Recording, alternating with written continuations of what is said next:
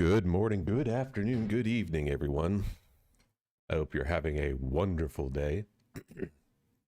I'm still recovering from a cold, uh, and so my voice is a little bit lower, but I feel pretty good. I feel much better than I did last weekend. So, especially on Sunday, if you remember that. So we are going to continue. Um, we're going to continue on from here. I am still finishing up eating.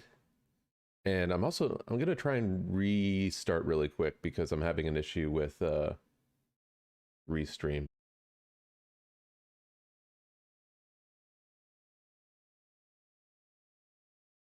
Okay, we're good.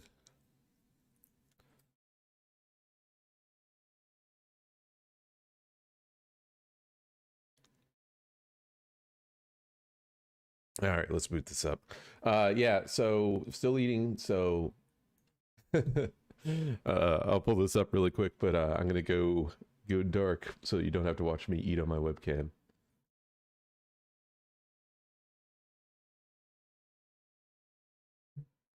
I hope you're having a wonderful day.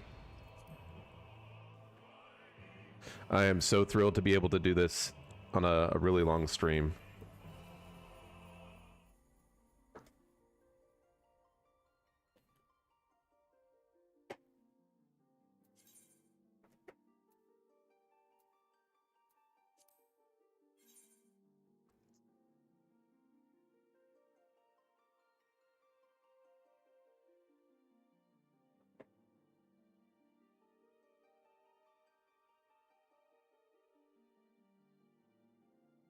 I honestly don't remember where we are.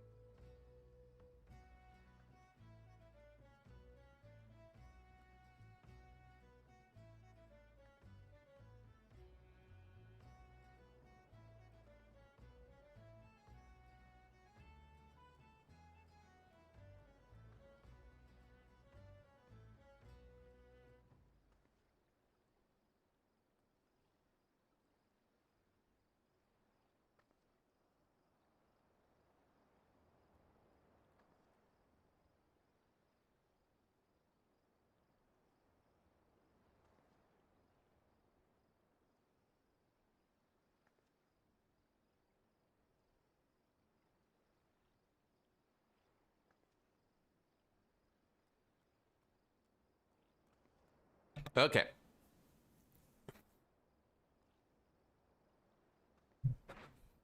Let's put the camera back, shall we? Boom! Got that going. I'm curious.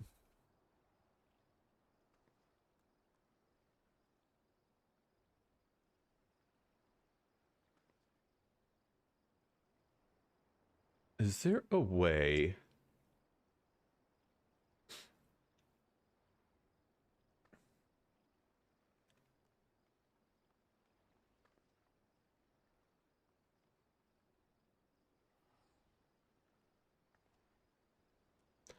Oh, you know what? I look so confused there. Yeah. I don't think that's gonna lag me out too bad. Hopefully it doesn't. Maybe it'll pop up here. I really wish I could have notifications. Maybe I can.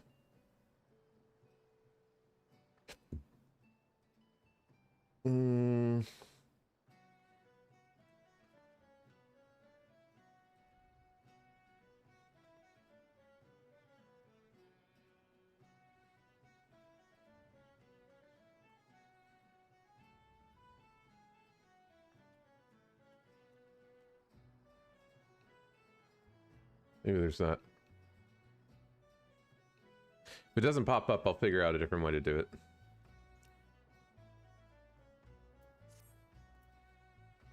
Oh wait, it's gonna be on the stream, duh. So that should work. Alrighty. No. What are we doing? Oh, that's right. We gotta queue up for Leviathan, the World Leader. Let's go. Let's go. I believe he's this one. What do we got? Oh, I could have finished eating then. Ha!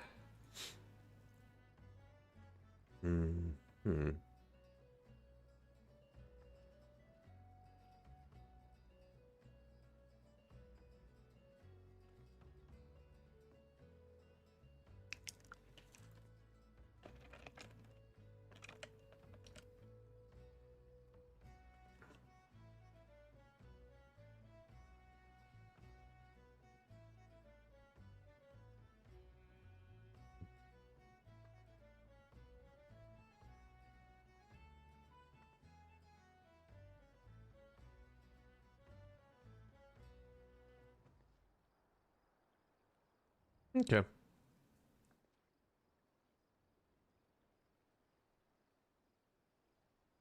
This should work. Hi, you. Was that good? She was not a barky little whiner, so I was able to give her something. Yeah. Holy crap, we queued really quickly. Son of a bitch. There we go. Let's kick Leviathan's ass. Wait for it.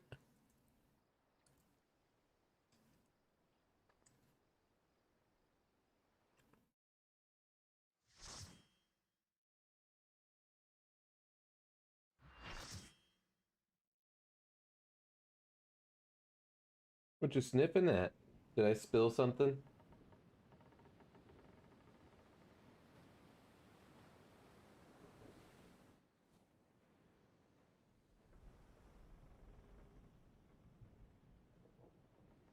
You want to come under?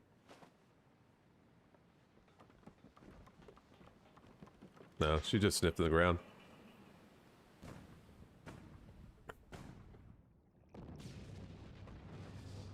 Okay.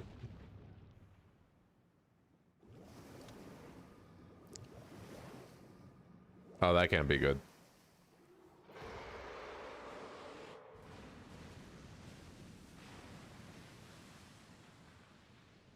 Yeah, the animals all around me right now.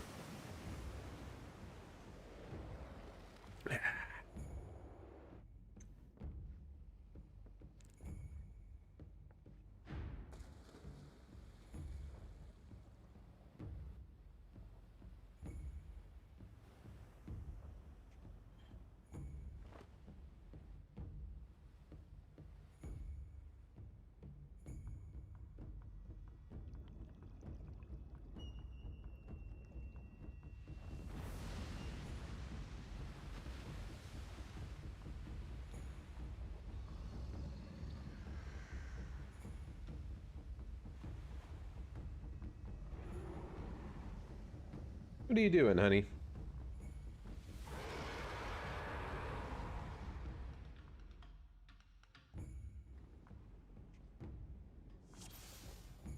All right.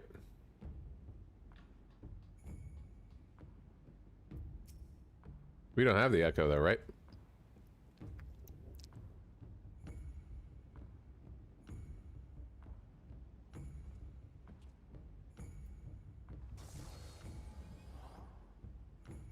I remember this thing in the middle is something pretty big, but...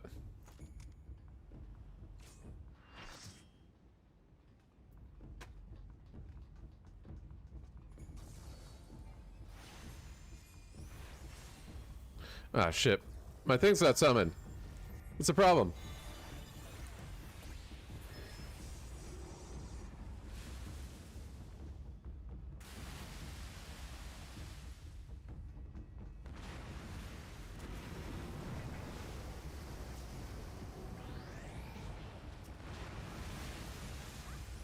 Alright.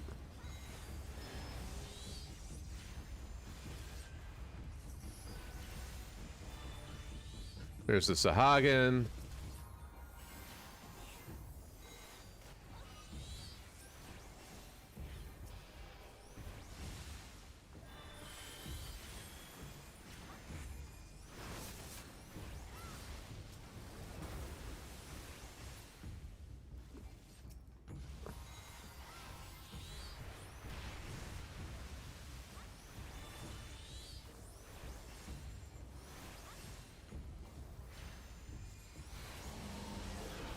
Do we need to kill the tail?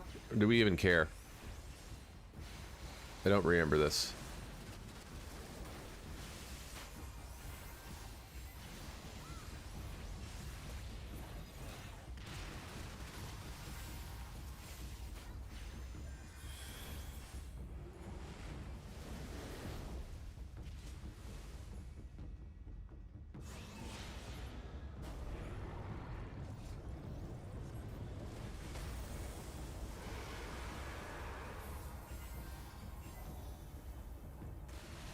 So far, so good.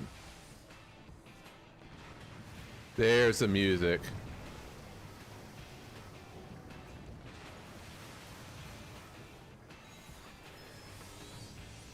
was like, I know there's music more than this.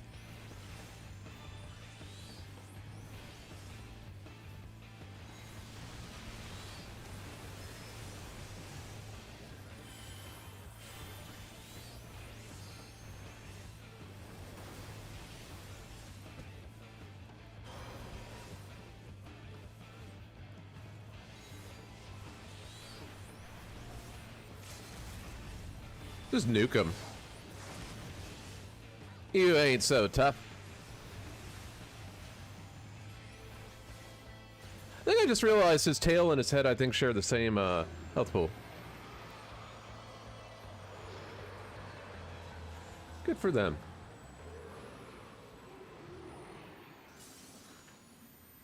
Ooh.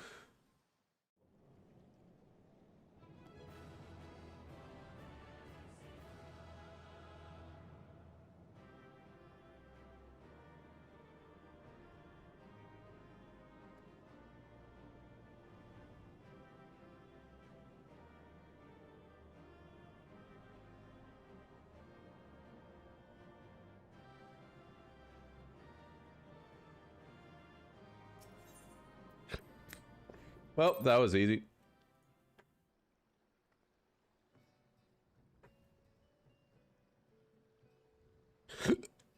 Excuse me.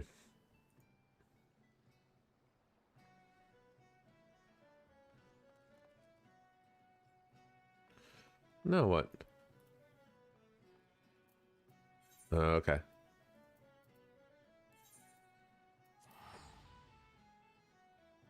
Why is there so many animals around me right now? You do need to turn on one thing. That reminds me. Hey, go kiss, little one.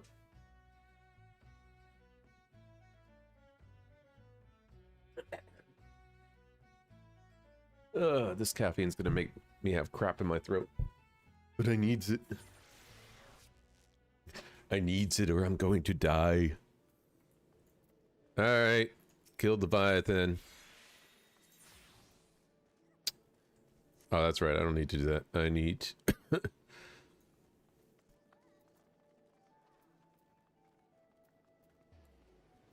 ah.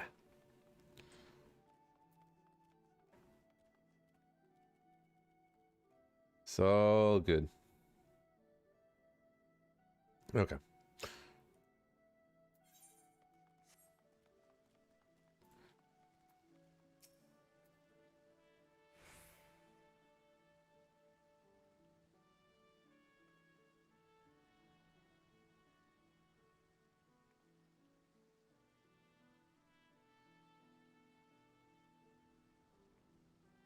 Hey, we're back to this. Knowing the urgency of your business, I thought it best to refrain from making conversation during your past few visits. But today I will permit myself a few words. I feel truly privileged to have the honor of admitting a hero such as you. You are an inspiration to us all, sir. And on that note, the Admiral awaits you in the command room.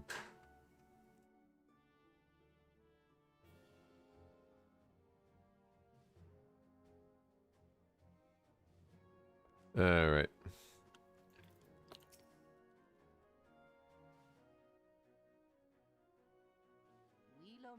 Are sworn to strive till sea swallows all.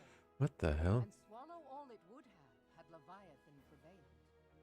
That we still strive now, we owe in no small part to you. Yeah, it's always me. I am a genius. From the wrath of a primal. Never has our nation known a stouter ally.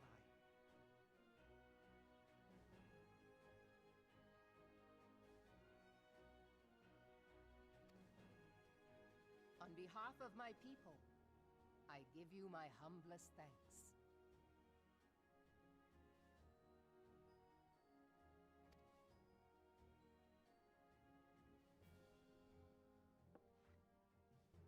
Tis meet that I give thanks to old Mistbeard, too, for his fine solution.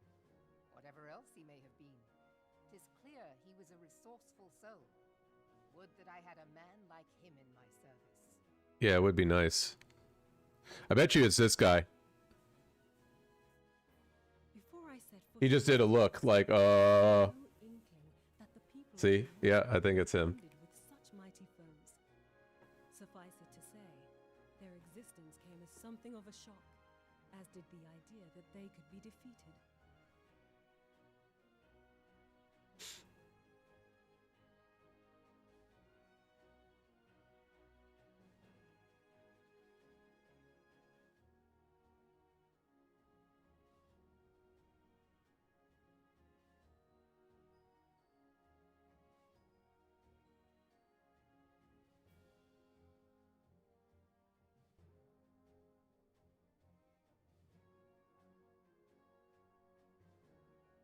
Interesting. This experience has served to remind me of the vastness of the world and the boundless potential of man.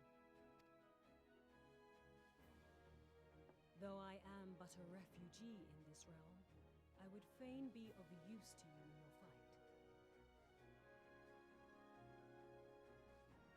Know that I am tutored in one of the foremost combat arts of the Far East.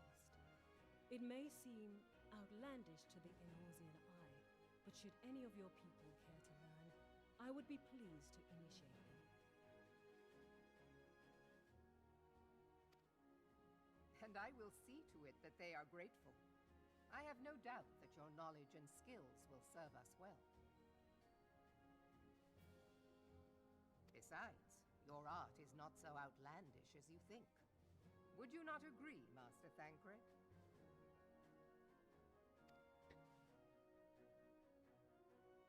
Naught escapes your searching eye, Admiral. Few are privy to this information, but Limsa Lominsa is home to a certain secret fraternity. Its members are trained in a form of combat, not unlike your own. by my judgment, it should not be beyond such individuals to adapt to the techniques I witnessed you employing with such admirable deftness.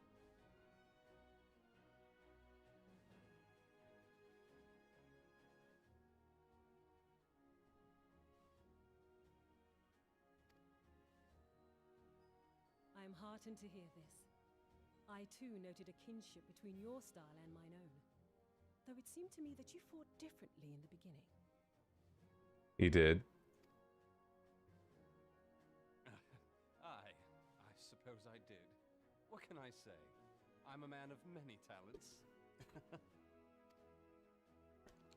He's a spy. Kill him. Thancred was once something of a scoundrel who fraternized with the criminal class in these parts. Yeah. Yestola! You jest, of course. No, she doesn't. But for a chance encounter with Alphino's grandsire, he might never have left Limsa Lominsa, or received an education in Sharlayan, or taken up his post in Uldar, which is where he trained in the blade, lest you wonder.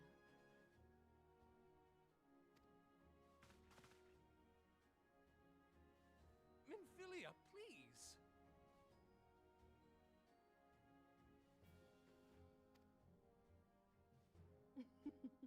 It would seem there is more to you than meets the eye, Master Thancred.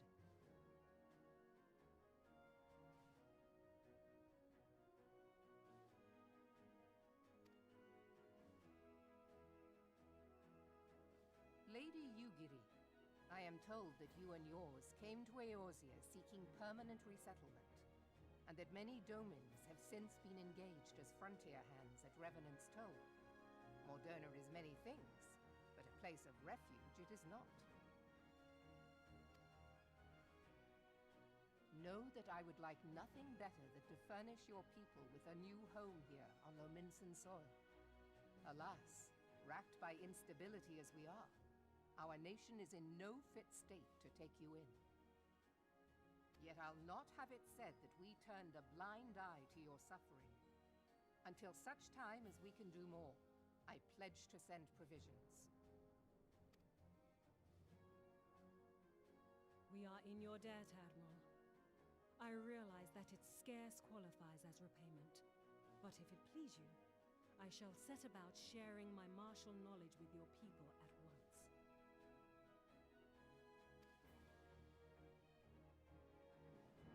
Yay, I don't have to do the voice acting right now.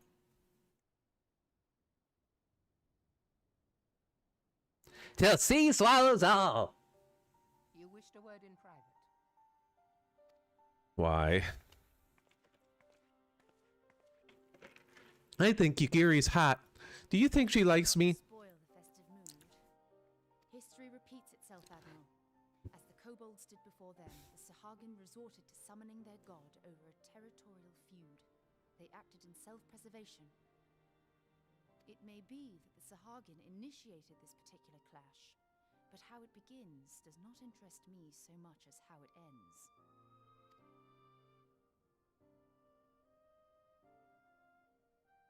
I have not forgotten our conversation, Y'ashtola. I am aware that man bears part of the blame for the primal's existence. Nor am I ignorant of the Sahagin's reason for acting. They sought to secure a place to breed and multiply that their kind might survive. Self-preservation, as you say. But we have as much right to live and thrive as they. If our own survival is threatened, are we to lay down our arms and welcome... Yes, yes you are. That's what Y'shtola wants. And so you kill, that you might live. Yet if living is a right, then that right belongs to all peoples, be they men or beastmen. Okay, but they're both killing each other. What would you suggest? I'll not deny your reasoning. But when a storm gathers, it falls to me to see my people safely through it. That is my duty, and I shall do it.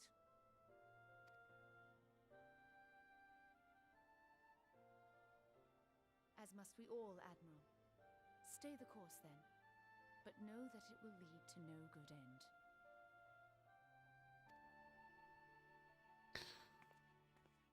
You...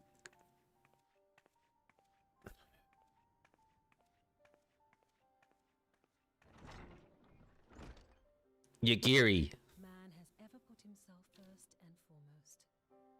To justify his actions, he clads himself in the armor of righteousness, though it be a fancy of his own making. In this, mayhap the Garleans and we Domans are not so different.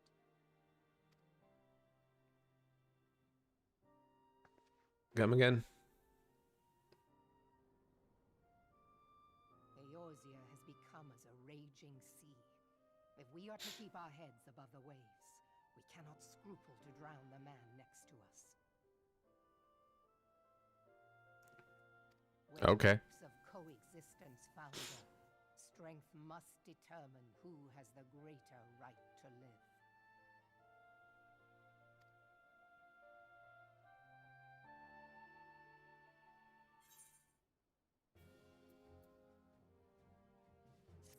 Is it not putting that up? I just realized something.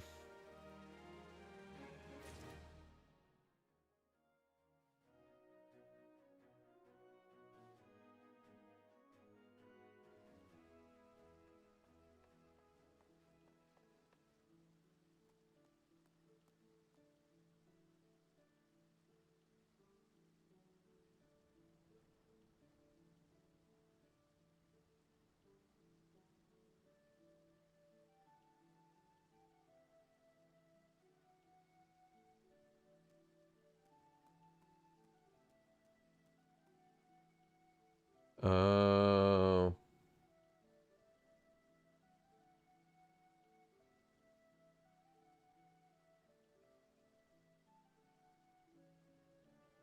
I'll have to work on that. I just realized it's not putting up the last sub and last follower.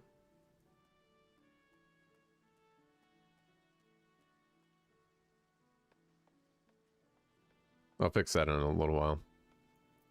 Not during the stream, though.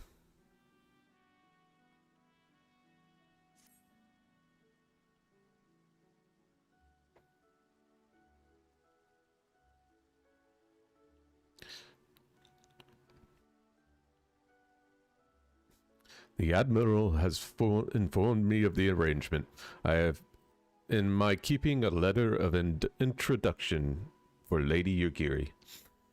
To the south stands a gate leading to a pier for smaller fishing vessels. Look for an inconspicuous Hyrian man there and present him the letter. He serves as a gatekeeper of sorts. Now, before you go, I am obliged to remind you that the members of the fraternity to which you would be introduced abide in the shadows of the Lominsan society. They value their independence more highly than pirates, and are united by a bond stronger than mithril. To wit, they are invariably wary of new faces.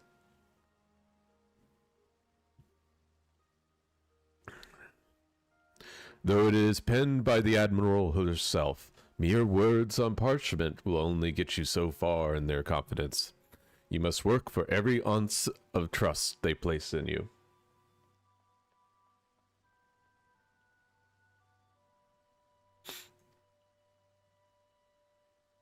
I'm curious something.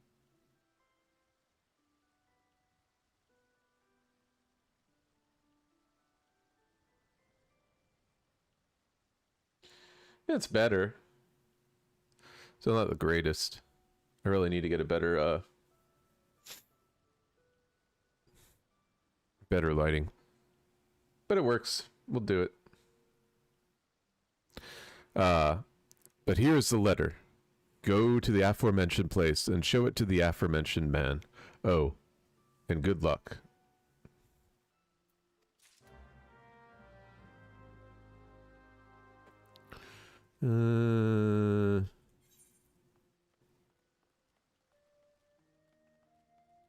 This looks suspicious.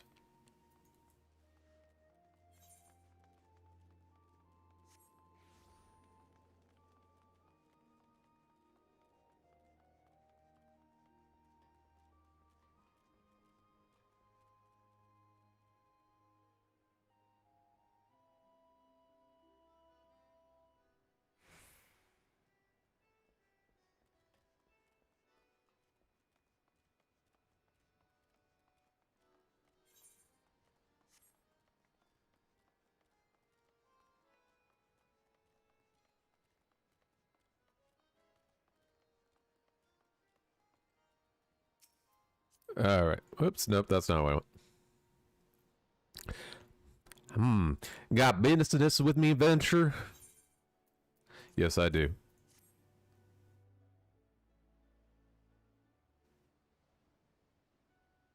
So you're the man the Admiral sent word of.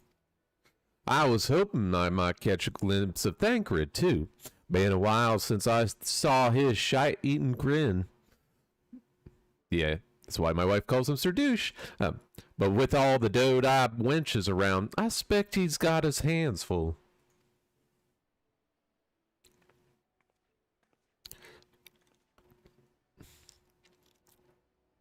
Ah, and you must be the Far Easterner that Meroweb says wants to train with us. Welcome to Mlimsa, milady. I am Yurgiri of Doma. 'Tis an honor to make your acquaintance. I must confess, when I first learned of your organization, I had certain preconceptions as to the nature of your membership. It would seem I was mistaken. You're not the first to say that, lass. Limsa's a city of pirates, to be sure, and pirates don't give two farts about keeping a spotless reputation. They hardly need a secret society to do their dirty work.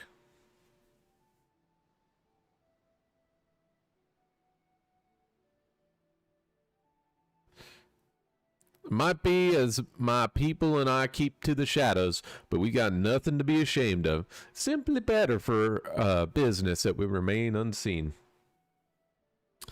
And so you have developed, and so you have developed fighting techniques suited to this purpose. I see. Know that the practitioners of my art, too, are denizens of shadow. 'Tis in stealth that our strength lies. There is much we might learn from one another, I think.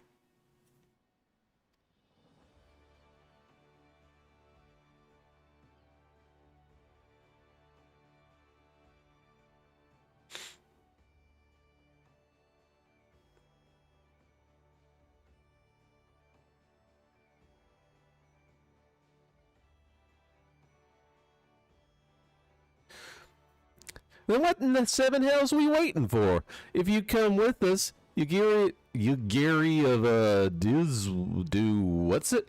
We can get acquainted in more private surrounds.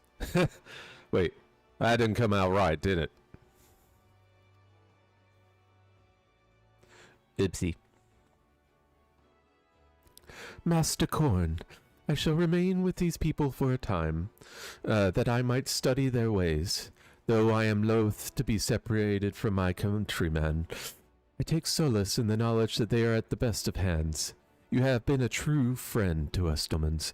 No words would suffice to express my gratitude.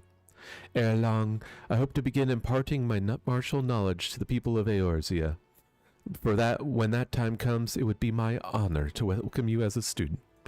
Yes, sir, ma'am. Yes, ma'am, sir. Shit.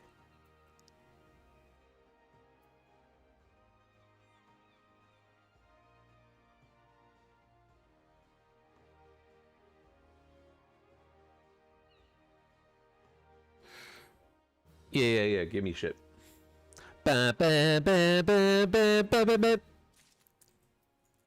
Sup, you Gary? Damn, I need to sell some shit, don't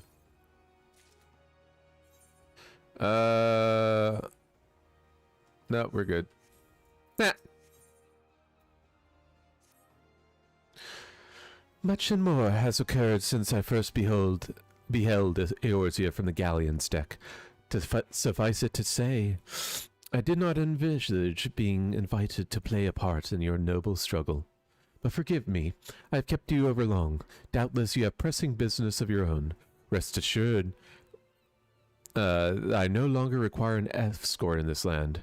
When next you meet Lady Minfilia, I pray relay to her my humblest thanks. Would that I could do so in person, but I must needs fulfill my promise to the Admiral. Till we meet again, Warrior of Light. Rising Stones, wee! Oh, that's right. I don't have to do the stupid teleports anymore.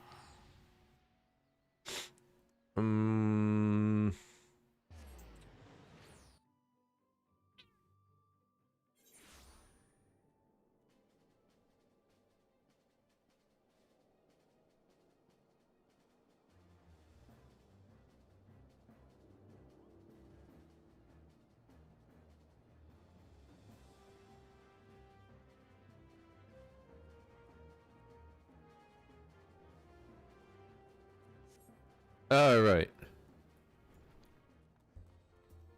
Good God, that's a lot of unlocks. I'll deal with that in a little bit.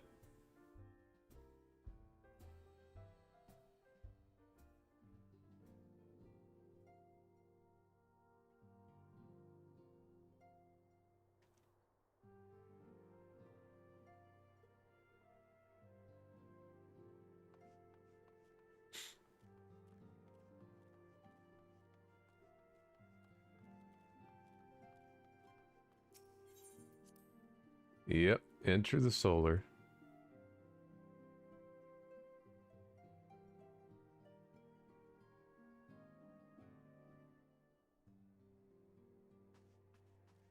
I have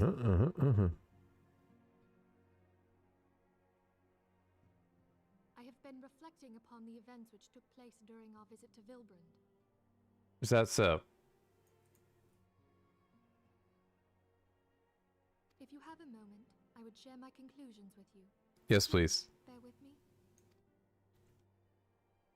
When the Sahagin Elder summoned Leviathan, he employed the power we have come to know as the Echo. Though I cannot well explain the how of it, it would seem he became immortal in so doing. When the Admiral subsequently slew him, his spirit emerged from his lifeless flesh, a consciousness shorn of physical form. Yes, Transfigured, he took up residence in the body of his minion with the ease of a man donning a favorite glove.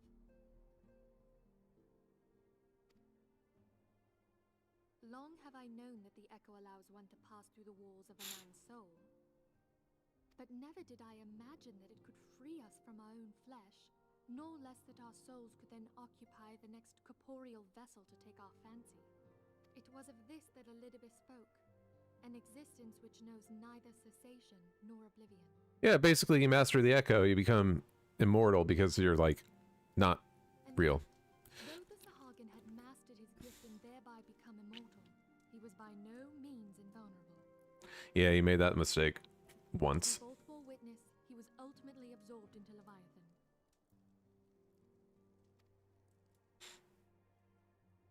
And the import of this observation? If the Ascians' mode of existence is indeed the same, it can be inferred that they too are not invulnerable, that they can be destroyed. There exists a legend which tells of souls who are reborn upon the cusp of each umbral calamity, that they might stay the encroaching darkness.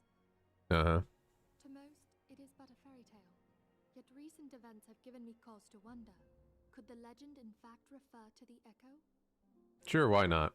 Much and more yet remains unknown, but I am confident that all will become clear in time. For the present, however, what matters is that the key to defeating the Ascians may at last be within sight. With Urianger's aid, it is my hope that I shall fathom this matter ere long.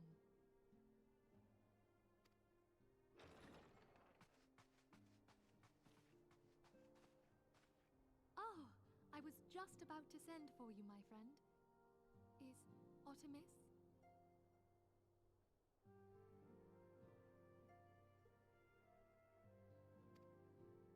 Grave tidings from the Sharlayan motherland, my lady. It doth concern our distant allies, the students of... Have we been to Sharlayan? I don't think so, right?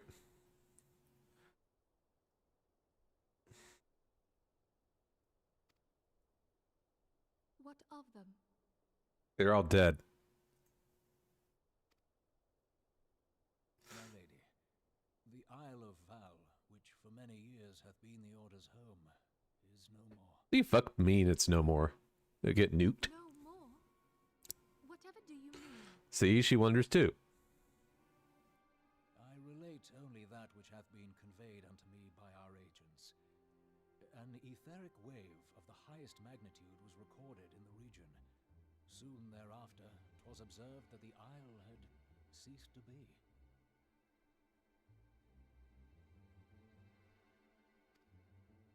Tis postulated that a magic was evoked, like in power to Ultima. 12 preserve. So yeah, it basically got nuked. Well, maybe they survived.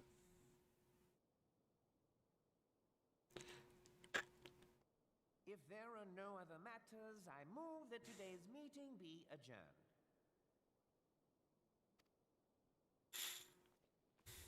Evil man. Evil. Evil. No, that happens. Maybe that's the next patch.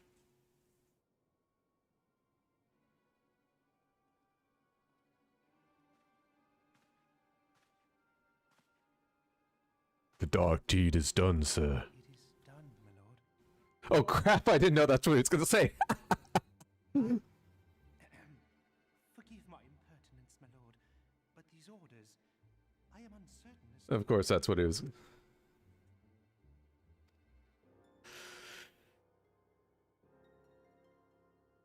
Revolution.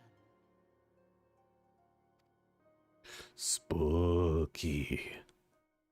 All right, we're in the next patch, I think. Oh snap.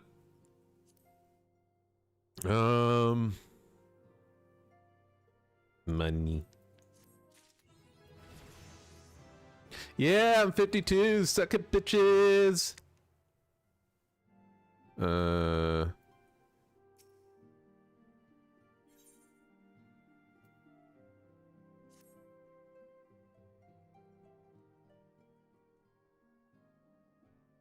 All right. Our friends, the very isle itself. Everyone and everything. No. No, it avails me not to speculate. Rayanger will send word if there are any developments. Until such time as he does, we must remain firmly focused on which is within our power to change. With that in mind, I would speak on a different matter, one closer to home. What's up? It concerns etheric fluctuations which we had previously attributed to good King Muggle Mog the 12th. The King's no more is a blessing for which we have you to thank. Sure. Yet not all is well in the 12's wood. Our latest readings reveal an ongoing etheric disturbance of considerable magnitude. That's right, this is Ramu. They may even suggest the presence of a primal. Needless to say, the mere possibility warrants immediate investigation, and I would have you... Cilia? I do not wish to interrupt, but we have a problem. What matter of problem? The Bank of Refugees, hailing from Ulda, this time, I come to Revelant's Toll seeking asylum. Holy shit! Is everybody gonna come here? It would seem they expect us to afford them the same treatment we gave the Domans. At present, they are in the 7th heaven, awaiting a formal response. Yeah, see? You help people out, everybody comes for a handout. That's why you never help people in need. I see. Mayhap this was to be expected. I shall meet with them at once. Cilia, you know full well we haven't the resources to accommodate many more people. Consider what will happen if you do this. Word will spread, and more will follow. Your opinion is duly noted, but I will hear their suit. Corin, I should be grateful for your presence at this meeting. What am I gonna do? Just nod my head? We suffer. Will you help us?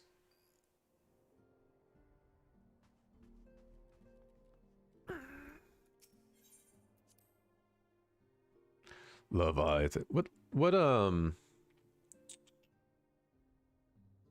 my whoops. That's not what I want. What's my item level? 95. That's pretty good. Kind of where I want it to be.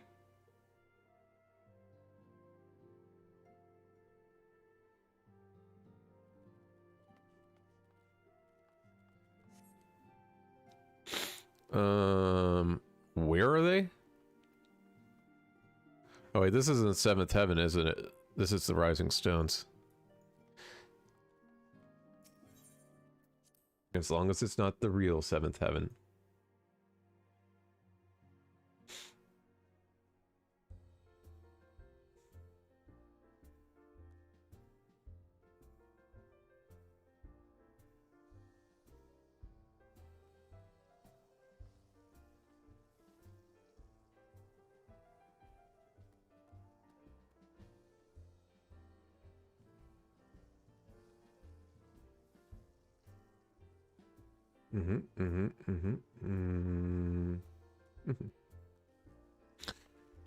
Alright, who are we talking to? Oh, these guys.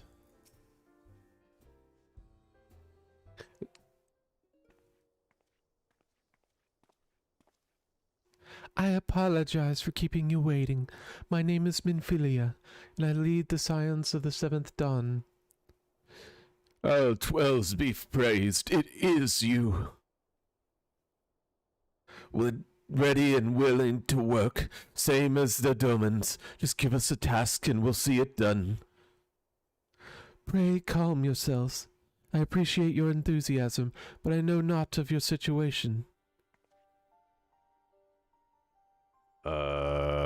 Beg your pardon, Ascendant. I ain't so good with words. We've been living off the scraps of Uldar for years now, trying to piece together a life to replace the one what got took. They say there's work, but there's not for an honest man, not as what wouldn't sully his soul sooner than his palms any road. The flames do what they can for us, of course, but it ain't near enough. And it's only getting worse. When the calamity brought us on our knees, those rich bastards in the city didn't help us up. They climbed on our backs. That sucks. I don't pretend to be clever. But even I can see what's coming. I knew we had to run. The only question is where. And then it came to me. Revenant's Toll.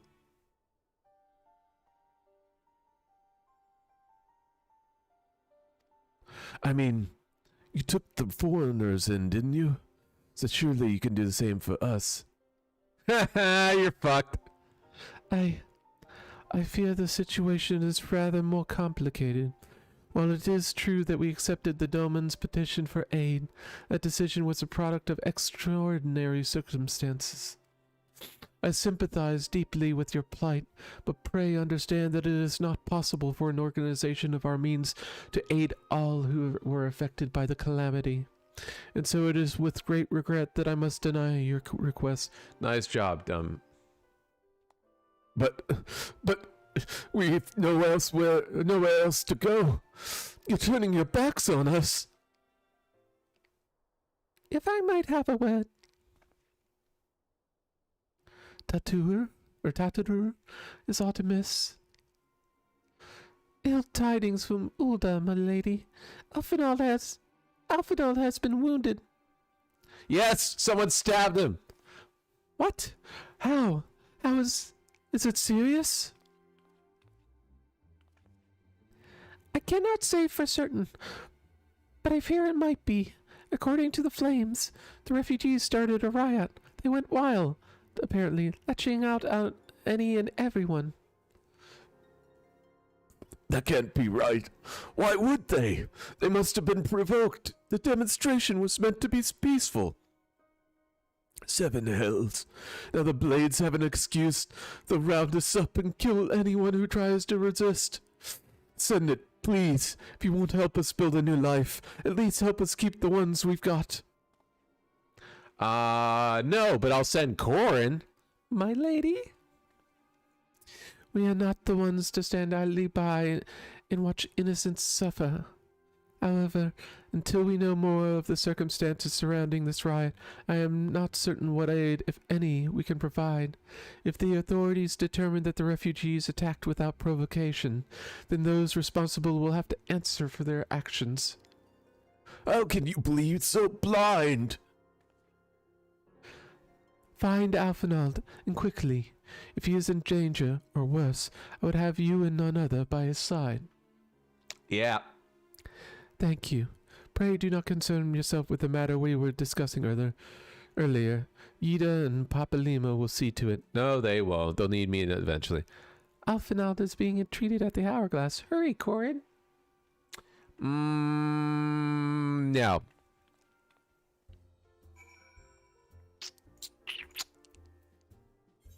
Alphinaud! Respect each other.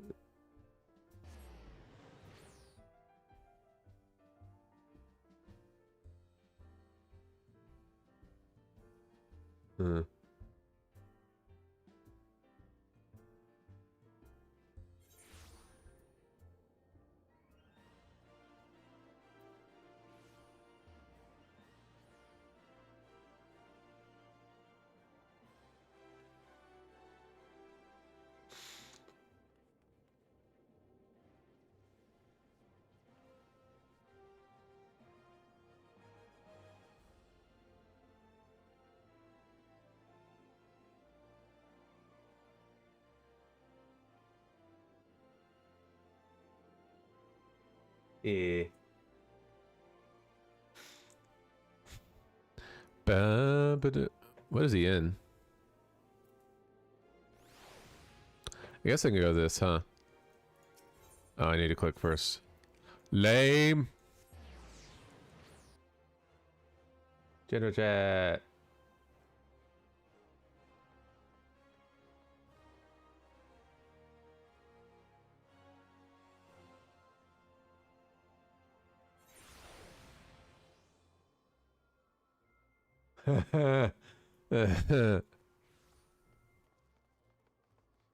I cannot speak.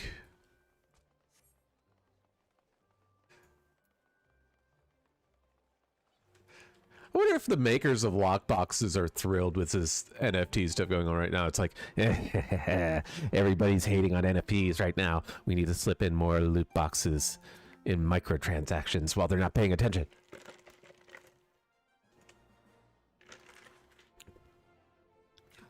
You must have gathered by now that Tataru is given to exaggeration. As you can see, I am quite well. What's all that blood dripping behind you? Ulda, on the other hand, is not. This riot was anything but an isolated incident. Oh, sleepy puppers. I need a doggo cam. There is a restlessness in the air. Tensions long simmering are at last threatening to boil over. What?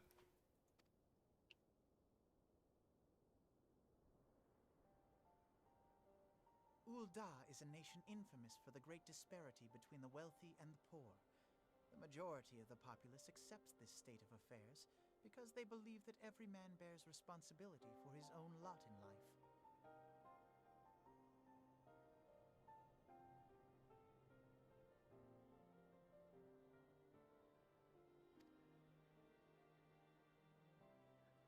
To an Uldan, money is the foremost, and some would say the only measure of a man's worth. Small wonder that the wealthiest wield the greatest influence. So are you saying it's a city of gold diggers? Everybody's like, oh, you're poor. I ain't dating that. What place is there for those who fled Alamigo and the destruction of the calamity? Who knows? Plainly, there is none. They have no wealth, no power, and no worth. To the Uldan way of thinking, they may as well not exist.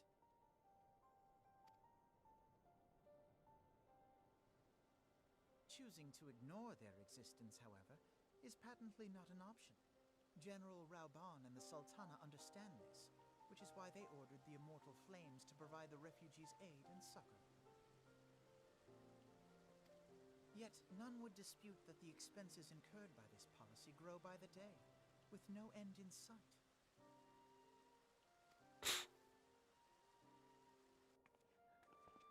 This has prompted more and more Uldans to question their obligation to aid these worthless wanderers.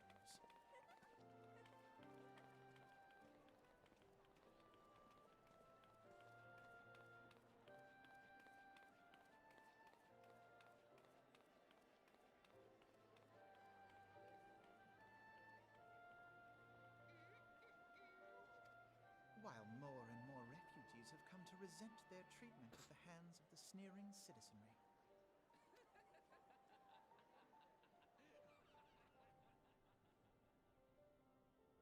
The manner of Lord Lolorito's refusal to grant the Dolmens asylum bespoke a disdain for all refugees, an attitude shared by the rest of the monetarists.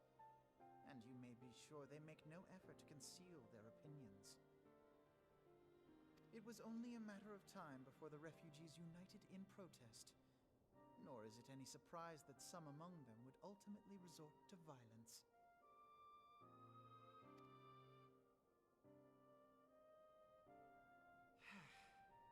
That the Immortal Flames should choose this of all occasions to engage in joint training exercises with the other Grand Companies. By the time they return, the situation may well have deteriorated beyond mending.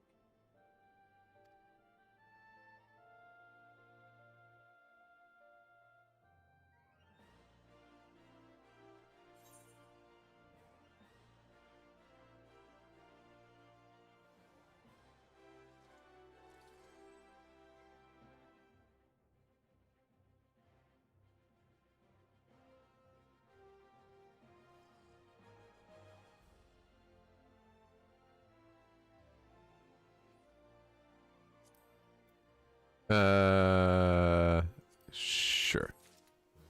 Am I at 110? Nope, that's an upgrade. I really shouldn't have spent money on gear. We're almost back to where we were, but I really shouldn't have spent money on gear. Oh well. Excuse me. As I told you before, it was all but inevitable that an incident of this kind would eventually occur, given the rising tensions within the Sultanate. Nevertheless, I have reason to believe that this... Dang. Once I slouch down, this just gets in my way, doesn't it? I have reason to believe that this particular riot may not have become spontaneous, or may not have begun spontaneously. I have piqued your curiosity. Good. Then you will accompany me to the Hall of Flames. I would hear what General Rauban has to say upon the matter. Yay.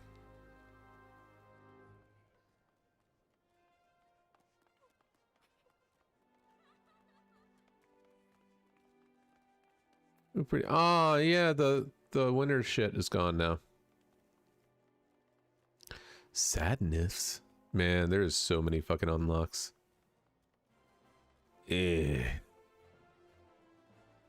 Gonna have to do it. Hi, Robin.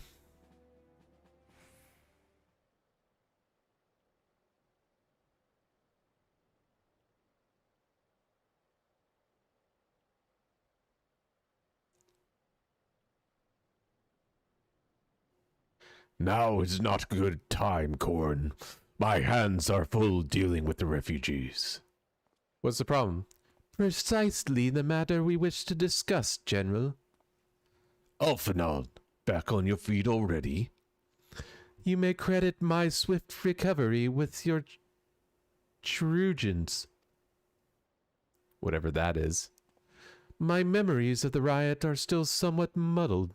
I trust you managed to regain control of the situation? Not entirely. We secured the city soon enough, but not before the unrest had spread to the surrounding territories. Pockets of resistance remain throughout Thanalan. We have sent what forces we can spare to root out the last of the belligerents, but progress is slow and they are damnably elusive. Well, I can imagine. Given that the majority of the refugees live outside the walls, it stands to reason that they would know the lay of the land. What I do not understand is how they came to be so well prepared. Before my little accident, I observed that several of the refugees were armed, and not with butcher's knives or pitchforks, but with martial weaponry. I need hardly add that such equipment is costly.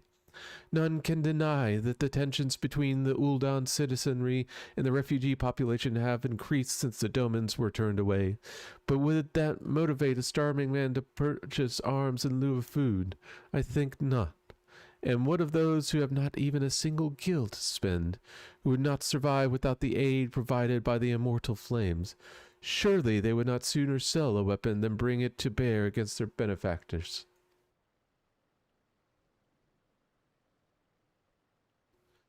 Come to the point. Very well. My point, General, is that this powder keg of discontent was not set alight by chance. These events were deliberately set in motion, and now order must be restored. That is my first duty. Until it is done, the investigation can wait. I do not have time to discuss this. My scouts will be returning anon. Cool. the general is no fool. He keeps his own counsel, and with good cause. Were he to claim, without the necessary proof, that these riots were instigated by outside forces, the monetarists would accuse him of attempting to shirk responsibility. After all, he and the Sultana have been the most outspoken proponents of refugee aid. Regardless, they will face harsh criticism in the days ahead. Our allies may stumble upon the truth in time, but I have far more faith in your abilities, Corin. Therefore, I propose we conduct our own investigation, independent of the authorities. To that end, I would have you make inquiries in the settlements suspected of harboring belligerents. Commander Swift will know which they are. He may balk at a request for such information, but I have no doubt that you can persuade him with your silver tongue. I, meanwhile, shall seek answers in my own way, after which we can regroup and share our findings. Well then, shall we? Yeah, sure, why not?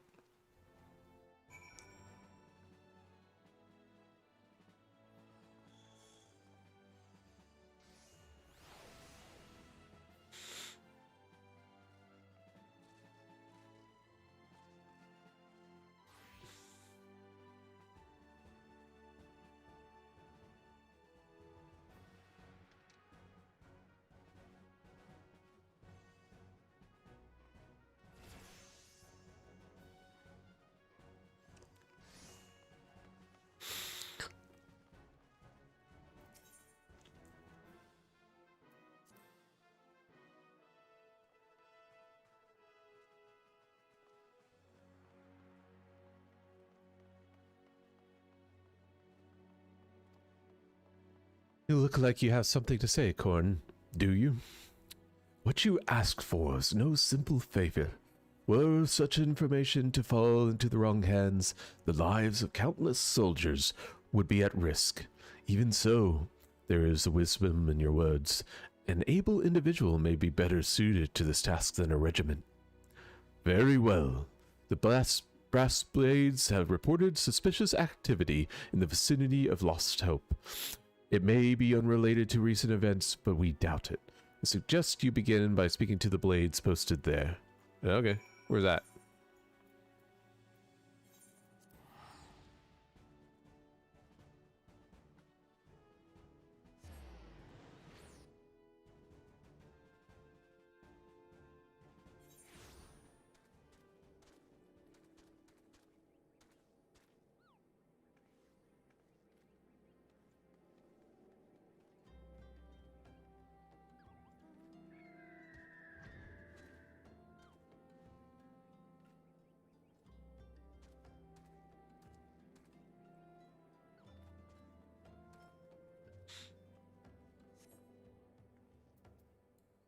That's right, we can fly!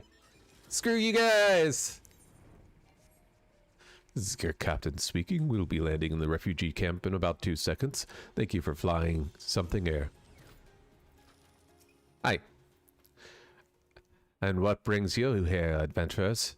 Searching for refugees. Well, then you've come to the right place. Ah, you mean those refugees. Oh, no. You won't find them here. Most of the people of Lost Hope have come to accept their situation and are content to pass their days in peace and quiet.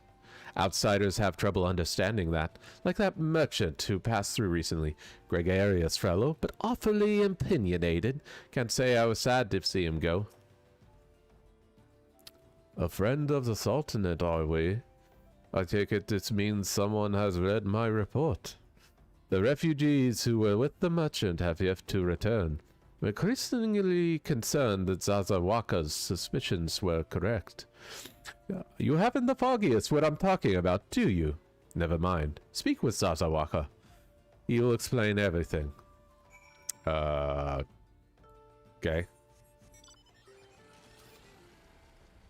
Can I do it indoors or does it cut me off?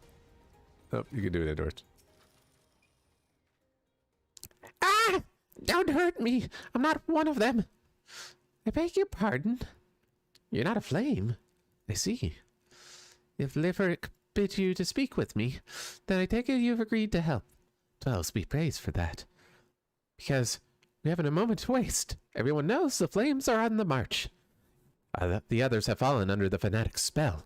But not I. Promises of revolution and retribution, of holding the ruling class to account and taking that which is owed. Ha! A childish fantasy. I did everything I could to dissuade the others from leaving, but few would heed my words. Now one of our idealists has returned. However, the madness of the merchant's plans is plain for all to see. Look behind yonder tent and you'll understand why. Even now, he babbles incoherently, so traumatized is he by the bloodshed he witnessed. Try as I might, I can make little sense of his words beyond the fact that he was not alone in surviving. Yet I've no doubt that the merchant will lead the remainder to their doom. I beg of you, find them before he does. Aye. What happened? What are you doing? No, don't draw. Don't draw. Don't draw. Don't draw! Why didn't you run away with me? We could have escaped together. You'd be here with me, be here to soothe me. Why did you have to stay and leave me alone? Hold on. There.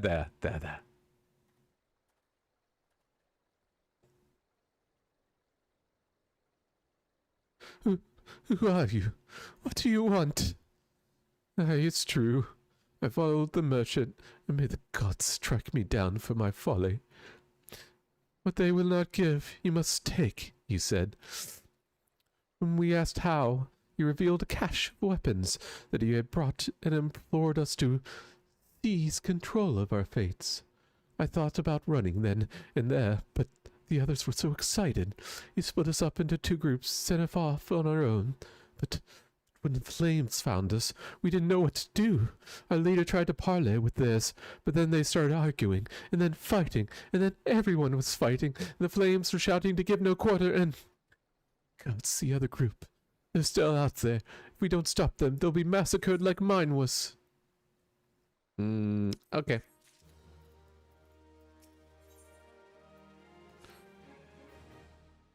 The other refugees are hiding in the caves south of Lost Hope. But to approach them would be fruitless. They'd sooner call us agents of the Sultanate and try to kill us than listen to reason. Why, the twins might even deign to do the deeds themselves. Pox on all the bloody sellswords. They were supposed to train us to fight. The ones he sent with us vanished during the struggle. Oh, if only we had listened to that merchant's... had never listened to that merchant's ridiculous claims. He said our cause was righteous, that the gods would never suffer for us to be defeated, though if they were forced to confront reality. That's it. Challenge the twins to combat and show my brethren that their strongest warriors are no match for one man. Perhaps then they will agree to lay down their arms and renounce the spot. You know I could kick their ass really easily, right?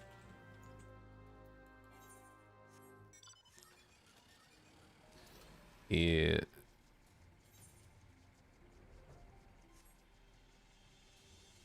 Are they inside there or are they up here?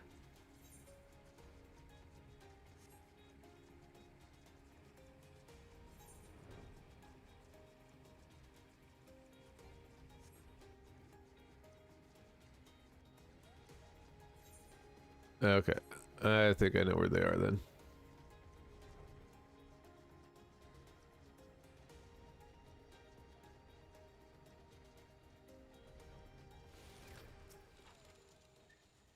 Seven hells! They found us! Everyone, grab your gear and make for the rendezvous point. Oh. So that's your game, is it? Sorry to disappoint you, lad. But we're more than willing to kill ourselves. To kill you ourselves. Dude. You don't want to do this.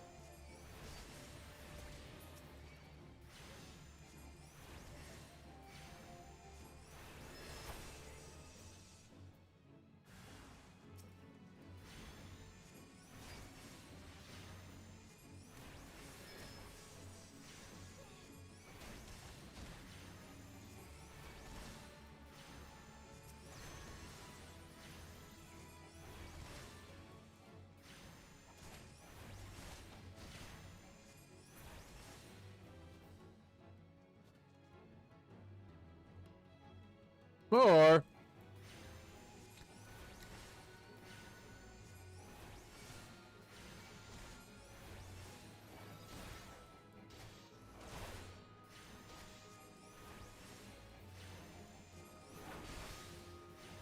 shit.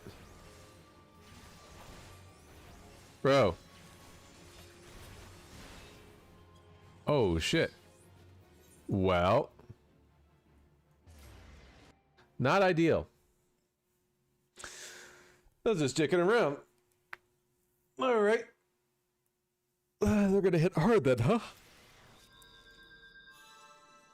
We'll see about that.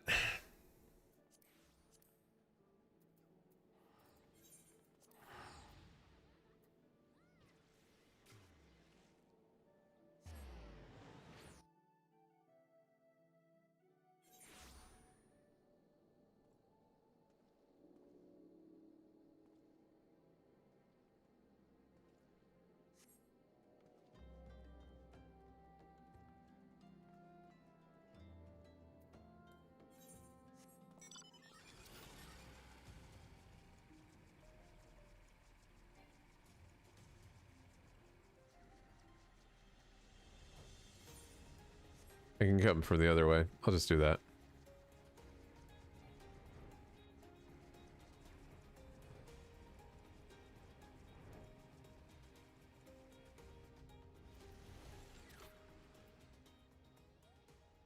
Come on. There we go.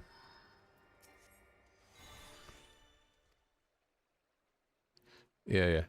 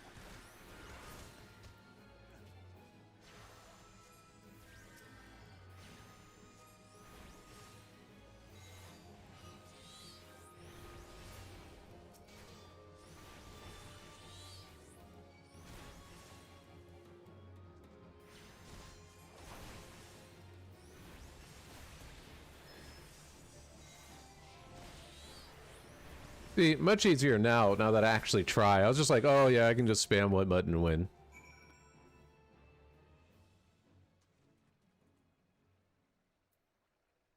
Alright, douchebag. Nice try. You beat him like it was nothing. Thou almighty, what are we gonna do now?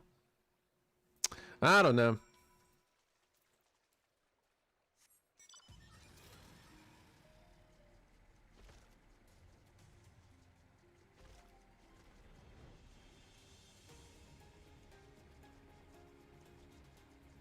I like that one.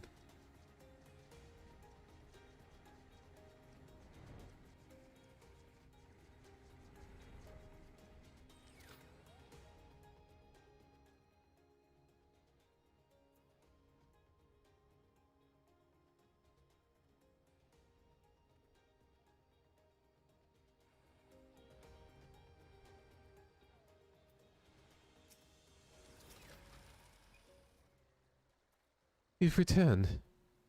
Did you find my brethren? One of the twins? What happened? I see.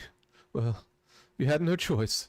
Better a handful of them than take a beating from you than get a lot of us get butchered by the flames.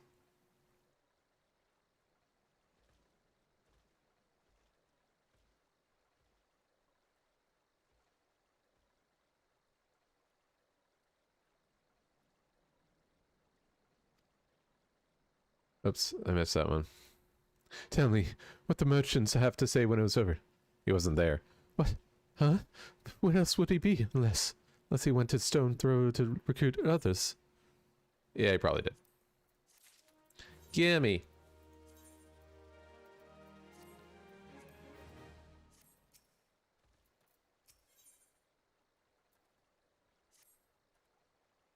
The merchant wished to approach the refugees in Stone Throw.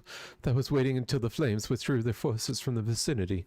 Now that they have, there's nothing to stop him from continuing his work. Many more must perish in pursuit of this futile cause. Much more suffering must we endure before this ends. Find him. Convince him to cease his mad quest, and surely lead to us to ruin.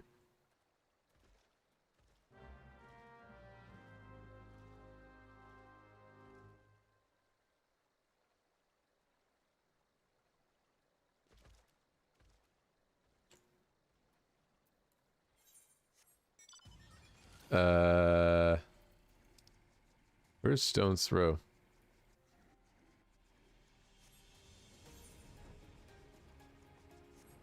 Soared so high above the world.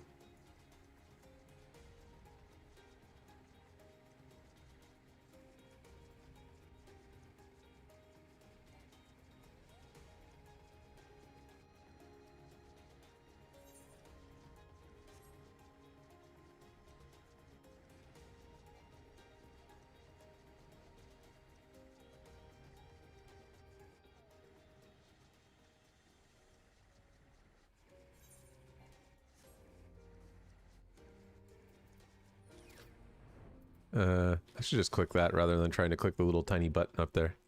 Hi, Ellie.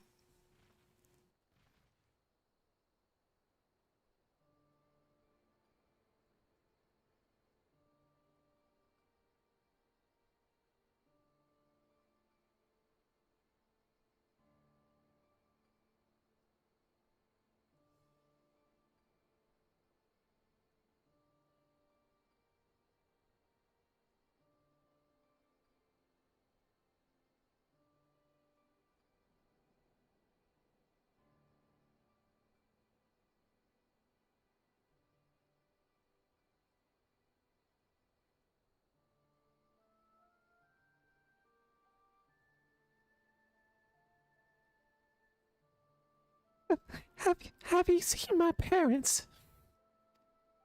Your parents are probably dead.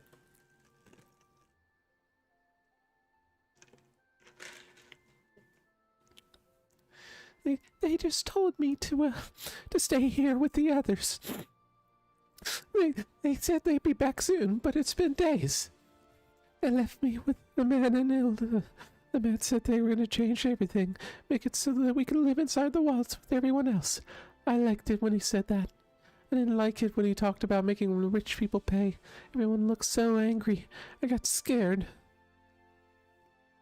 Say, mister, are you looking for someone? Dude.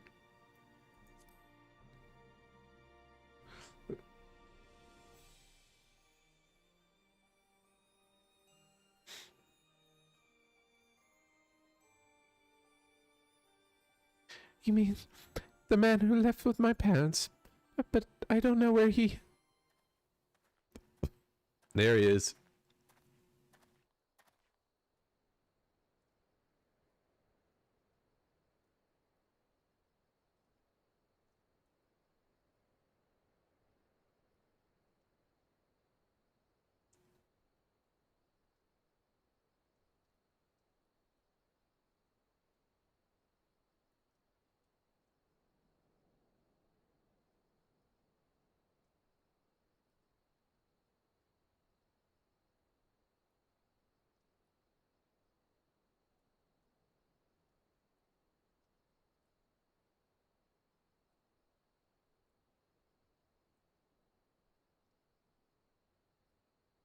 Alright, wait.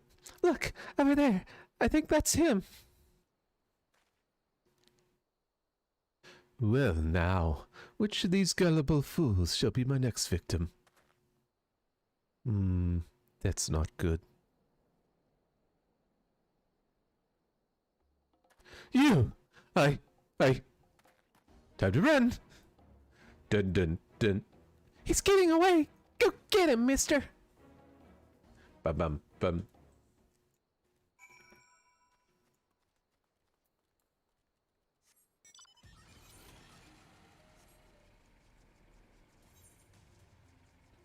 Oh, I just realized we're right outside Ulda. That's a derp. Hello, Mr. Merchant.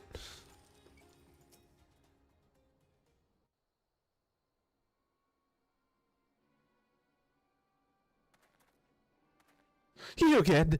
Why are you pursuing me? Sedition, treason, revolution? That's preposterous. Who's filled your head with these lies? The refugees, the self-same refugees who terrorize the streets of Ulda? Ha! You've no evidence to prove your accusations. None. Yeah, I do. No, I will not accompany you to the Halt of the Flames. You have no right to detain me. I will kill you.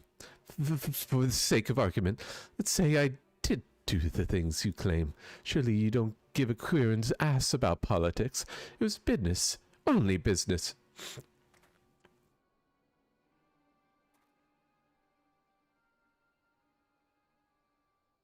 Bum bum.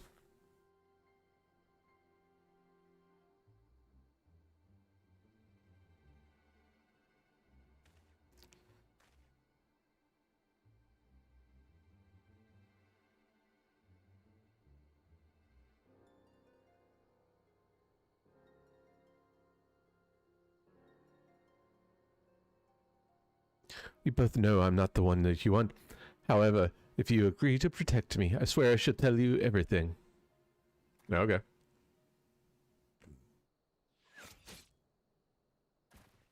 And he's dead. Nice shot, whoever did that. I want you on my team. What's all this commotion? 7 hells. Tell the others to spread out and search the area. This killer may still be close. It was me.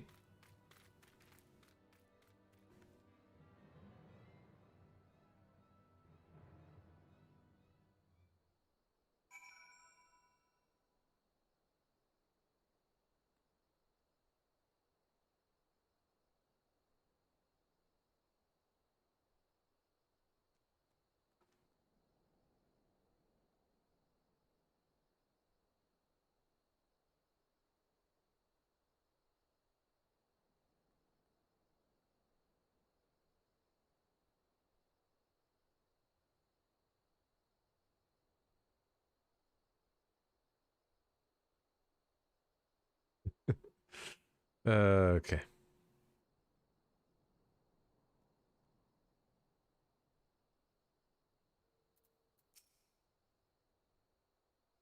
Hello, adventurer.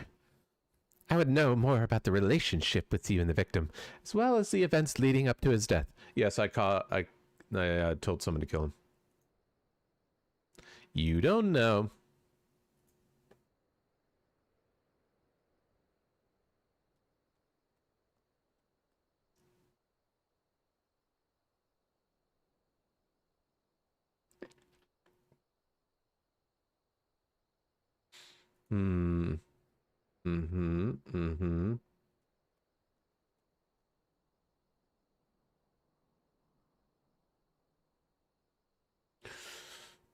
Oi!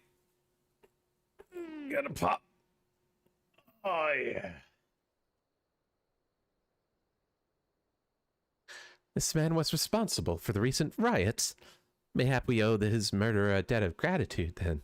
In any case, it's obvious you are not the one whom we seek. You may carry on with your investigation, Scion. How do you know? maybe I did it. Maybe I wanted it to happen. You'll never know. Ooh.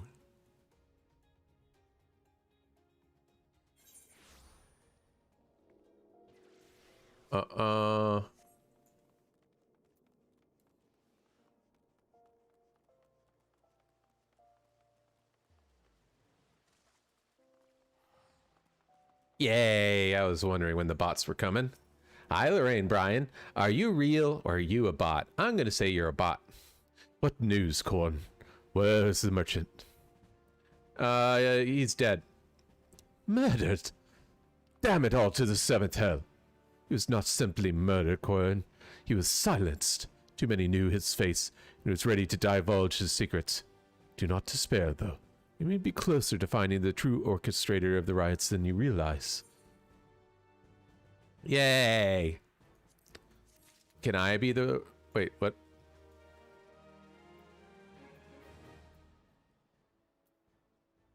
Oh yeah, we can just do this right now. Corn, thank you for coming. The Flame General will be heartened to hear that you have answered the call. I've already relayed the Waking Sands. Ifrit has returned. For the sake of peace in the region, we humbly request that you vanquish him. Yeah. The Primal is to be found in his domain, the Bowls of Embers. To get there, you must use the Beastman's Aether site found within the depths of Xanarak, the Almaldra stronghold. The Almaldra have constructed their own Aether net from the salvaged Aether site shards. This being the case, you should be able to use it without problem. No doubt that you already know this from your fellow Scions, but the present incarnation of Ifrit is far stronger than the last. Facing him with any fewer than 7 of your status comrades will be ill-advised. That is all the intelligence we have to share. The rest is in your hands. I shall pray for your victory and a safe return. Okay, it was him. I was like, what am I supposed to do here? What's the message? The Flame General left word that you were to proceed to the Fragrant Chamber as soon as you returned. He wishes to discuss your recent discoveries, as well as the results of our own investigation. Master Alfinald has readied the information and should be waiting for you outside. Pray proceed to the Royal Promenade with all haste and speak with Bartholomew. Okay!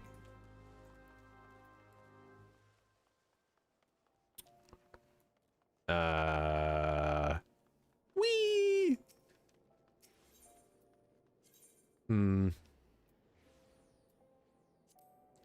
I want to go chamber room. Bum, bum, bum. Ooh, magic scepter. Boing.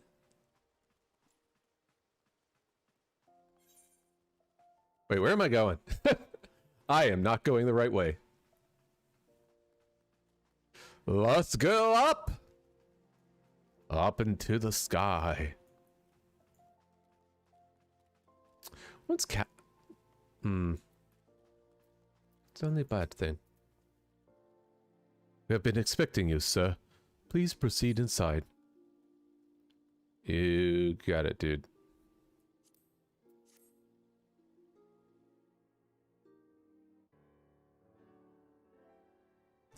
Bum bum bum bum.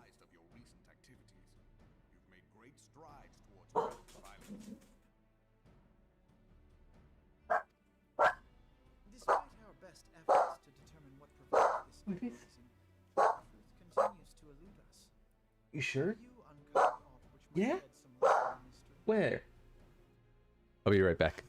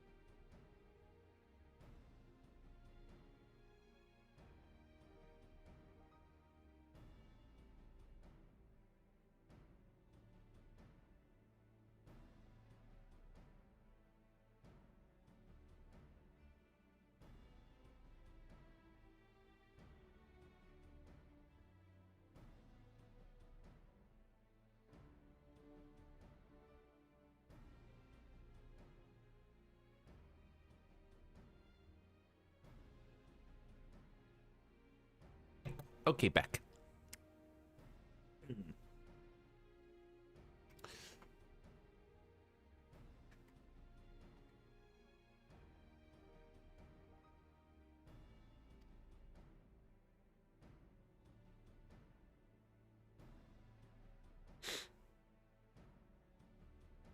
This information does not leave this room.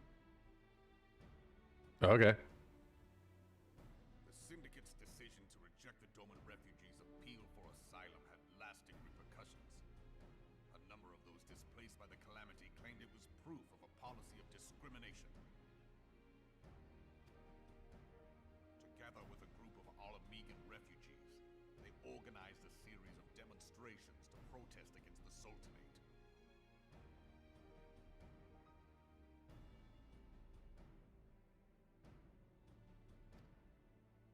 Demonstrations which became heated, but did not descend into violence. Mm-hmm. Until a certain incident served as a call to arms. A unit of brass blades sent to supervise a demonstration loosed arrows upon unarmed protesters. It was this atrocity which prompted the refugees to take up arms. I need not tell you what followed. We assumed at first that the attack was born of a miscommunication. When emotions run high, they happen. But suspicions were raised regarding the unit's commanding officer, whom I ordered interrogated. Sure enough, our fears were soon confirmed. The dog confessed that a merchant had offered him coin to give the order. A merchant in the employ of Teleji Adeleji.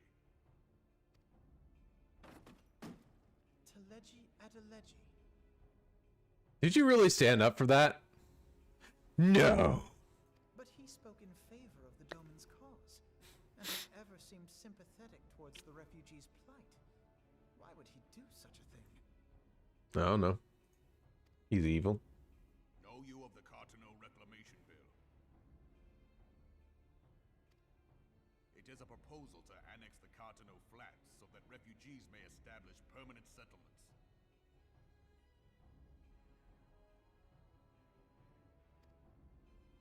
When last I looked, that was disputed territory.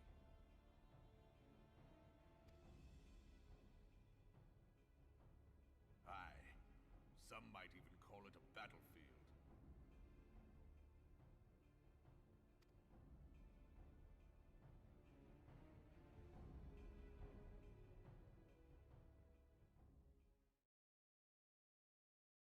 The destruction wrought by Bahamut was greatest at the Cartano Flats.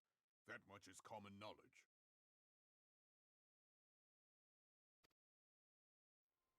What is less well known is that his rampage laid bare ancient Alagon ruins, of which no record existed. There are certain differences of opinion as to how these ruins should be handled, which is why each nation maintains a military presence in the region to this day.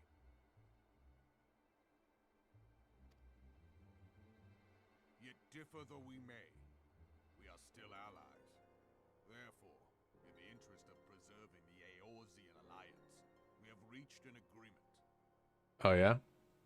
Any conflict which may arise during the course of military exercises in the region shall have no bearing on relations between our nations. In full knowledge of this delicate state of affairs, Teleji Adeleji proposed the Cartano Reclamation Bill. Which is... A shameless bloody ruse which stands to benefit him in but one conceivable way. If successful, he will gain control over the disputed territory under the guise of assisting in the resettlement effort. And you can be sure he'll build an orphanage next to every Alagon ruin. So greed, basically.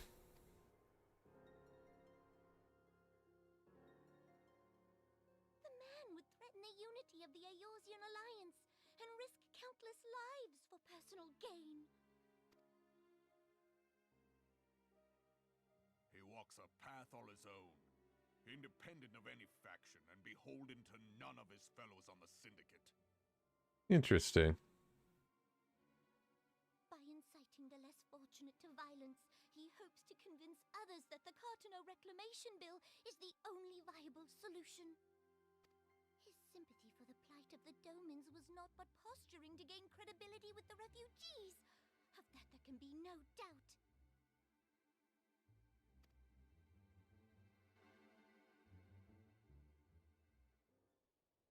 Forgive me, but what could possibly motivate Teleji Adeleji to go to such lengths? What is so special about these ruins that he would risk his position on the Syndicate, and, most likely, charges of treason against the Sultanate?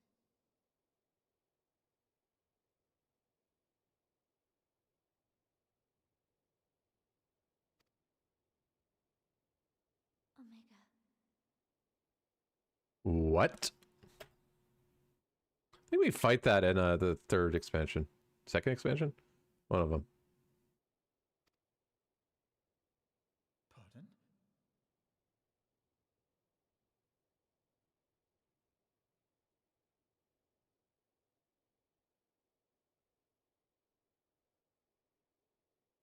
Give me just a second.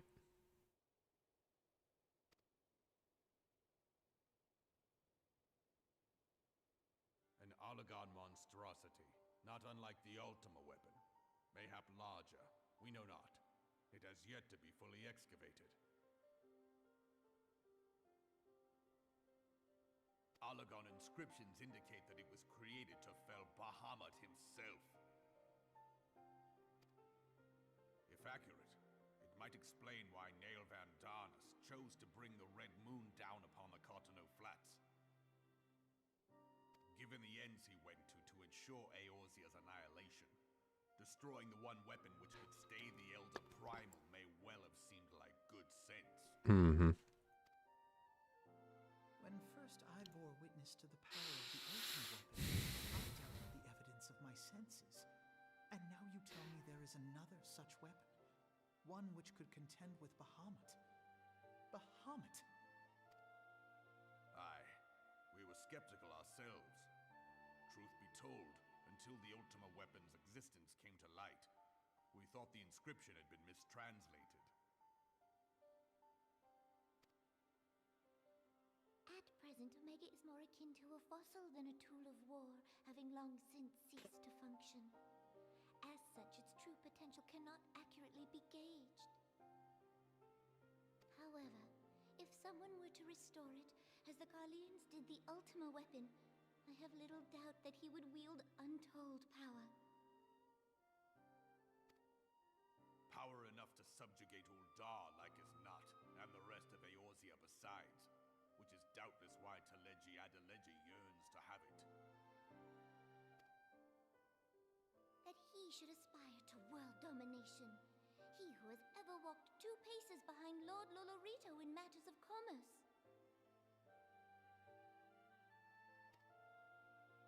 Tis in acknowledgement of his own limitations that he seeks this power. Woe betide us all should we allow him to have it.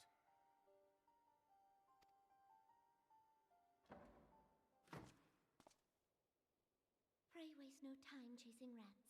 Only a fool would believe that secrets can be kept in Uldar.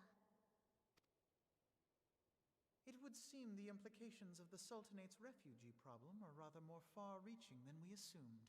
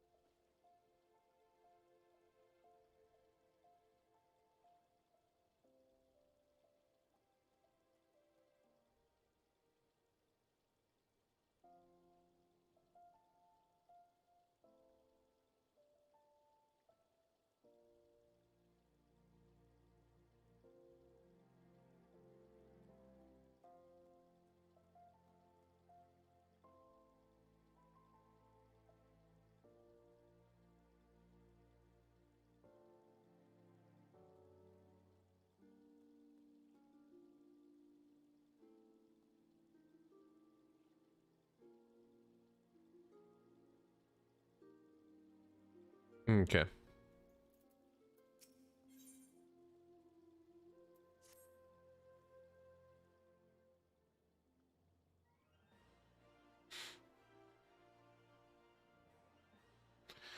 I should be glad to know the truth, and yet the thought that all this chaos was the product of one man's lust for power sickens me.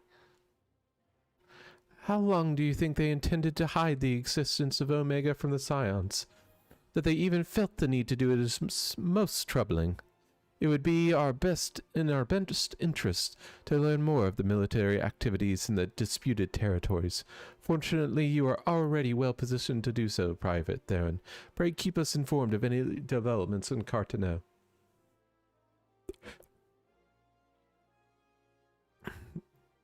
Be gone. Well, there's no place for children. I don't know. Oh, it's this little wuss.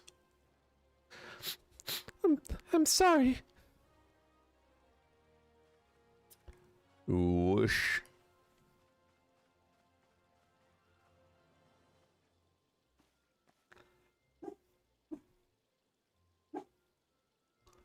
I was looking for you, mister. You said you were looking for the man who left with my parents. You know this girl? Yeah. She's missing her parents. I think they're dead. So he visited Throne's Throw as well, I see.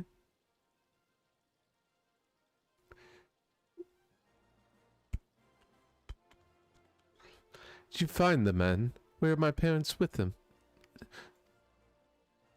They were not, I'm afraid. However, I can think of several places they might be. If you'd like, we can go and look for them together. Really? You'd help me look, mister?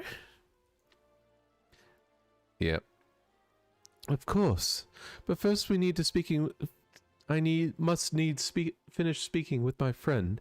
He's telling me a secret, you see, so no one else is allowed to listen. Mayhaps you could wait for me by that pillar over there. We require but a moment. Okay. Okay, mister. I'll be waiting.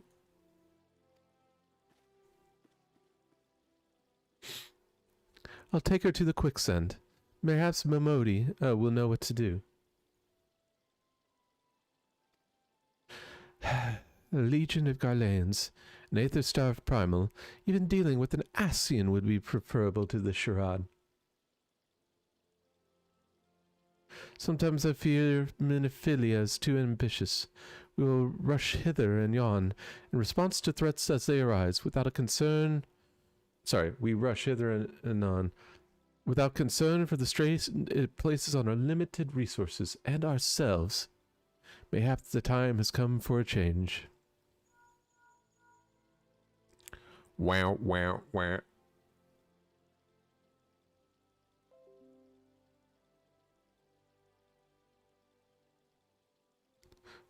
Corin, this has been Philia. I know this is sudden, but I must ask you to return to Revenant's Toll with all due haste. Okay. The situation in the 12th room has taken a turn for the worse.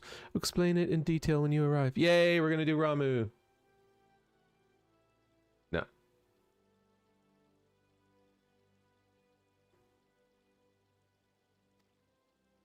Go, Corin. Know as well as I that the appearance of primals takes precedence over all else.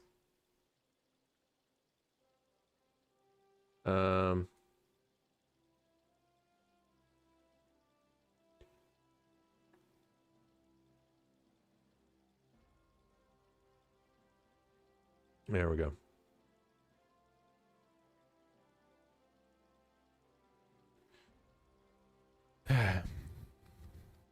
Oh, and when you arrive, do inform the Ascendant that while I'm grateful for her concern, she needn't fear for my safety. I am more than capable of protecting myself. Are you?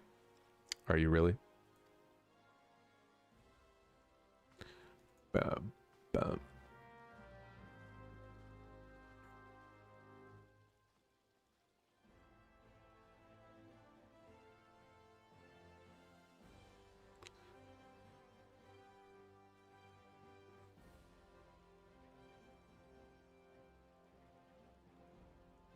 Actually. Uno momento, por favor. A copy and a paste.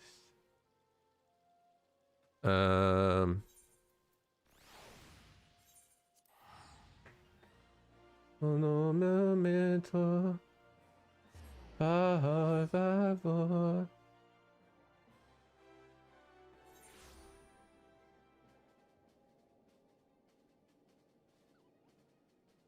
Boom. Just a second.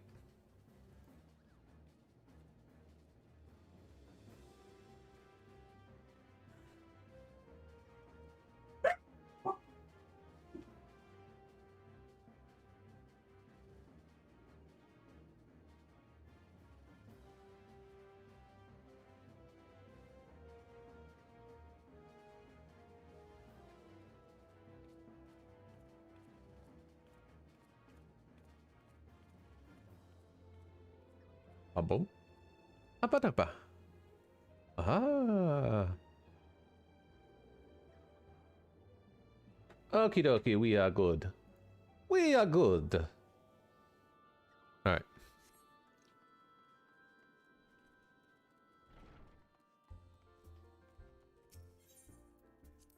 Let us go.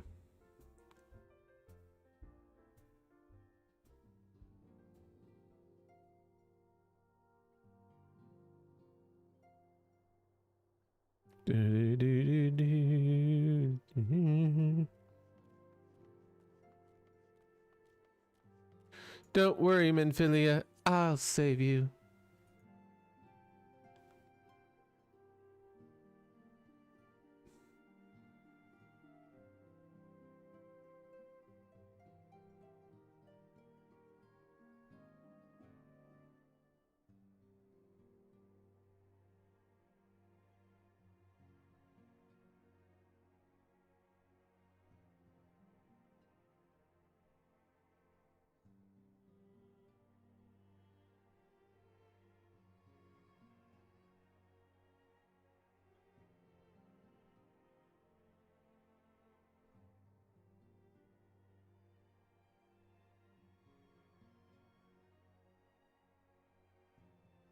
Okay.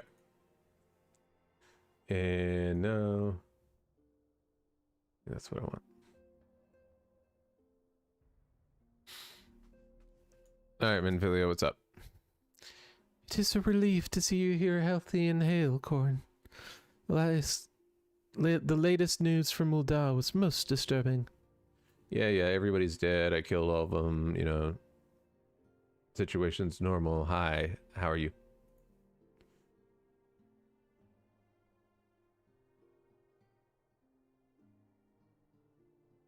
Clearly, the only injury Alphinaud suffered was to his ego. Doubtless it will heal ere long.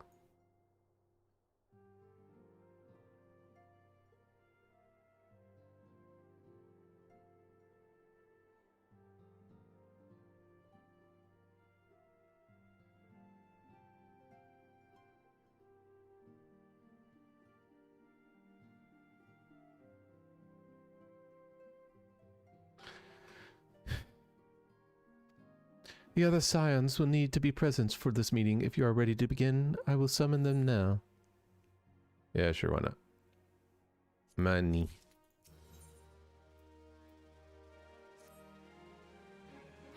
Give me monies.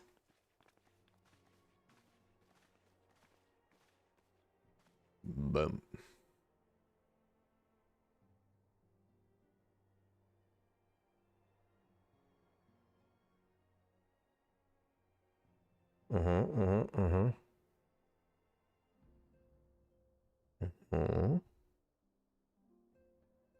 Thank you for responding to my call with such haste.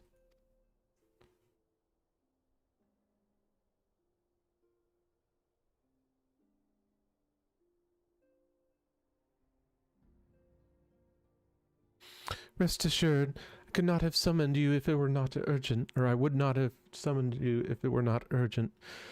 To business, then. We have received some most disturbing news from the Order of the Twin Adder. They have reason to believe that the Sylphs may have called forth their revered guardian, the Primal Ramu. I'm sorry. May have. Then it's not certain. The Elder Seer informs us that the elementals themselves murder of Lord of Leban's return to the forest. The Sylph lands, however, display no signs of undue commotion.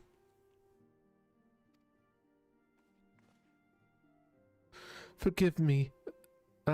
Forgive me, Ascendant, but the fact needs not contradict the elemental's testimony.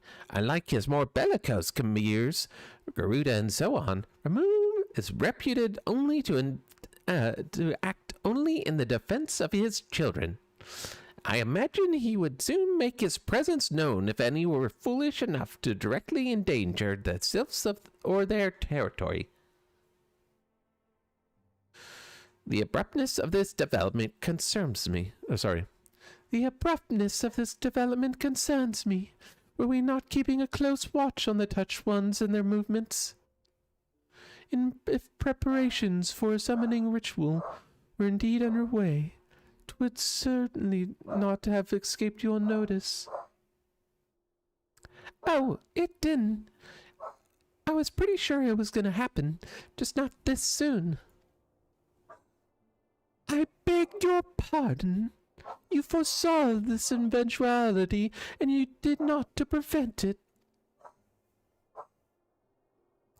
I told Papalimo I suppose I could have reported things to Minfilia earlier, but there honestly wasn't much we could do except wait and see. You know how the Sylphs feel about people poking around in their territory? Listen to my doggo. They already summoned Ramu once right after the calamity, but it was just because the Garleans came tramping through the forest. And so long as Castrium Orient stands, the Sylphs cannot be blamed for wishing to have their guardian deity at hand. In short, Ida and I are in agreement. The actions of the forest folk were inevitable and unavoidable.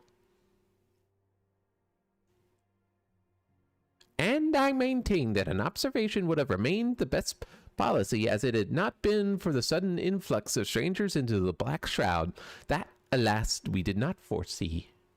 By all accounts, the recent violence in Ul'dah drove a number of refugees to seek safety under the concealing canopy of the trees. 'Tis like that the Sylphs perceived this panicked migration as yet another invasion, and quickened their efforts to summon their god. Yay. I am put in mind of Titan and the kobolds. Once again, it is the affairs of men which have paved the way for a primal's coming.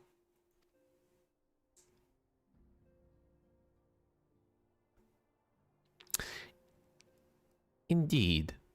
One cannot help but wonder what manner of place Eorzea would be without the civilizing influence of mankind. But be that as it may, this regrettable development does afford us a unique opportunity. Corin, through your dealings with the Sylphs in Little Solace, you once succeeded in preventing an untimely conflict with Gridania. I wonder, might one who has treated with the Sylphs so fruitfully in the past not achieve similar success with their patron deity? If Ramu can be convinced of our intentions, it might be the first step to breaking the cycle of primal summoning. A fond hope. Were it such a thing possible, we would not have been at war with the beastmen since time immemorial. But maybe this time we can... Let us continue this discussion anon. We must needs first consult the nation most affected by Ramu's presence. The Elder Seer has requested your personal involvement, Corin. Pray report to Commander Hillux in the Adder's Nest as soon as you are able. Steel yourself for the West. While I hope for a peaceful resolution to this matter, the experience suggests that your meeting with the Lord of Leven will prove less than amicable. In such an event, your fellow scions will of course lend you to whatever support you require.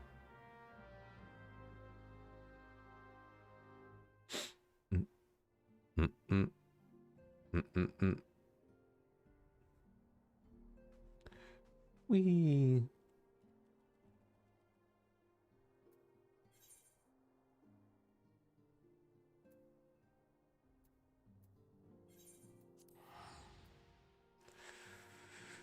Ugh.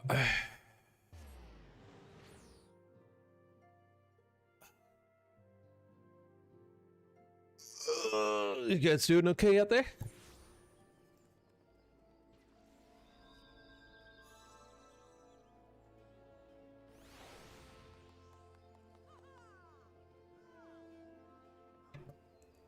Hope you're doing well out there. Alright, we're gonna go turn in this side one first.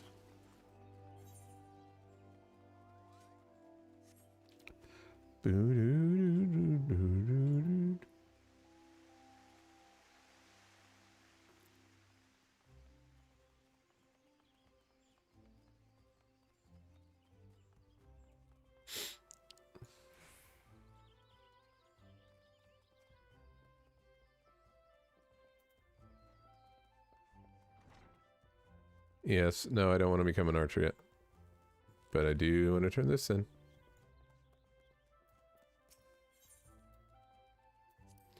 Maybe?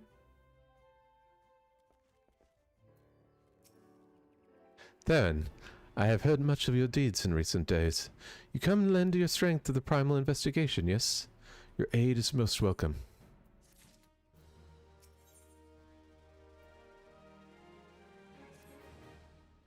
I shall proceed directly to the matter at hand. Though it's still unsubstantiated, ill rumors stir amongst the townsfolk of late. Rumors of a shadow-clad knight who rides in the shroud. Under normal circumstances, I would pay such idle ghost stories little heed. This time, however, we have reason to suspect. We've not to gain by rushing to judgment.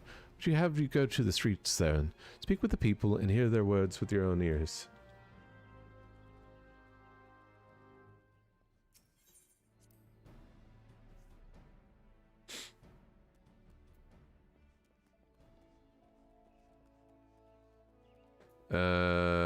How do I get out? Oh, there we go.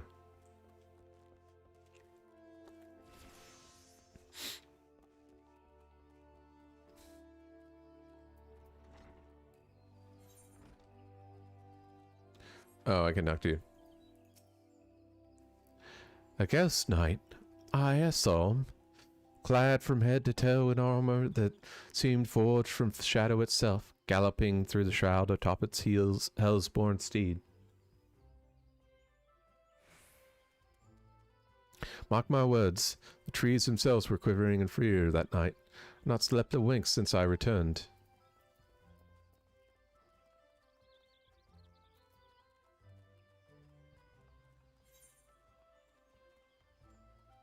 Oh, that's right.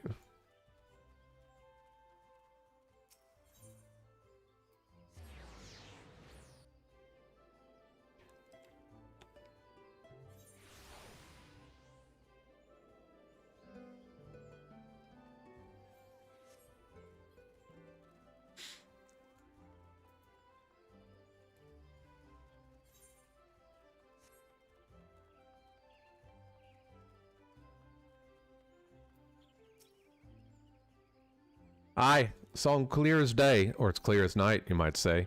With me own two eyes, more fearsome than the rider was his ghastly steed. Know not where he travelled, but I can assure you've not seen more frightening a beast. One thing I can tell you, friend, that was no spectre shadow. Yea, he was as solid as you or me.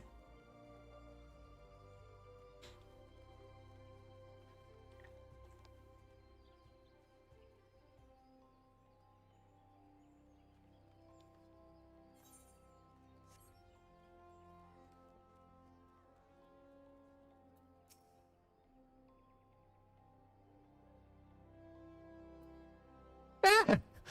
To sneak up on me like that, friend. Forgive me. Ever since espying a glimpse of that ghastly horseman, my heart won't stop racing. Knew the elementals would punish us sooner or later for dare disobey their will. Surely a sign of sinister happenings to come. Yeah, probably.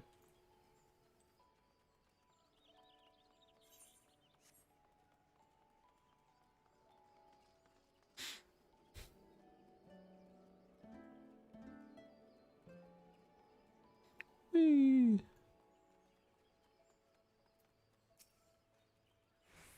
Yes, I saw the Black Knight, after which I promptly fled for my dear life. Should you end up in my position, you'd be wise to do the same. I have my pride, but I'm not a fool enough to cast my life away. Besides, one look was enough to know this is a manifestation of pure evil. Were he not to turn that massive sword against Gridania, all of our lances as one could not hope to stand in his way. Cool.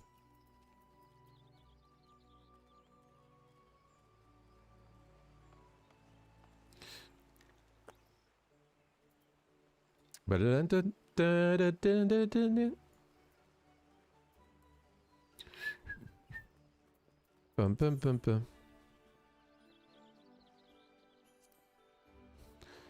Corn of the Scions, your arrival has been most anticipated. The appearance of the Primal is ever the cause for alarm and unease. Though my men stand ready for any eventuality, I know none more qualified than you to snuff out this threat. Indeed, I would have you do so without delay. The elder Caesar, however, would speak to you first. She is of the opinion that your diplomatic, rather than martial, skills may better serve our cause. I will leave further explanation to our learned leaders. Pray make your way to Nofcia's altar. The conjurer in attendance will admit you to the lotus stand. Yeah, I know how it works. Oh, yeah.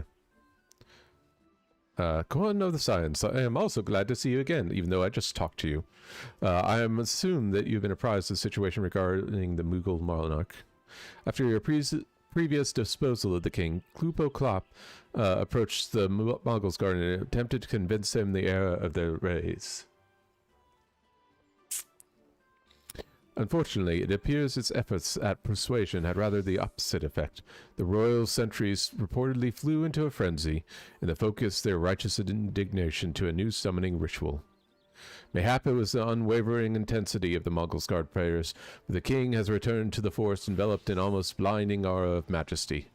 Kupal Klop tells us that the dauntingly maniacal avatar is now taken to calling himself Great King Mongol God of the 12th. Suffice to say that the elder Seedseer is willing to condone that necessary act of regicide. For the safety of all that dwells within the Twelveswood, it's been decided that the king must fall. A certain member of the elder Seedseer as personal guard has already escorted Kupal Cop to the ward shields the monarch's domain. Those among us with the ability to see Mughals are often in high demand, but considering the urgency of your mission, our leader felt best to expedite the matter.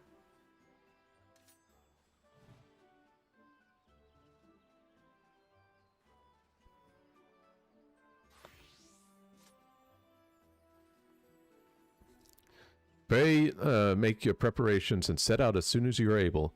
Kuplo Klop awaits you in the bramble patch in the East Shroud.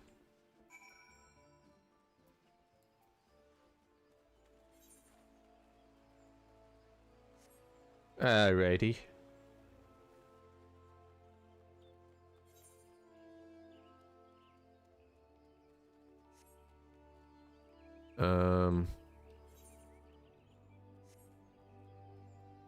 Oh, let me report my findings to Lewin. We're going the right way? No. Boom, boom, boom.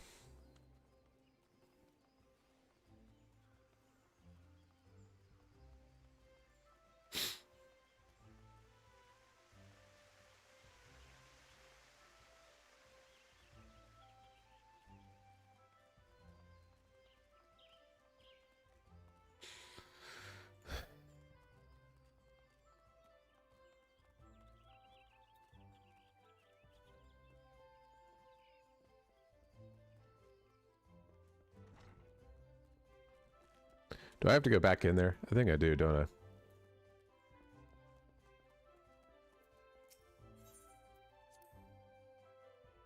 Funny thing is, like, I put marathon stream on it, but some people normally stream that much in a day. A knight clad in shadow-forged armor, mammoth sword and a hell's-born steed. Clear now, our worst forebodings have proven most unfortunately precedent. Okay. A ghostly knight on top of its faithful, baleful steed. It is as I feared. The rumors bear the most inconspicuous resemblance to the references of an ancient scripture depicting Odin, the dark divinity. And it is my suspicion that the dark horseman of rumor is indeed Odin. And furthermore, that this malevolent presence is a primal. And yet, before the god's quiver takes action, I would seek the counsel of one versed in the holy writings. Make for a quarry mill, seek out brother Oapesi. I would know what he knows, and be swift, Saren. If Odin has truly come to the shroud, time is not on our side.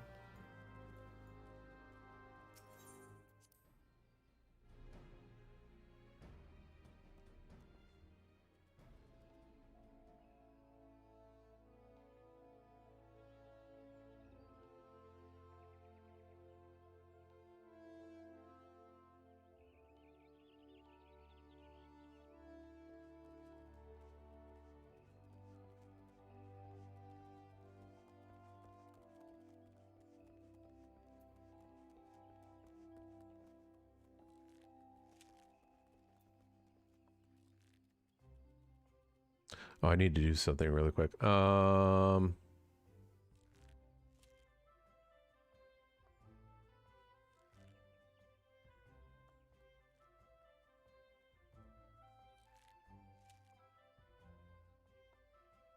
Is there a way?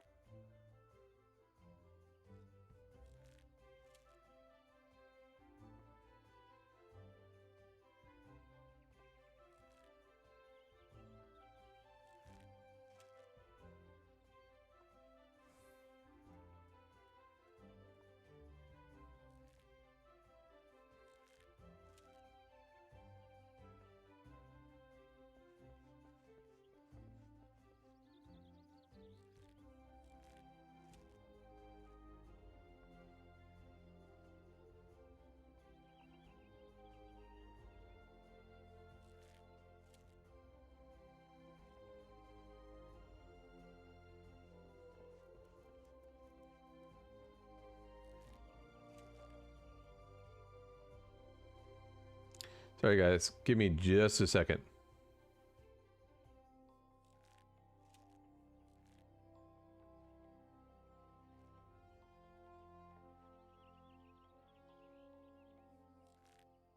Oh, that's how you do it. Okay. I always wondered about.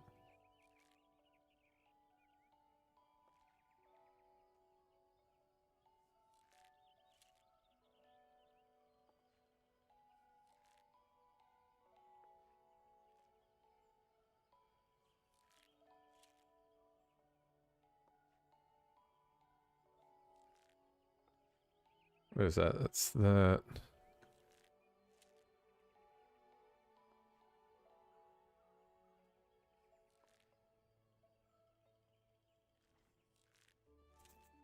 I'm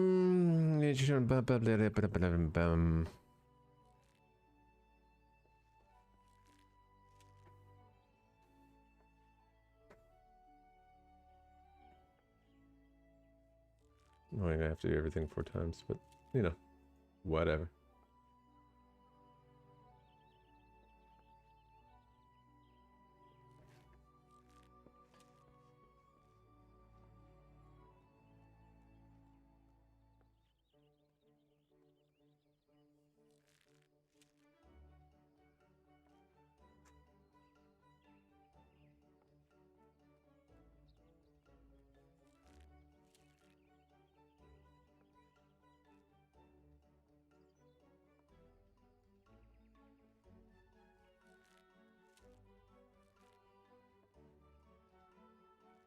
Okay. Where were we?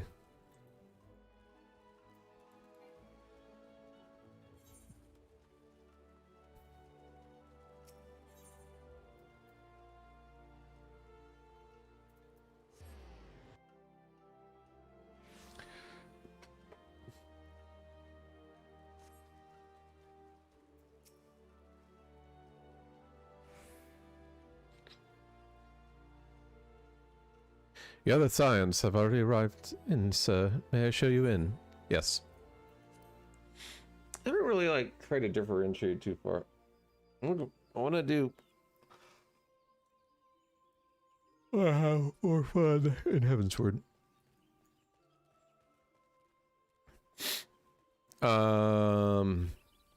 Let's go.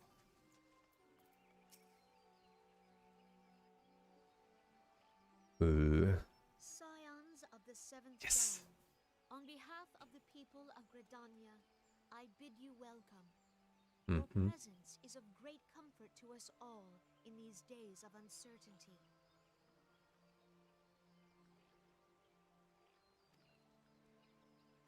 I summoned you here to share tidings of a most urgent nature.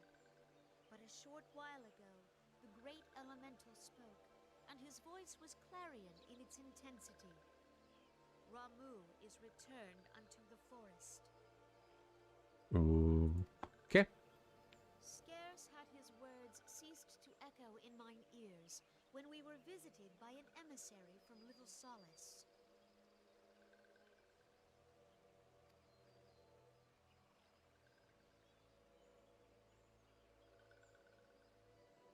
Our guest informs us that the sylphs too have sensed the presence of the Lord of Levin. Though his exact whereabouts remain unknown, we may safely assume that the primal was summoned within the heart of the Sylphlands.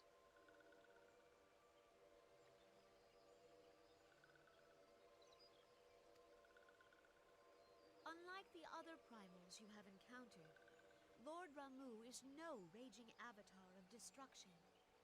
He is revered as much for his wisdom as his strength, serving as both arbiter and guardian to his children.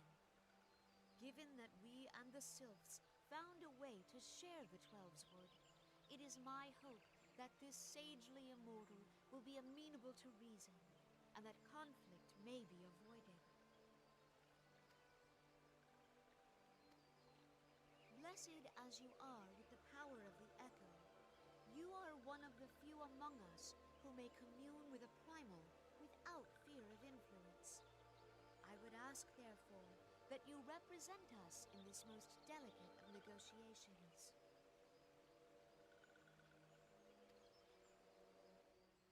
The Twelveswood has suffered enough.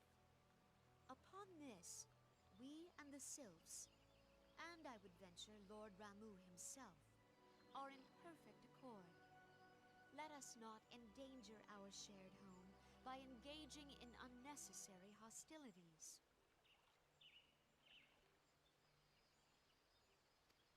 Dear friend, I beseech you, safeguard the peace which exists between our peoples.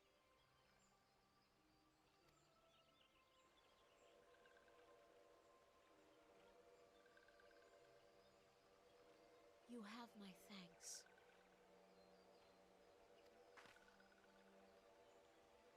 No, don't worry. I'm going to kill the fuck out of him. Pray make for Little Solace, then. A member of the Order of the Twin Adder awaits you there. He will advise you on how to find the Lord of Levin.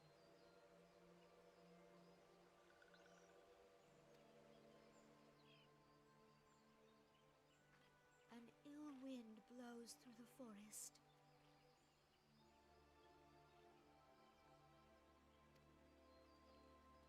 Yet, it is not only the Twelveswood that flinches at its coming. All the lands of Eorzea shiver in dread anticipation. Have care.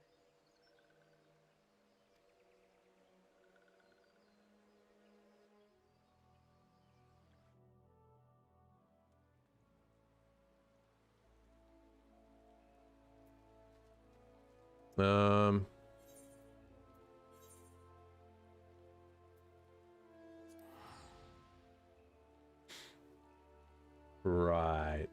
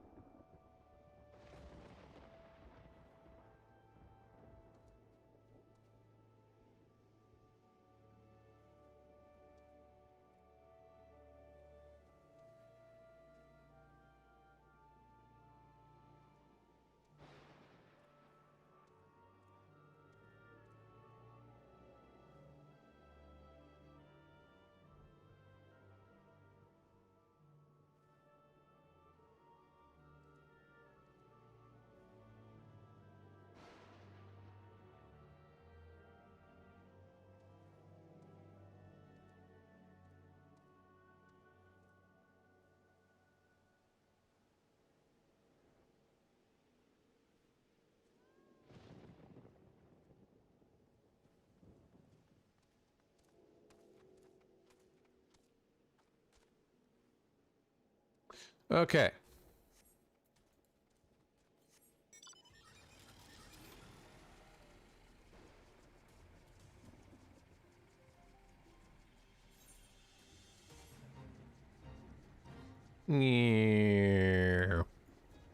Hi.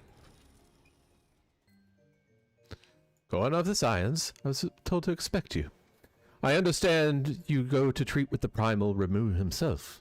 An inevitable task, an unenviable task, but one for which I have no doubt you are well suited.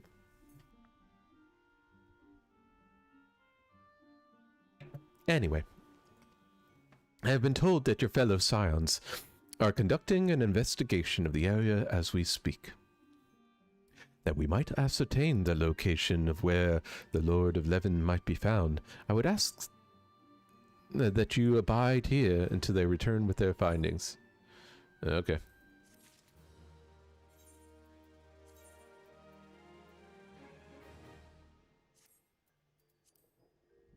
Yeah, look at me, I'm at 100.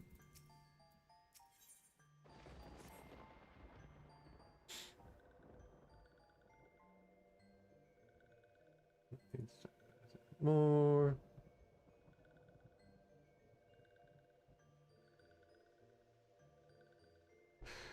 I was told that a messenger would be sent as soon as your fellow Scions finish their investigation. I do not imagine it'll be much longer.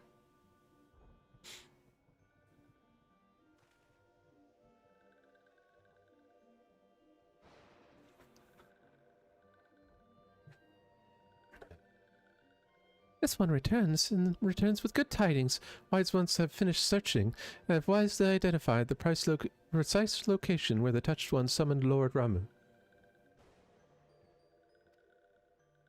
Nice. The timing is impeccable, my fluttery friend. Might you be so kind as to escort this good man to his fellow Scions? It would be this one's pleasure, Walking One. Please, please, come with this one. Yeah, okay.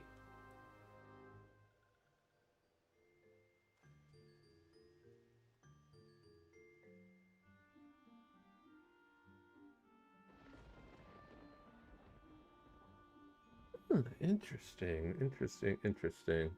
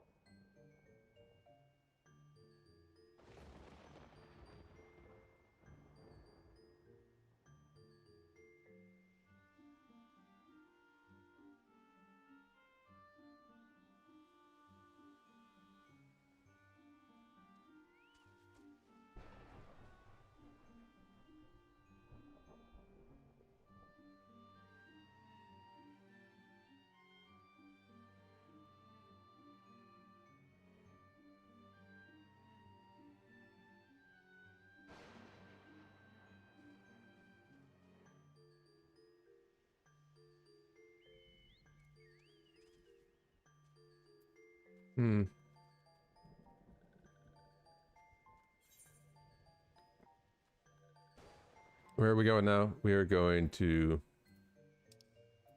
Oh, we're going to the Sylphlands. Okay.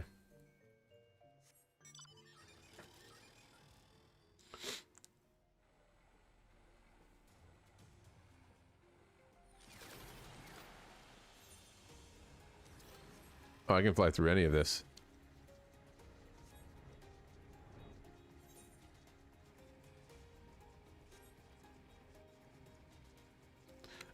This is your captain speaking.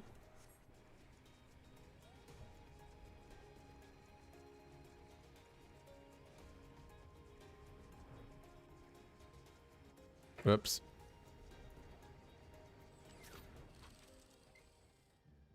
Wise ones have ventured deep, deep within the Sylphlands. The wise ones must proceed carefully. Keep an eye on for touched ones. Whatever.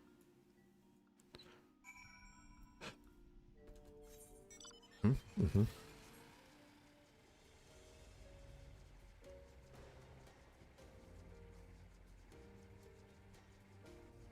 Did I read wrong?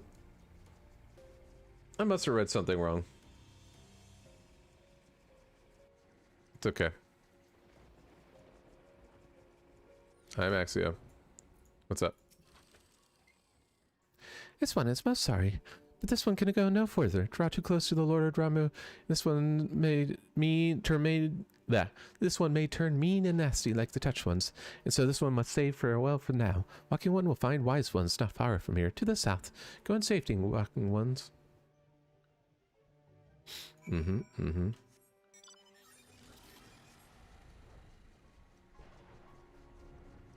Aye.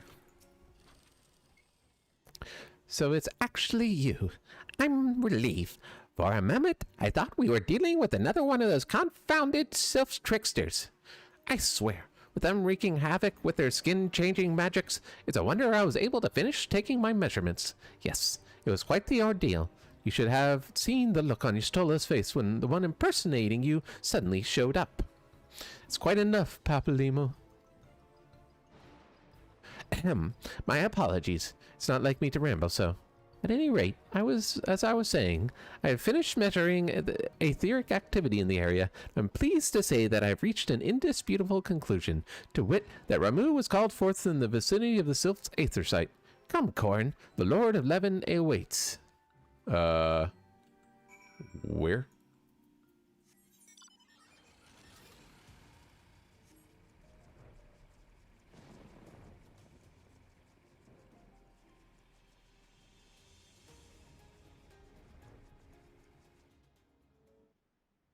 Well, apparently you can fly into cutscenes. That's cool.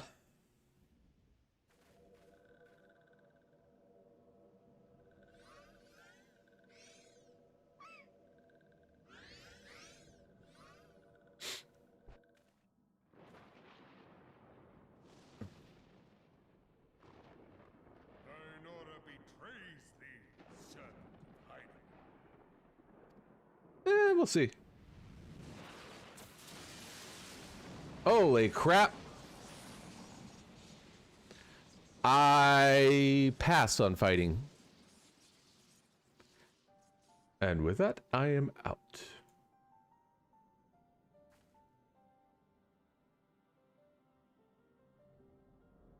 Thou art the bringer of light, bane of Ifrit, Titan, Garuda, and Leviathan.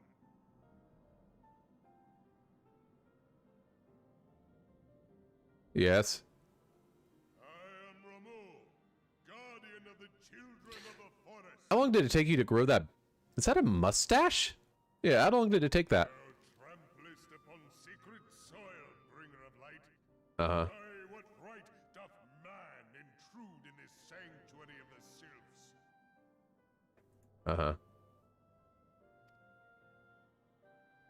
I just want to make sure you don't kill people. Danian's proper peace? Yes. Their words are born of delusion, thine offer an insult.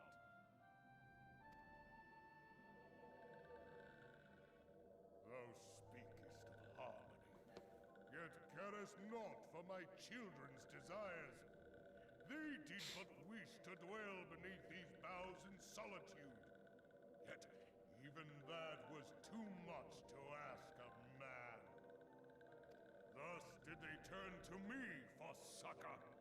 The sentence I pronounce upon thy kind is just.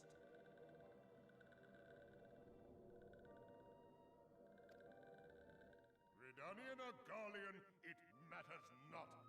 The good intent of one excuseth not the misdeeds of the other. Thy conflict hath brought naught but anguish and misery unto the forest. All blame doth lie with the darkness that resideth in the breast of man.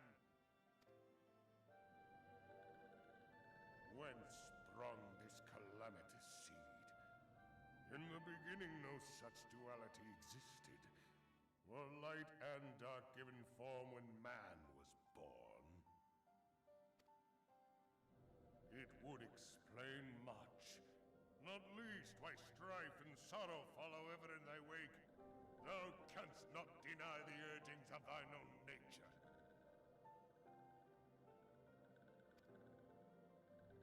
What the hell does that mean? That thy mere presence here portendeth tragedy, wilt thou persist in this pretense of peacemaking? Yes, Jesus Christ, dude.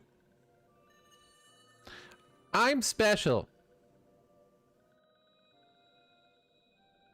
Thou bearest the crystal which I bestowed upon thy wayward charges, that they should entrust so precious a gift to thee.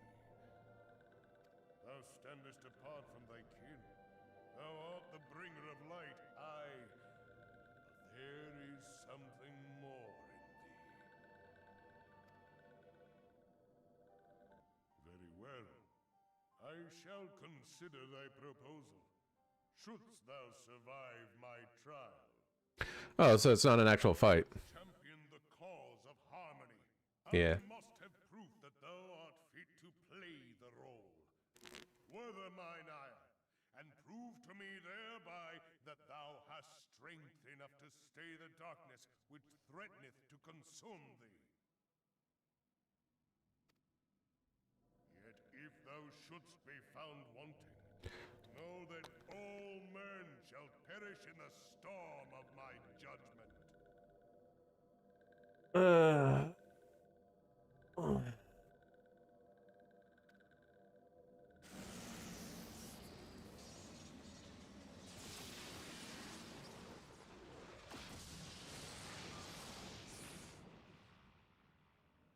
Cool. Come to me, bringer of light. I shall await thee on the field of battle.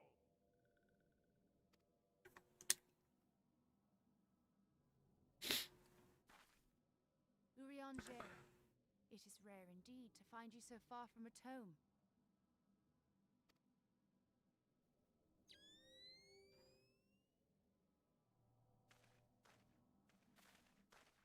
The Lord of Levin himself. Never till this day had I looked upon his visage, save in painted renderings made faint by time. Ever shall this scene remain etched in my mind's eye. Beg pardon, my lady.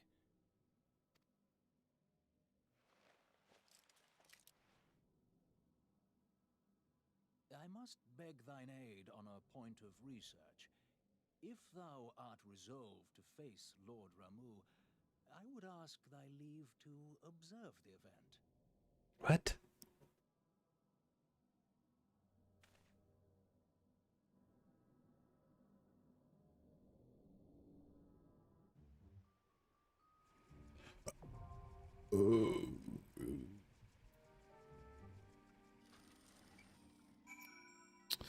All right, Ramu.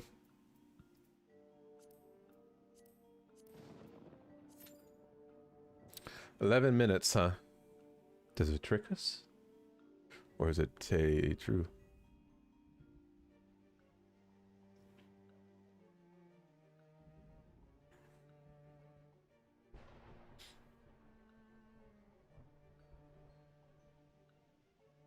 Hmm.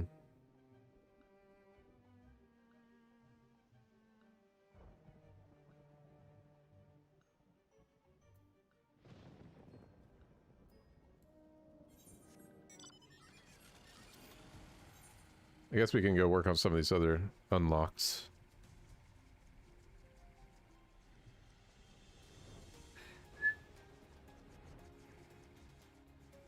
Where do I go here? Ah.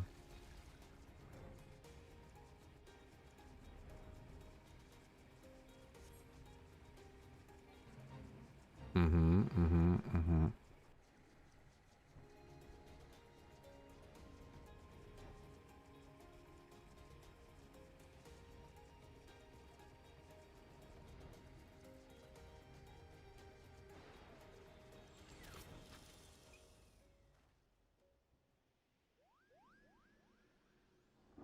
Oh, I knew you'd come. At least I was hoping, Kubo.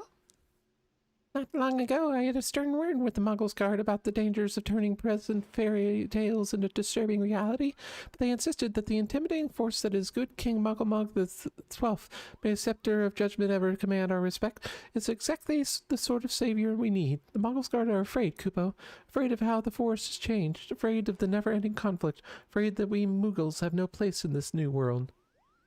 I am scared of all those things too, but the thought of of unleashing our royal menace upon the 12s scares me even more, Kupo. Please, you must deal with them firmly before this goes too far. Measured thrashing, of course, nothing too brutal. You had entered Thornmarch here, through the tear we made in the ward. Take care, good fortune. Good fortune, and in the meantime, I'll go let the others know that great King Muggle the 12th, may his reign end with minimal bloodshed, will be vacating his throne, Kupo. Cool.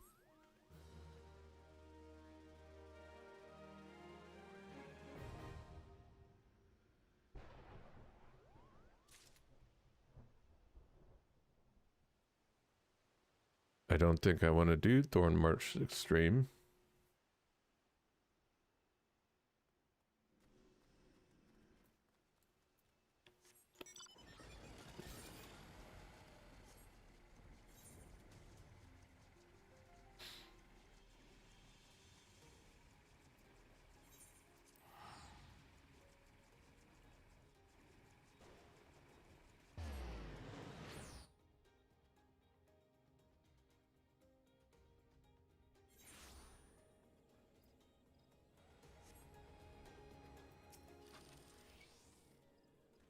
I'm a busy, and you must be the adventurer I've been expecting. Ah, yes, Odin. The dark divinity, Lord Lewin, is understandably distressed upon his arrival. As one who has read the scriptures, however, I'm not entirely surprised. Odin, as the ancients' writings have it, rode forth into our world, wielding a dark blade capable of cleaving earth and the heavens. By his fell blade did perish Unth herself, and countless multitudes of her people. Long last a great hero of Alag did arise to do battle with the dark god. Odin was slain, and his spirit sealed within a forest spring. For years, this was thought to be a mere wives' tale, a ghost story told by mothers to frighten their young ones into obedience. But recent archaeological studies at Allagan ruins have unearthed damning evidence to the contrary. And now, these rumors. The scriptures claim that the dark divinity slumbers in the earth fount, deep in the heart of the shroud, where the power of a crystal confines him. I have ventured into the forest and seen the crystal with my own eyes, but this was many years ago. It is entirely within the realm of possibility that something has gone terribly awry, and the fetters of the crystal confine the dark divinity no longer. I would send you to Earth's font to investigate the matter, but be forewarned, your path will not be an easy one. Should any evil spirits stand in your way, this water cleansing should avail you. Thank you.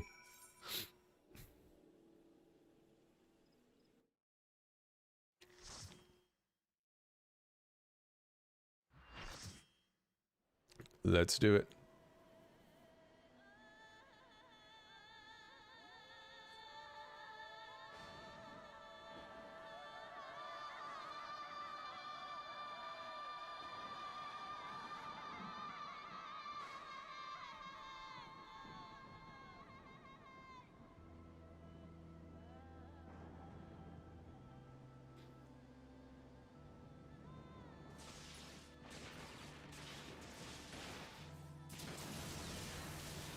Boom.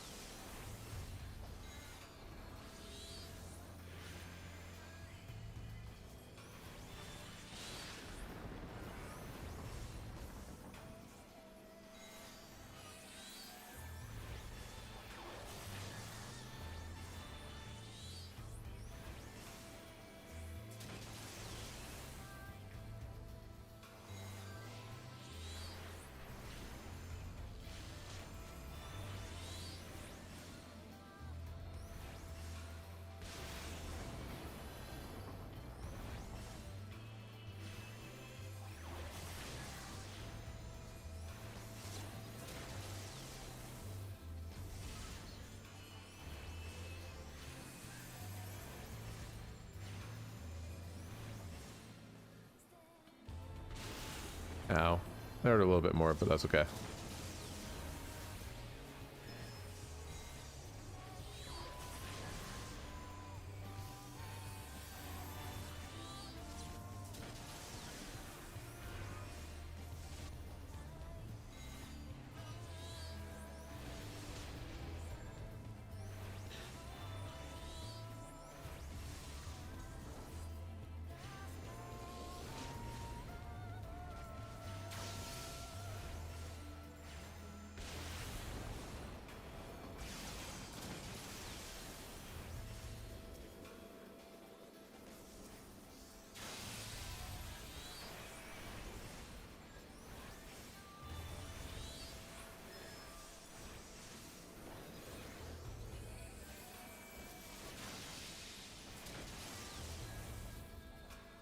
Oh, I see what's going on.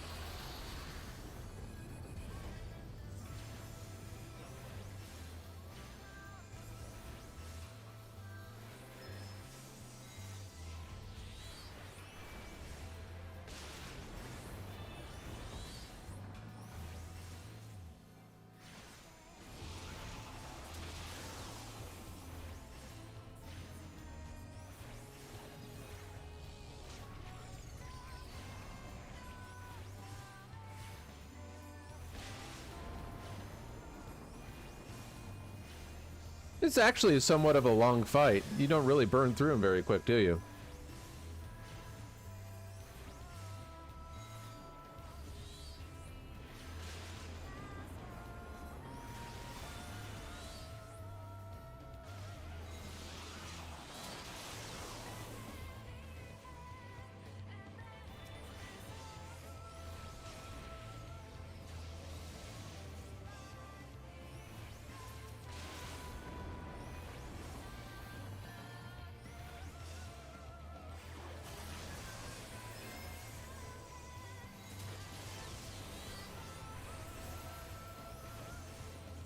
Healers are solid.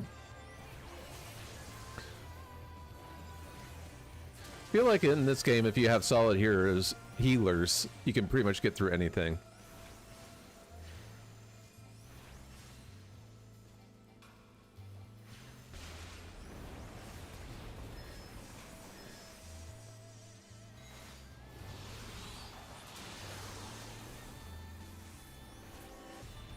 Got him.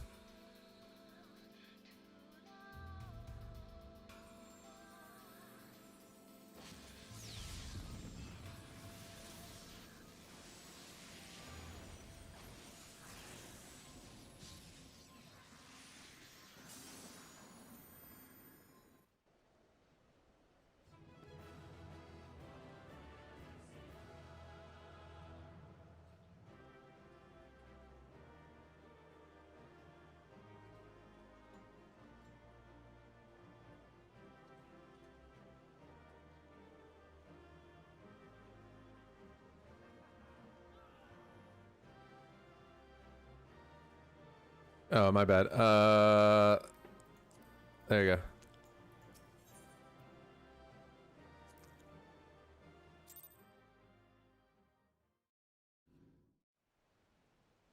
I have taken thy measure, bringer of light. Yeah.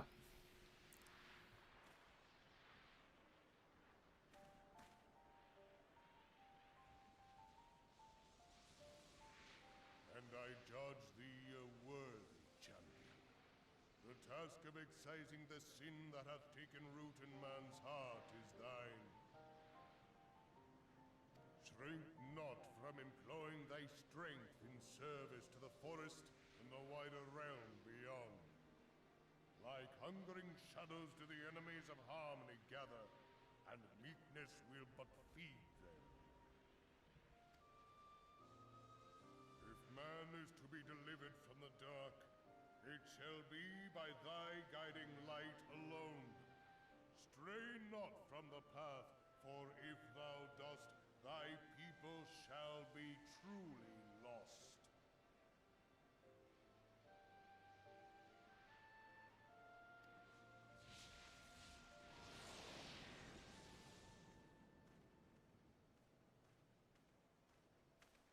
Thou hast slain the Lord of Levin. A regrettable act, but a necessary one.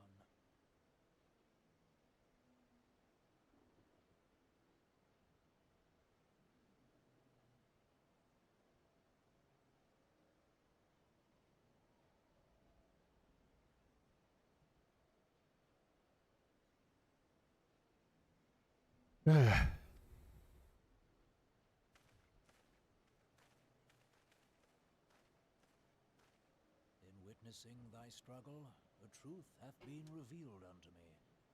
If I mistake not, it may yet prove a chink in the eternal armor of the Asians. But let us conclude our present business. I shall expound upon my findings at the Rising Stones anon.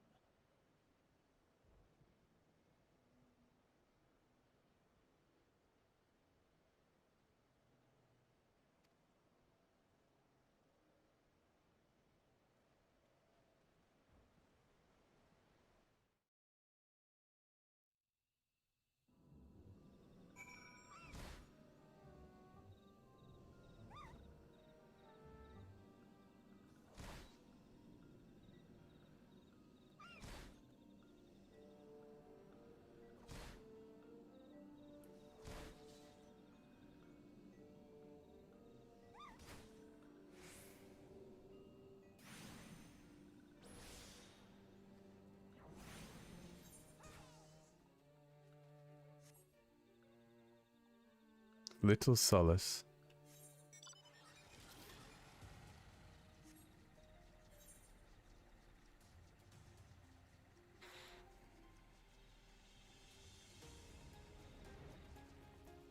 Hmm.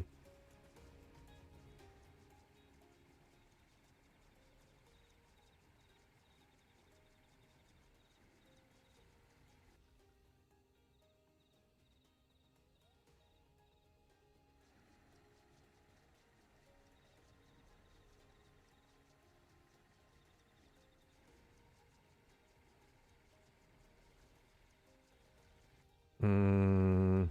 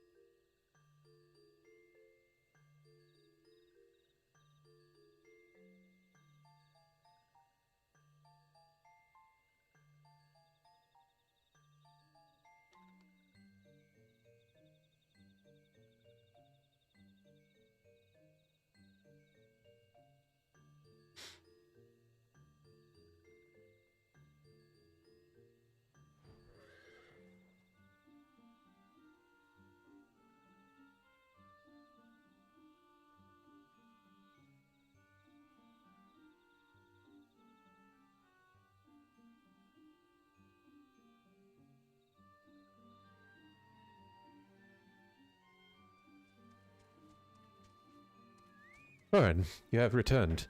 Dare I ask how Ramu received your visit?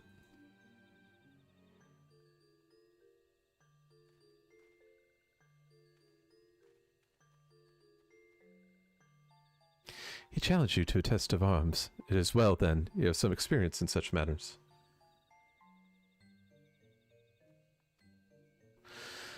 The people of both Gridania and Little Solus will be relieved to hear that the Lord of Levin has accepted you as the forest champion of peace. You have performed a monumental duty to this day, Korn. Elder Seedseer must be informed of your deeds at once.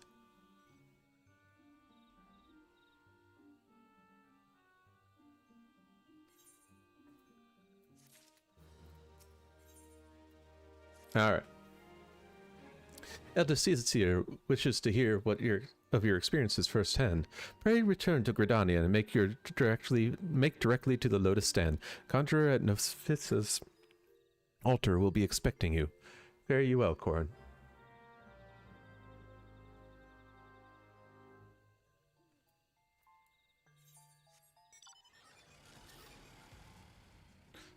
Yeah, you know what?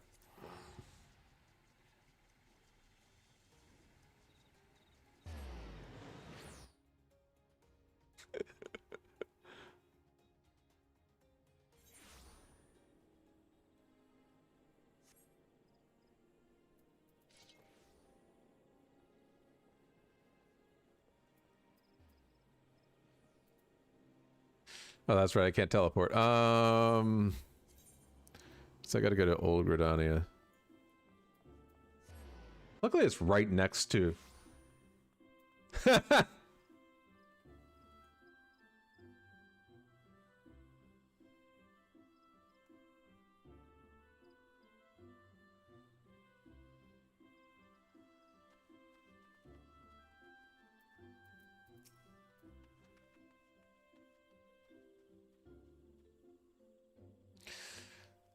Welcome back, Aunt Sion. We who knew of your mission have been most anxious to see you return. The Elder Caesar awaits you within.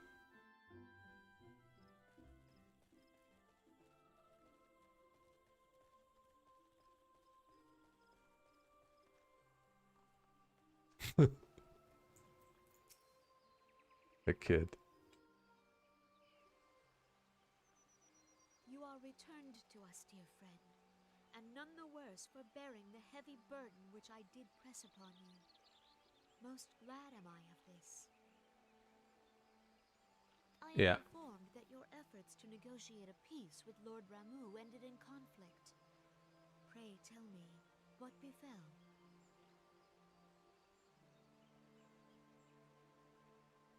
No.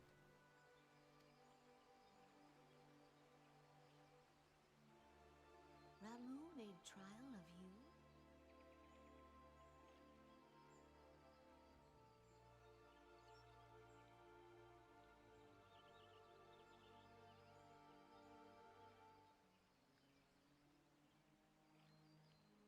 I fear there is truth to his claim. It is the darkness within us that attracts the darkness without. Oh, God.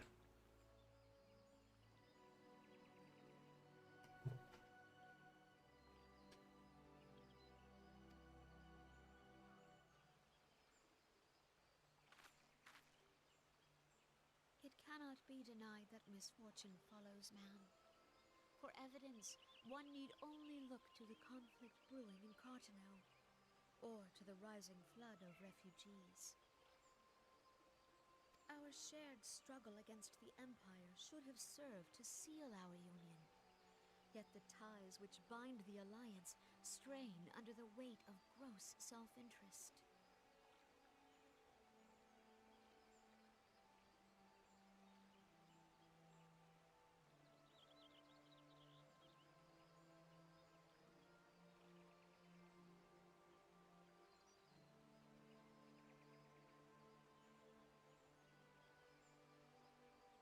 Oh, God.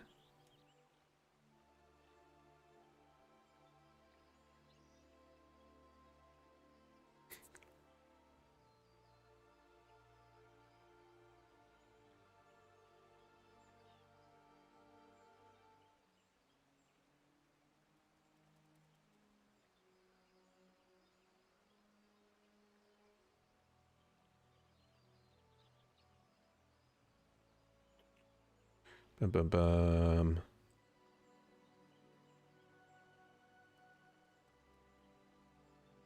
Give me just a second.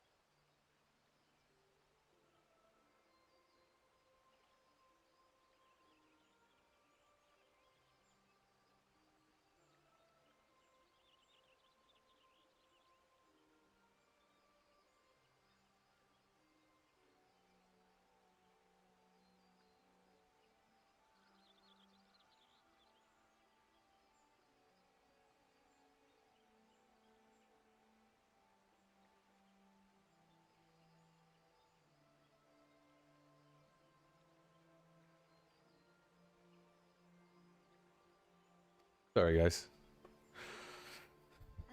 Trying to keep up with other chats at the same time. So too does our sense of common purpose. Yet now is scarce the time to forget our shared responsibility. If this new-sprung realm is to survive beyond its infancy, it must needs be nurtured by all. Mm-hmm. Eorzea must be as one. Yet I fear that dream is still far off. Mm-hmm.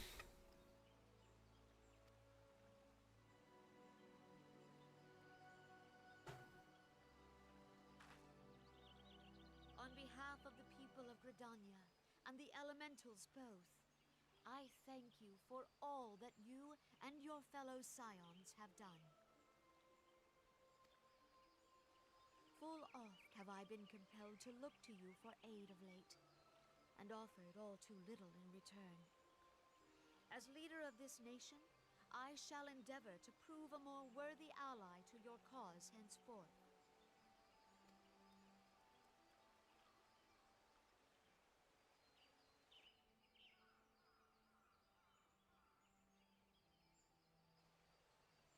Lord Ramu has departed, yet the keening of this ill wind grows no less insistent.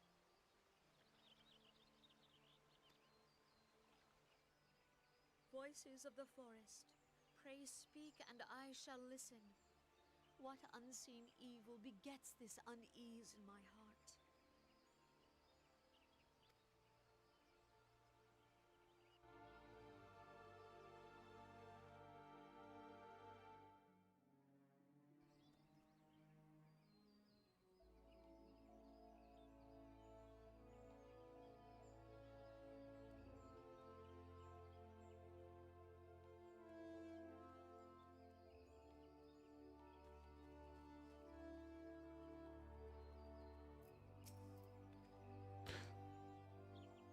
Thus ends another daunting mission, eh, Corin? I hope Lord Ramu could be persuaded with words alone, but nonetheless, I can only admire the atrociousness in which you responded to the Primal's sudden challenge. And it seems that Urianger, too, was pleased with the outcome. Let's say you, Corin. Shall we gather back to the Rising Stones and ponder the lessons of the day? Yeah, that sounds good.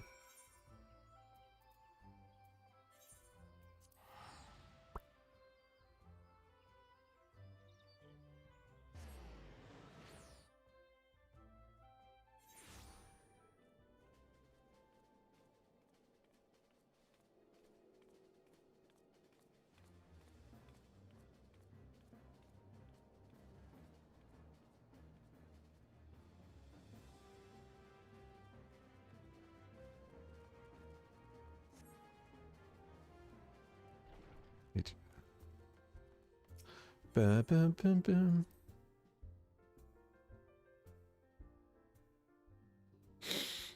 Hmm.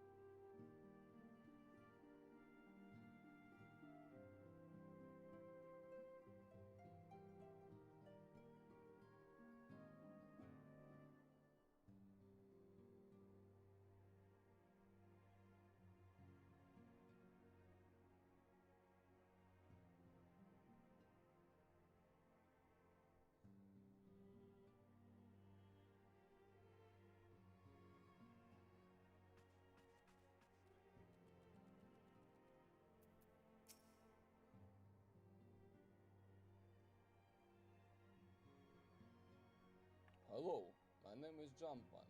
Today I will show you how to check threads. Look. It's threads.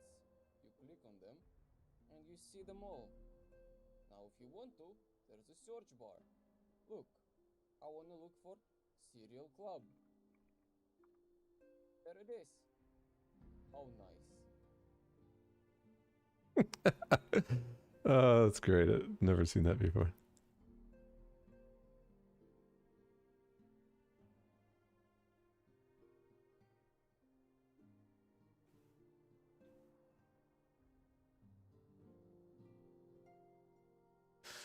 All right.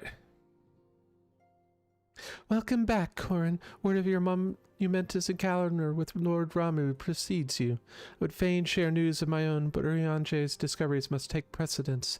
Upon witnessing your defeat of the Lord of Levin, our learned companion was struck with a profound insight regarding the nature of the Asian's immortality.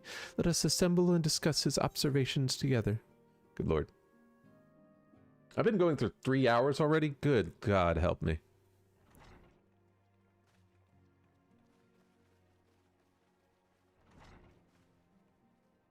If everyone is ready, let us begin. Urianger, the floor is yours. Betsy.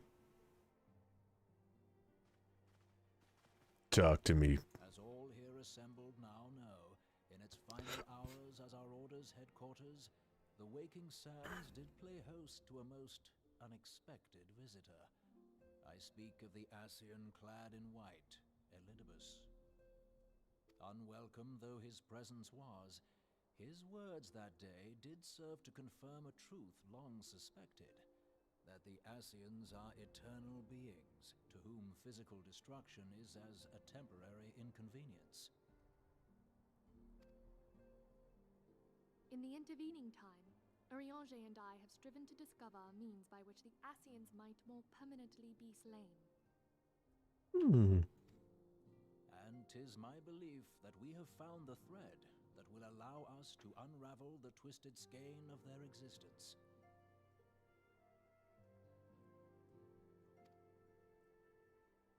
In the moments prior to Leviathan's most recent manifestation, the Sahagin elder who summoned him was observed to undergo some manner of ascension. The etheric readings taken by Yashtola at the time of this transfiguration have proven most enlightening.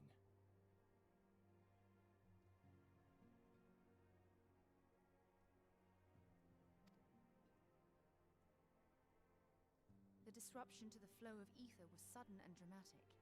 So tangible was the agitation, I scarce had need of my goggles.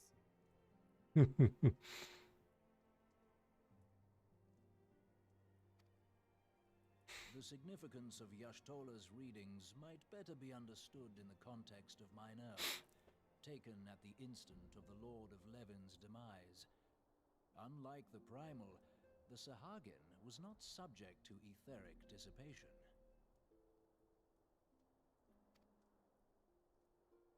Before discussing our new discoveries, it may benefit us all to recall what we know of etheric behavior. I don't remember anything.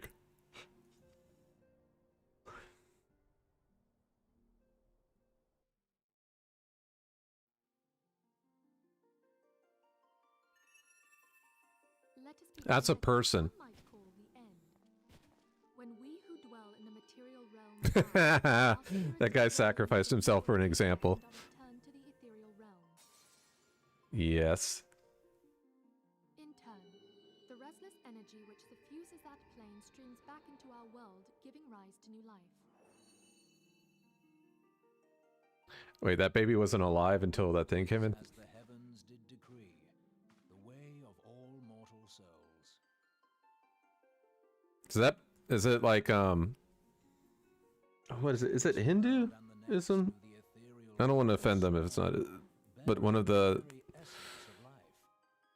well, I know it's not the only one. Birth, death, and rebirth continue unabated. Oh, that's right, reincarnation. Primals behave somewhat differently. In order to manifest and then maintain a physical presence in this realm, they must consume vast quantities of ether, most often in the form of crystals. Though they may seem to live, their flesh is but ether given shape.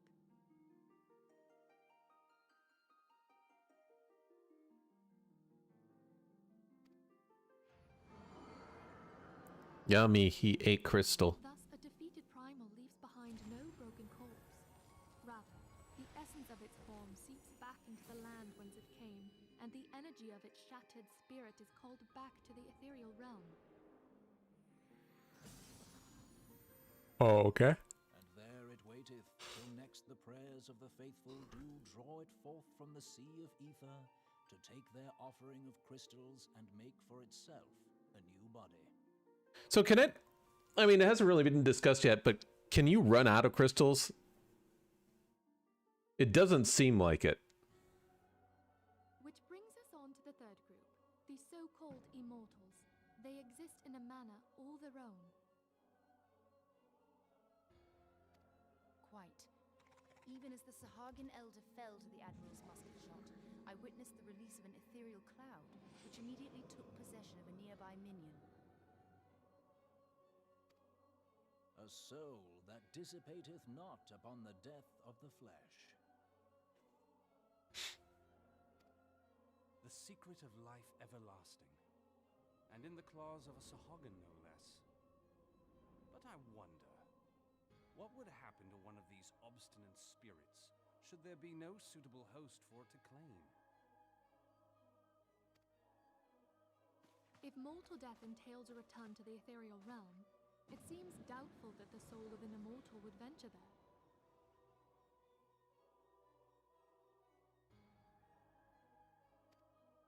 Nay, it merely withdraweth the distance, unto the shore of the ethereal sea, perchance, but no further. Yes, it exists in neither this realm nor the next, abiding instead in the space that lies between them. Okay, so what the fuck does that mean? Took control of Thancred by means of a crystal of darkness, an artifact which, if our theories are correct, serves as a gateway to the place I have just described. I was hoping people had forgotten about that. Really? It happened like a month ago, dude. I am sorry, my friend. For a mercy, the weary road of our research hath brought us unto an answer.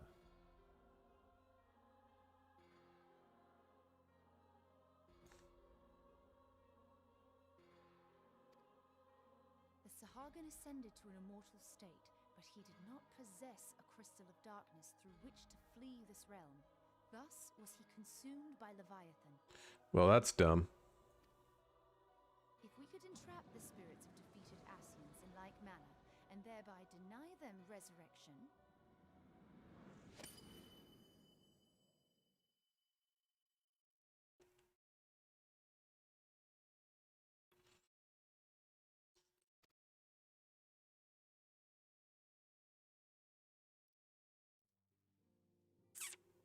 Therein lieth the path to victory. Thou art most perceptive, my lady. Only when we have trapped the bodiless soul within an ethereal prison can we hope to defeat its unnatural constancy. Thus might even an eternal paragon be consigned to oblivion. You lost me, dude. Of course, far easier said than done. At present, we lack a viable means to entrap and extinguish an Ascian soul. Yet, I believe it to be possible. The pieces of the puzzle lie before us. We have but to put them together.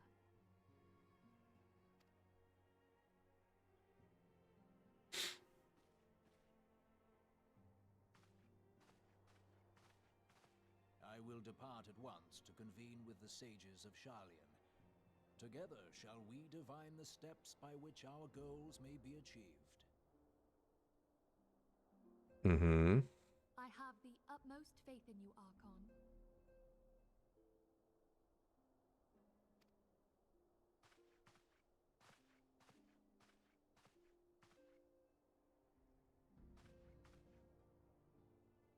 Beg pardon, antecedent, but I would raise one final matter.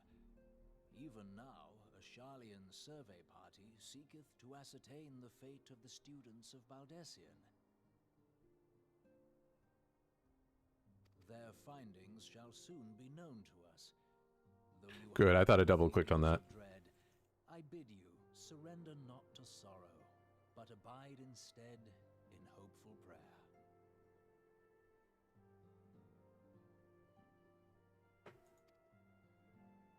I shall, Archon. Thank you.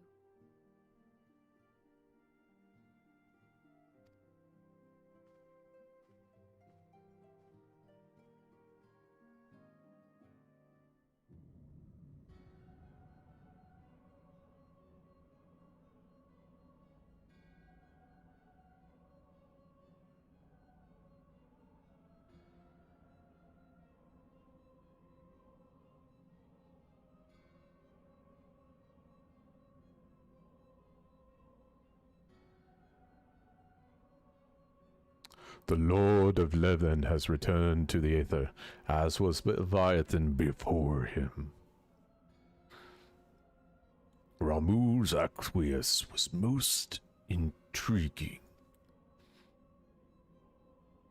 Inferno, Vortex, Crag, Whirl, and Leven all have now been humbled by the Bringer of Light.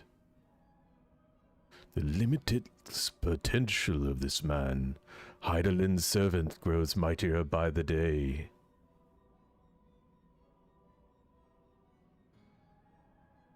Yet he prospers at great cost to his mistress, whose strength is all too finite. 7 times we have the masses survived the rejoining, but their souls are grown weak and wan.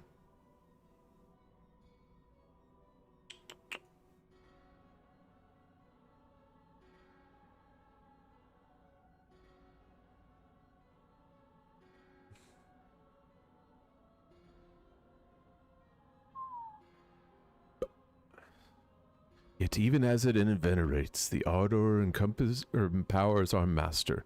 All that remains is to nurture the strength of the gifted, to forge the final key.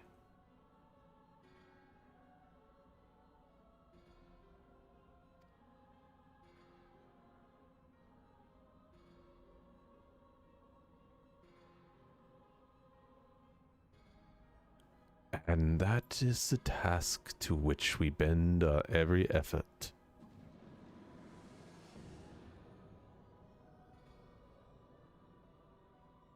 divine seeds were ever want to quicken in Eorzea's fertile soil. We need only lead men to the field, and by their eager hands shall a new deity arise. That which was shattered shall be made anew, and the one true God shall come again.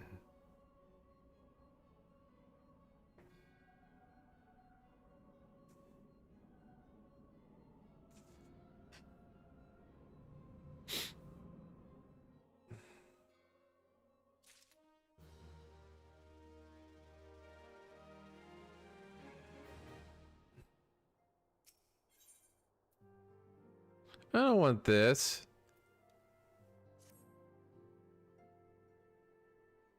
I'm trying to get to the end of this little thing, but it's going to take me a little bit.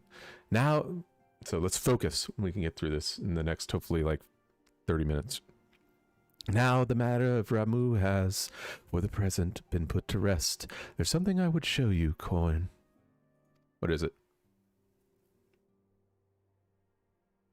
It is a letter of thanks, signed by the leaders of the Eorzean Alliance, acknowledging the Scion's tireless service to the realm. Neat. It mentions, in particular, the names of all the defeated primals, Ifrit, Titan, Garuda, Good King Mogulmog XII, Leviathan, and now Ramuh. Needless to say, there is only one among our number to have faced them all. Me! And though these words of gratitude were addressed to our orders as a whole, I feel that they were meant for you above all others. I too must offer my heartfelt thanks for all that you have done. In the course of your duties, you have never once failed to answer my call to arms. You are a true hero, Corrin, and Eorzea is that much safer for your presence. Yeah, no problem. I'm the best.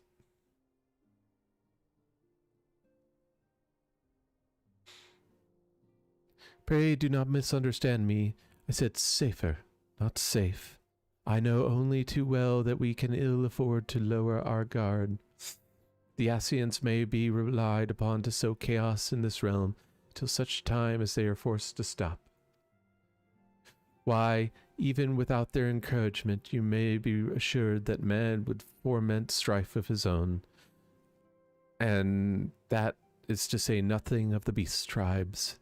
Unless we learn to live in harmony, the primals, too, will return to plague us again and again and again.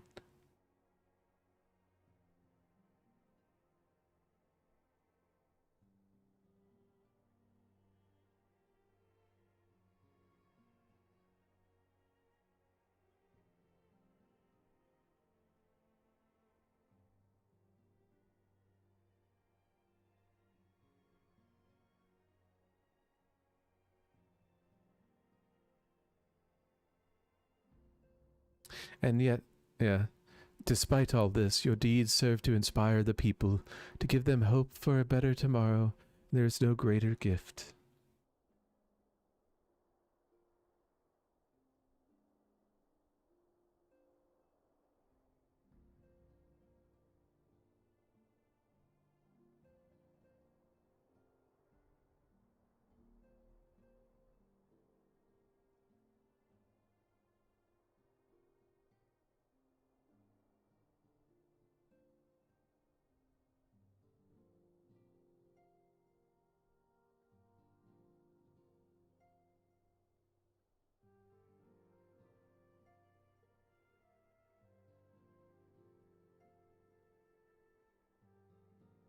That we have the courage to strive for what might otherwise seem an impossible peace, we owe in no small part to the dangers you have faced on our behalf, and the people you have won over to our cause in doing so. Our list of enemies has ever been long, but think of the allies with whom we are now blessed. Yeah.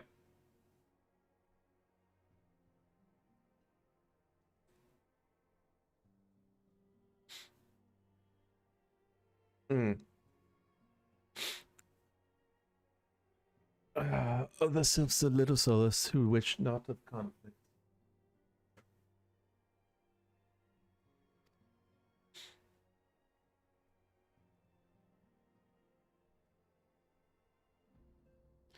Of all the Almegans and the Domans who stand with us, determined to halt the dread march of the Empire.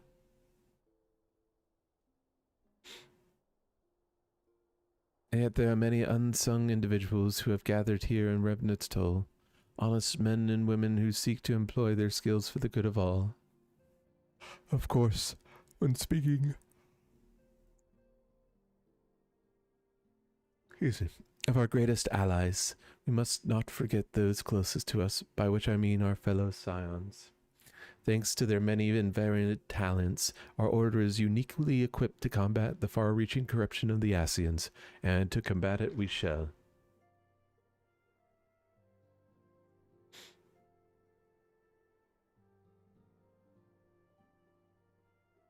Your enthusiasm is truly heartwarming, Ascendant. Given our embarrassing wealth of allies, I trust me not to convince you if I unduly absent myself for a short time.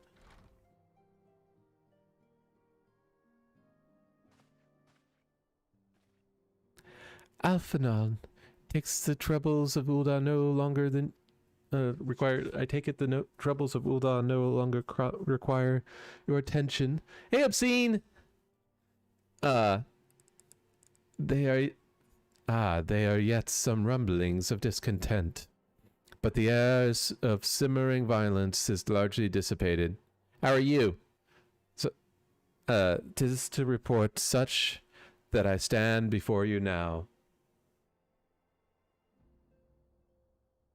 That, and to speak with you concerning the new organization we discussed. Ah, a message I have you from the Ellie.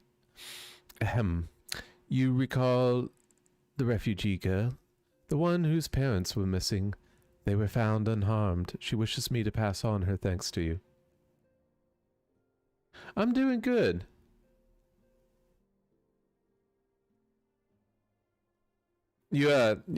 I'm gonna remember it from last time. You drawing with the iPad again, I'm guessing?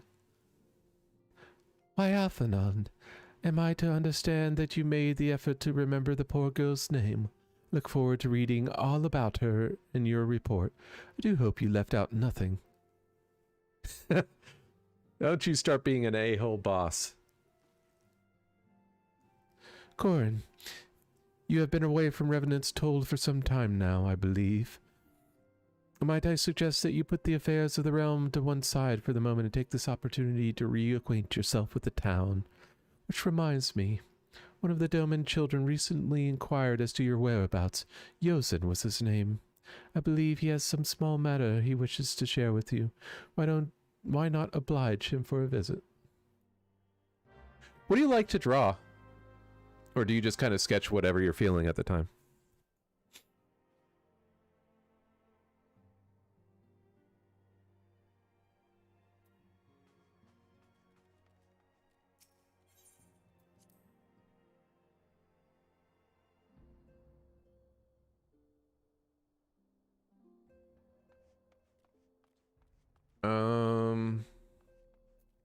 I use it.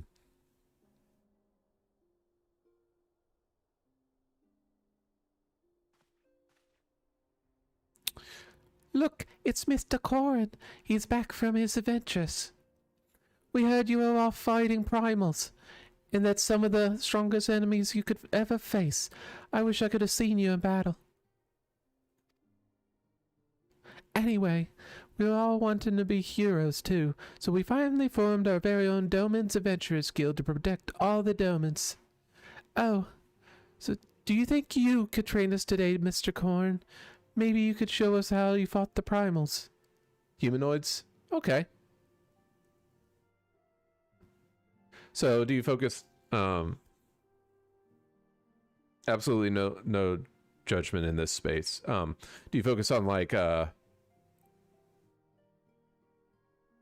aliens, or do you focus on like animal humanoids, or just kind of whatever? What's all this commotion then? Oh, it's them. Mr. Boulder, Mr. Continent.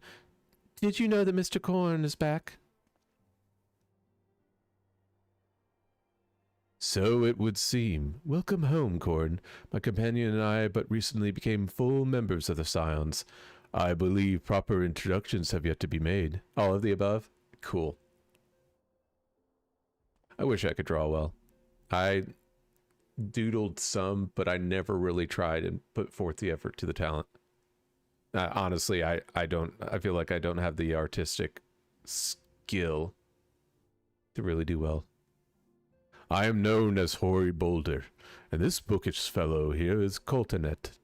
Though we remain largely unproven as adventurers, we have taken it upon ourselves to instruct the Doman younglings at the art of combat.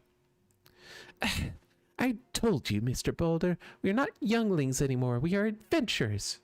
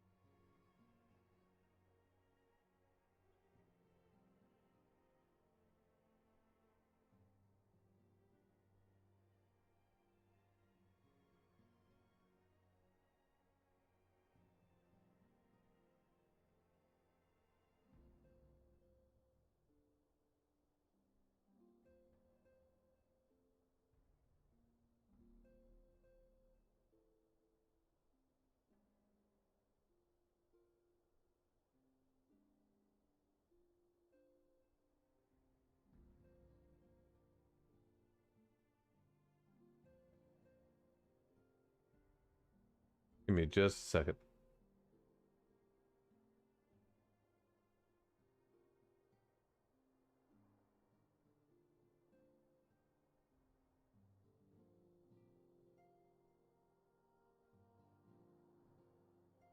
I gotcha.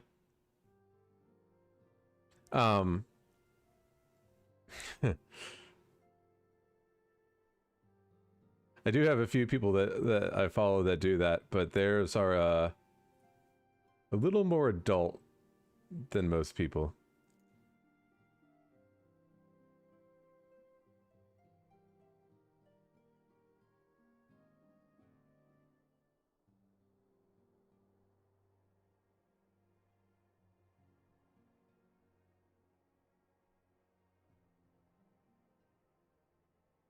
It comes up for some interesting artwork.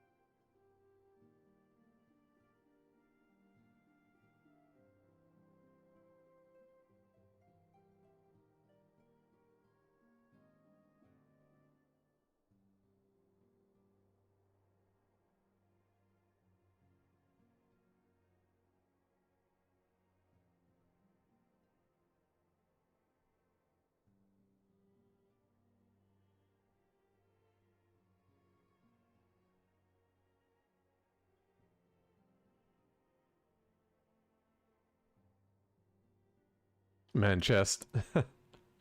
No, I've always like anamorphic or humanoid versions of animals. There's some really creative designs that people can come up with.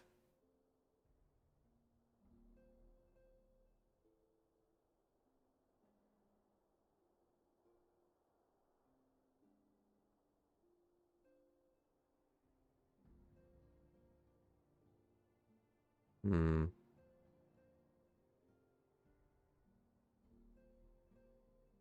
Just a second.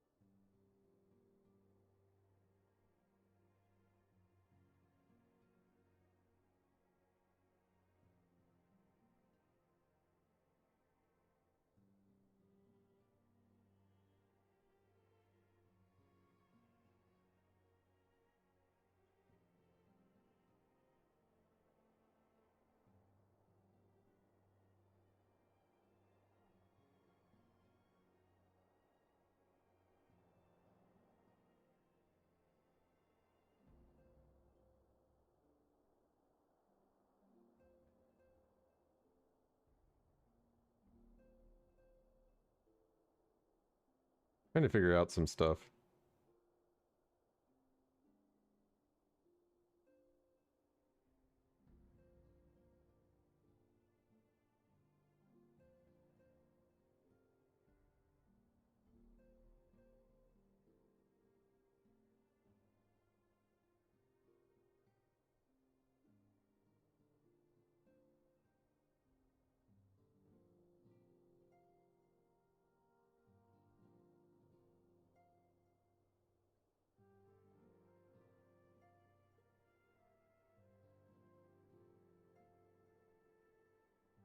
Um,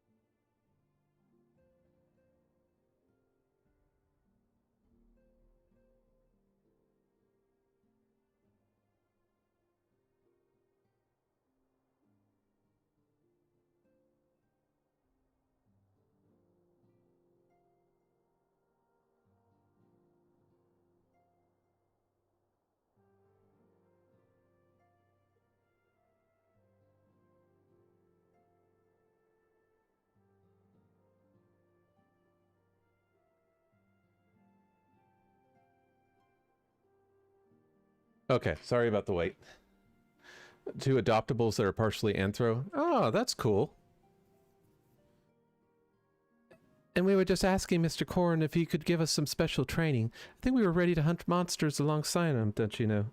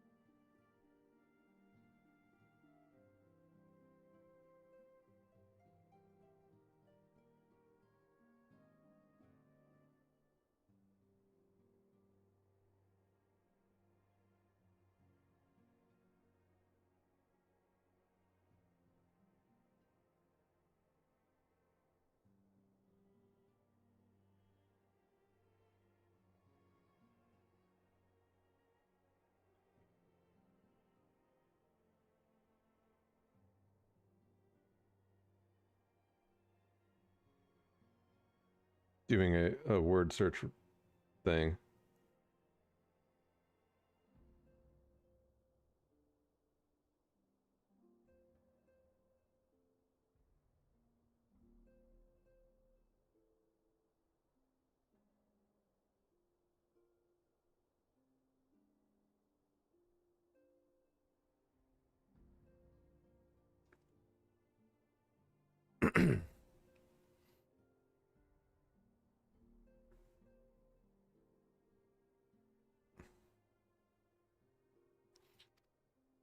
Okay.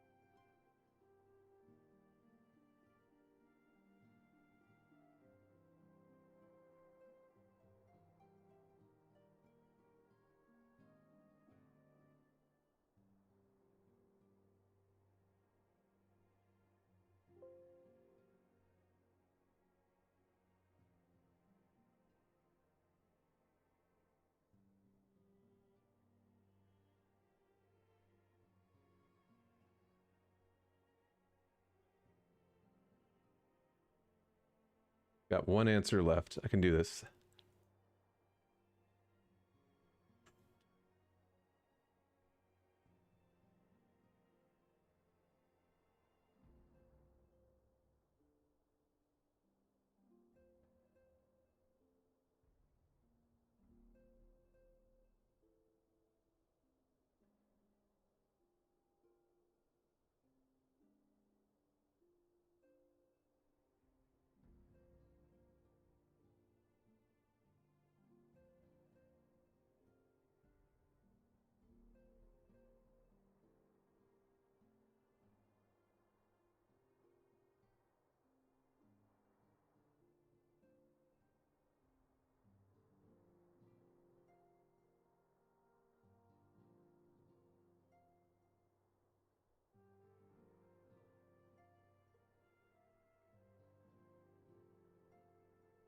Excellent. All right. Hey, McMoofles. Sorry. Working on something. I hope you're doing well as well.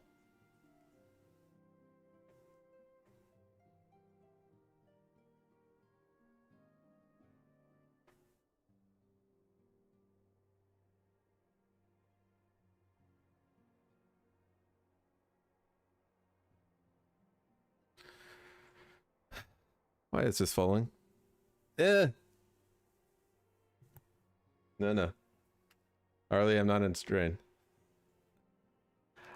I have a counter proposal. What if we were to cross swords with Korn? A demonstration of skill of arms, if you will.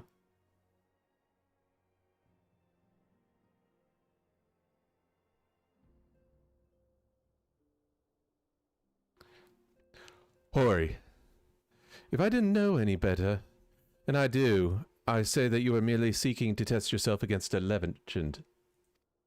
Oh, I'm sorry. Why were you in the hospital? Surgery? Hopefully not COVID. Well, mayhaps I am, but what matters the motive when the children stand to learn so much from the lesson? What say you, Korn?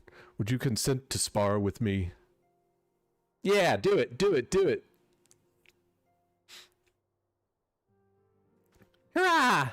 We're gonna have a tournament. Come on, everyone. We must prepare our gear for an outing.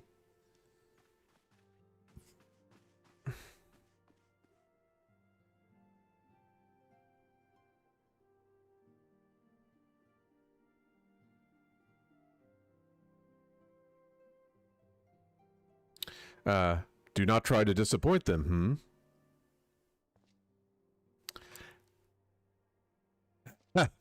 Have faith, Coltonet. I shall summon every last ounce of my strength to make this a worthy contest.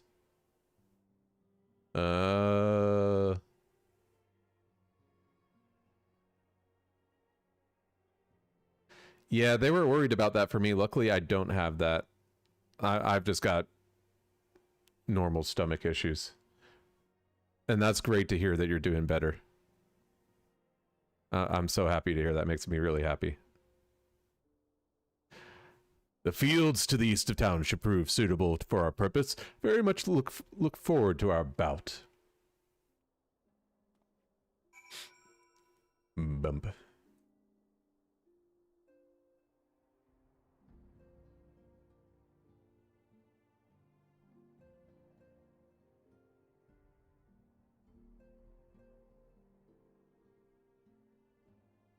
Okay. Let's go kick his ass.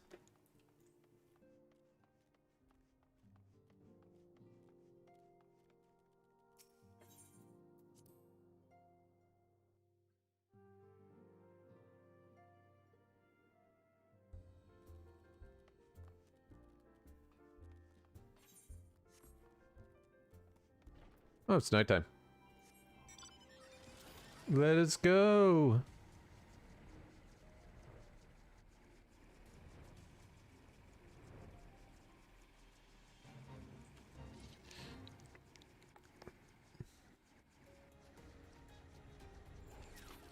Yeah, let's kick his ass.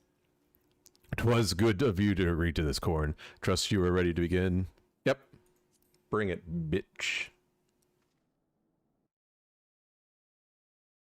Alright. Good to talk to you. You have a good rest of your day, too.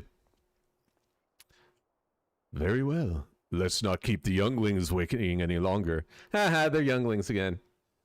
Ahem. Hori, are you certain that you wish to fight him alone? That is Corn you face. What better way to test my mettle? Pray allow me an attempt the first round unaided. After that, 'twas this hero legend that led me to join the Scions to begin with. Without Corn to inspire my efforts, would not be half the warrior I am today. Who was he again?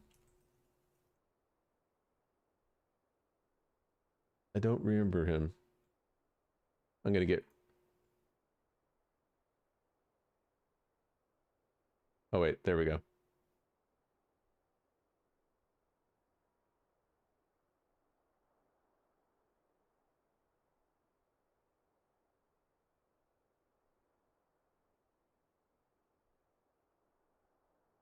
Oh. Your point is well made, but remember... Yeah, this is for the children's sake as well as your own. Should it appear the contest will end too swiftly, I shall add my spells to your blade work. Alright, we know exactly what's going to happen.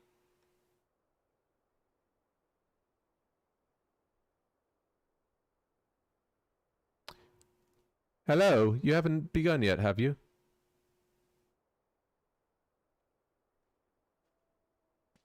Ida! What? Who are all these people? Hi, Hori.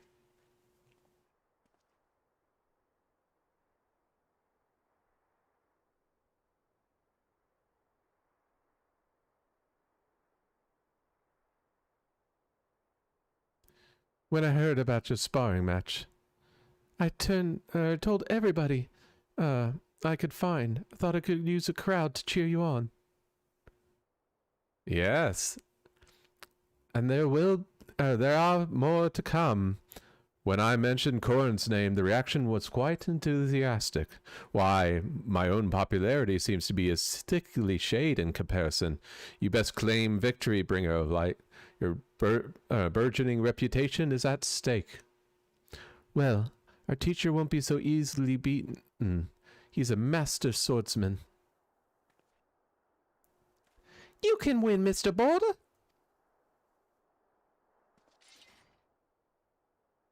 We shall soon see. On your guard.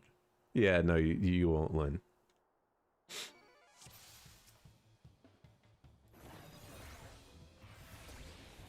This ain't gonna go well for you, just to let you know.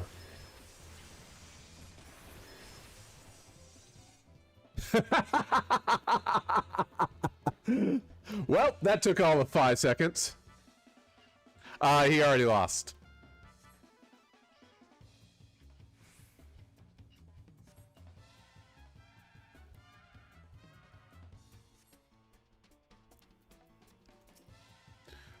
All right.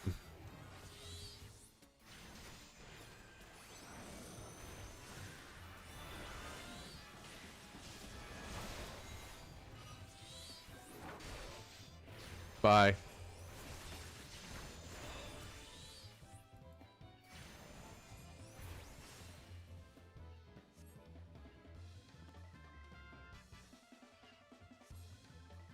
Can I teabag him?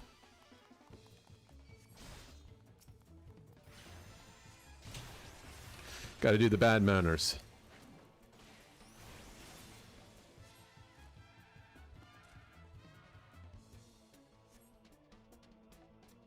Not a freaking chance.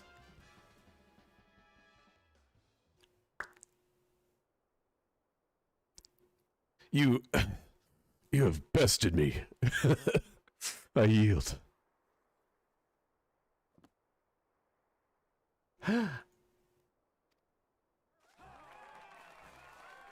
That was incredible! He beat them both at the same time!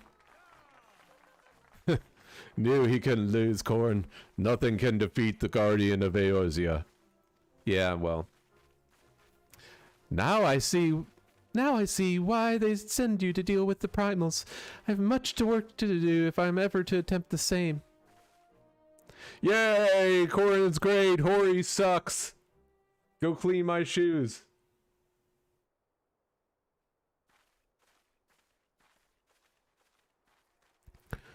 Good.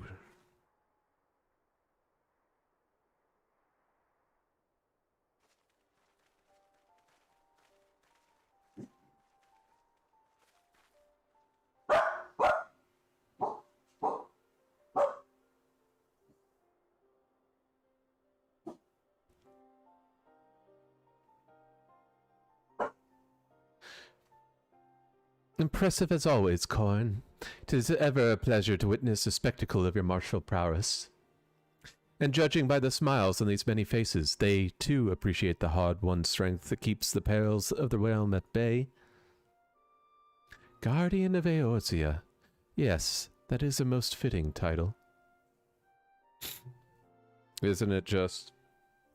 Do you recall when we first met? It was at the memorial service in the Battle of the Carteneau. See, it won't stay up right now. I bet it's because of my thing. At the time, I was yet attempting to understand this land of Eorzea. I sought to grasp the reason why grandfather willingly sacrificed himself to protect it. I shall speak plainly. My initial impressions were less than favorable. Dire problems abounded, and yet the effort I saw expended towards their solution was haphazard and half-hearted. I thought Eorzeans a foolish and childish people. Consider the shambles their home was in. I would not have been surprised if some had chosen to swear allegiance to Gaius and the order he proposed to enforce. Legata's single-minded military invasion precluded any such switching of loyalties. Hey, you. Of course. Were it not for a desire to continue grandfather's legacy, I would have abandoned this realm to its fate long ago. The threats were too many, the nation too self-involved and unstable.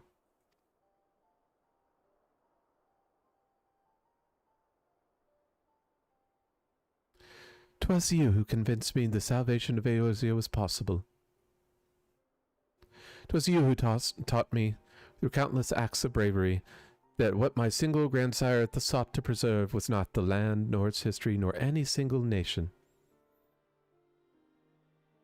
It was the people, these wonderful, oft infuriating, stubborn people that suffered blow after blow only to drag themselves back to their feet and face another day.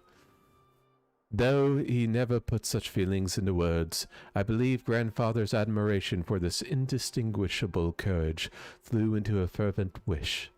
A wish to aid in Eorzea and its inhabitants in charting a course for the future. A wish that now has become my own.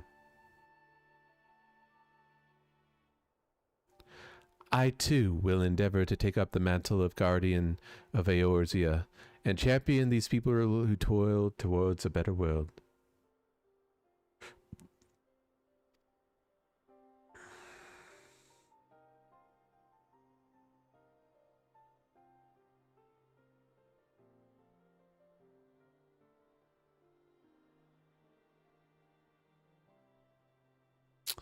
Our cause, however, is not a simple one. The troubles that plague us are of a scale that cannot be solved by the scions of the Seventh Dawn alone. No, what is needed to tackle the root of the primal threat and effectively counter the schemes of the Ascians is a new, expandable organization that operates beyond the limitations of nations and borders. If you would aid me in building such an organization, then pray let us continue this discussion back within the walls of the Rising Stone. Yay!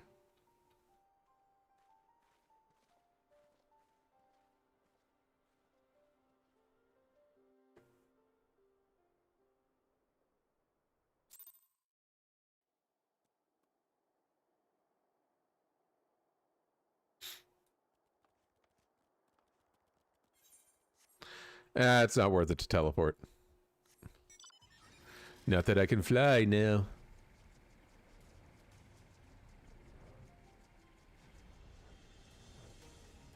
Open the doors.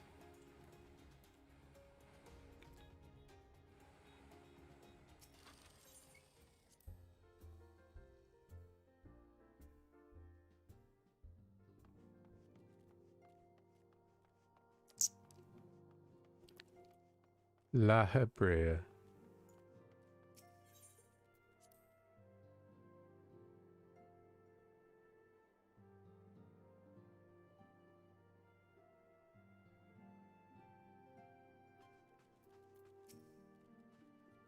Thank you for coming, Corn. The world shifts and alters, and we, my friend, must be ever one step ahead of the chaos.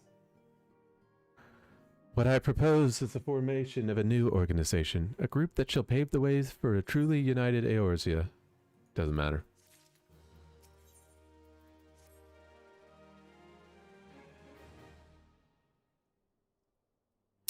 Pray forgive me if I tread over old ground, but I would first speak to the grand plan. Since the advent of the 7th Astral Era, the leaders of the three nations have begun deliberating over the accord that seeks to bring the disparate forces of Eorzea together into a single entity. A realm-wide grand company, if you will. The military might of such an institution would be drawn from every corner of the land, and directed against threats that no single nation could hope to overcome alone. Beginning up in a little bit, by the way. Yet, while the purpose of this hypothetical organization is undisputed, the logistics of its formation have become the source of endless debate. And the longer these discussions continue, the more I sense the impetus towards unification draining away. Thus I have been campaigning for the creation of what might be considered a trial company. It will be on a much smaller scale than what we hope to eventually achieve, but capable of the same manner of unrestricted operation according to the scions. 'Tis my hope that the successful utilization of such a force will lend momentum to the lagging deliberations. Also, being a primarily military outfit, I mean to assuage fears of its misuse by placing the fledgling organization under the authority of the Ascendant. The Scions work tirelessly to protect Eorzea and its people. But as you have witnessed with the refugee revolt, there are limitations to what even we can achieve. You know, you're kind of in the way, right? With this new company under the Scion's command, however, we will be capable of responding to a wider range of difficulties without straining our resources from overtaxing your formidable talents. The goal of my proposed organization and those of the Scions are ultimately identical, a point conceded by all concerned. But before I can move forward with establishing this precursor to the true, To the true Board of Spanning Grand Company, 'tis yet necessary that I visit 3 leaders and gain their official approval. A tiresome and time-consuming task, which is why I would ask that you accompany me on the journey and attend to the business of recruiting our inaugural members while I am otherwise engaged with bureaucratic formalities. Ugh. I don't wanna.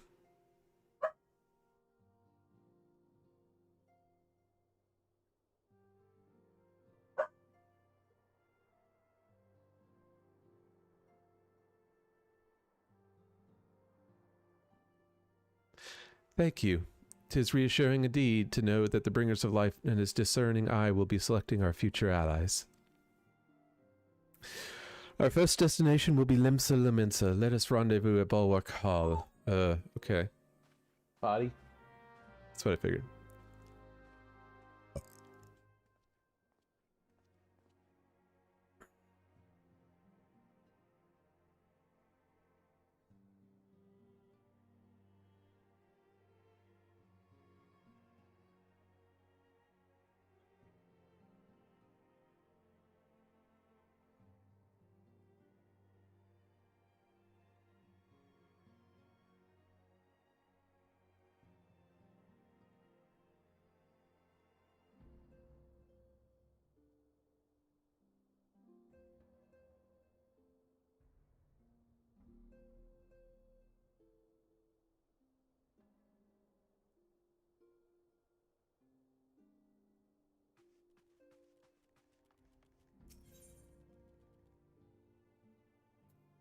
Why don't I just teleport?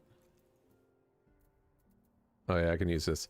Alright, I'll be right back. I think my doggy needs to go potty.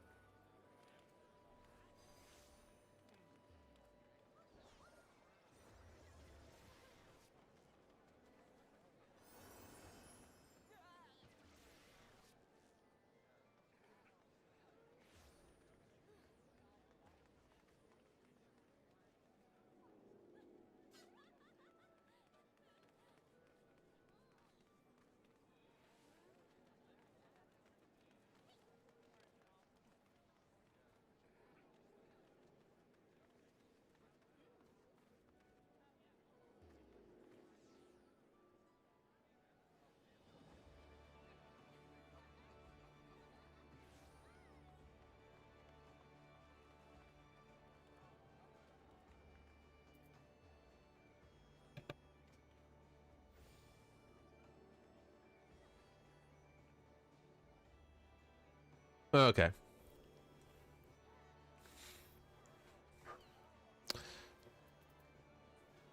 Where are we going? Bulwark Hall.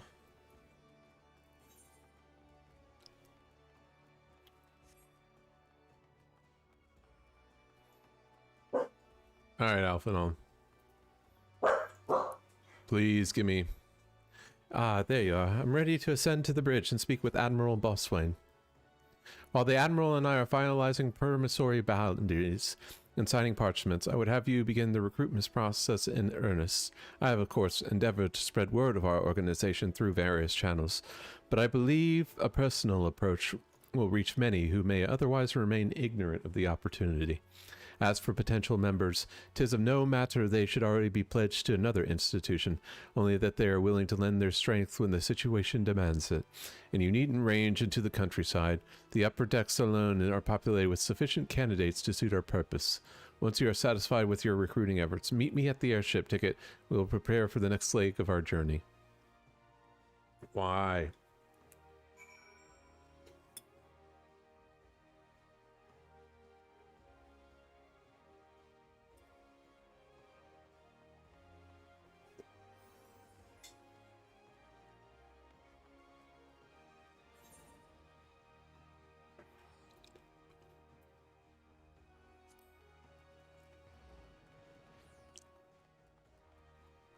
So many.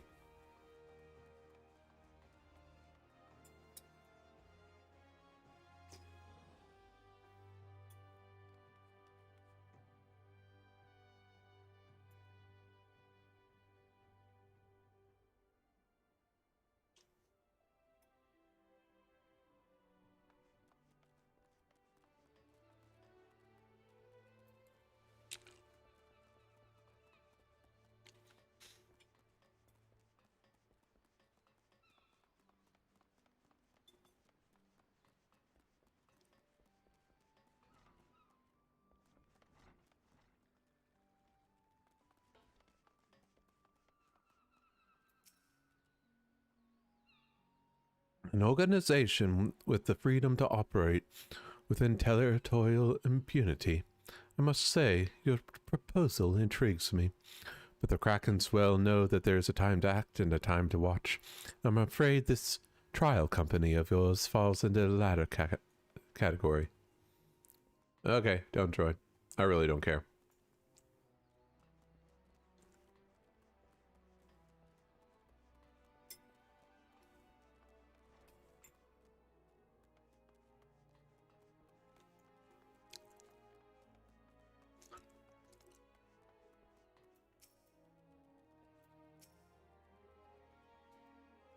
Master Alphinal's new organization. Yes, I heard the formation of this trial company was in the offing. 'Tis with regret, however, that I must decline your invitation. As commander of the Yellow Jackets, the protection of Limsa Lominsa must needs receive my full attention. No shit.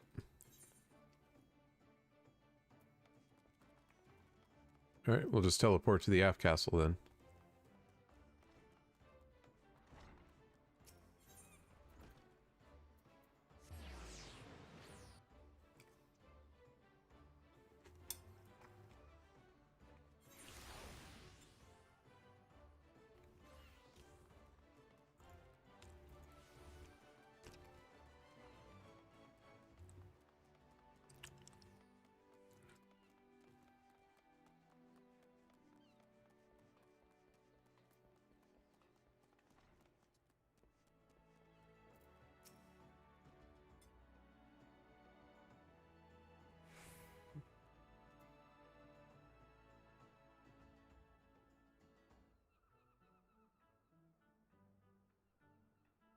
Eh? Who the bloody hells do you think you're talking to, Drylander? I'm a pirate, not some sodden knight in a shining plate. If you're looking for a self-righteous fop, try knocking on that Danny Cavillion's door.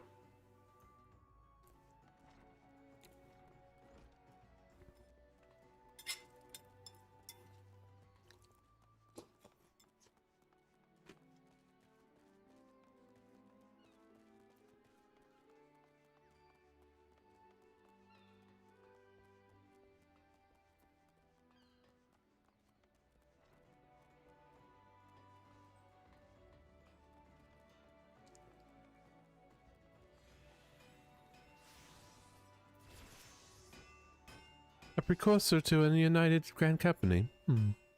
While I do admire the scope of your ambition, my responsibilities here in Alec Vermelli's keep me close to Forge. I have not the time to trapezing hither and yon to the realm. Should you require my skills as an armor, however, I might be willing to accept. Oops, lost that. Accept some special commissions.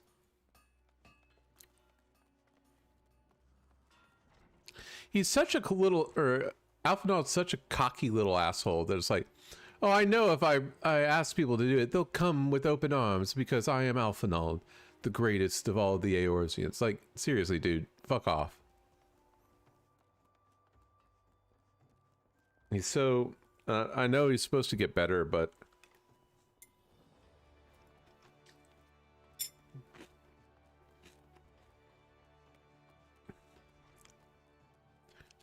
he acts like such a know-it-all and that his plans are the most intelligent thing ever. Like, dude... you know you're not the smartest man in the world, right? Even if you were, fuck off.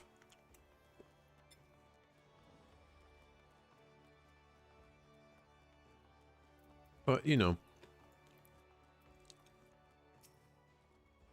Well, if it ain't corn, I'll not forget adventurer brave enough or daft enough to see the shortcut into Titan's bedchamber. Remember old Real, don't you? Formerly the Company of Heroes?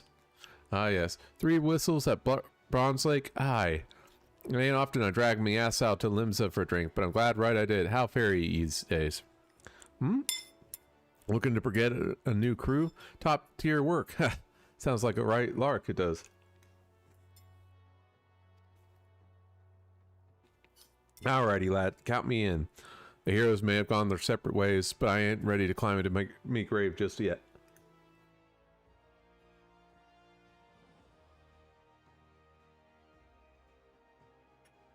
Okay. Yay, we got one.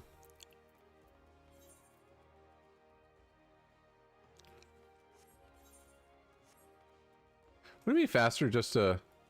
No. Because we can go from the castle to the airship landing.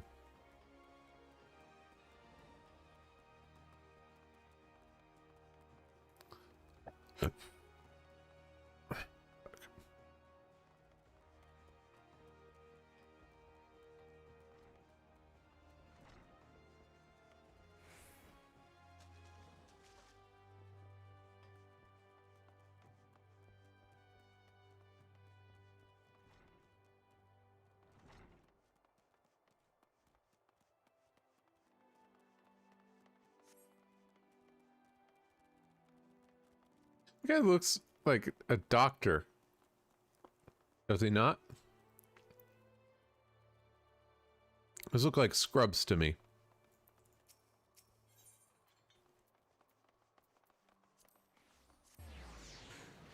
In my opinion. Hey, you. Corin, your recruiting went well, I trust. I'm curious as to how my proposal was received by the rough and ready folk of Limsa Lominsa. Ah, a member of the legendary Company of Heroes indicated his interest. Astonishing. I knew enlisting your aid was the right choice. Few could boast the acquaintance of such an elusive character. I, too, was successful in my task. The Admiral consented to sign all the documents requiring her approval. I can only hope that my visit with the Elder Seedseer proceeds as smoothly. Pray continue on Gridania at your own pace. I shall await your arrival at Nosfitz's altar.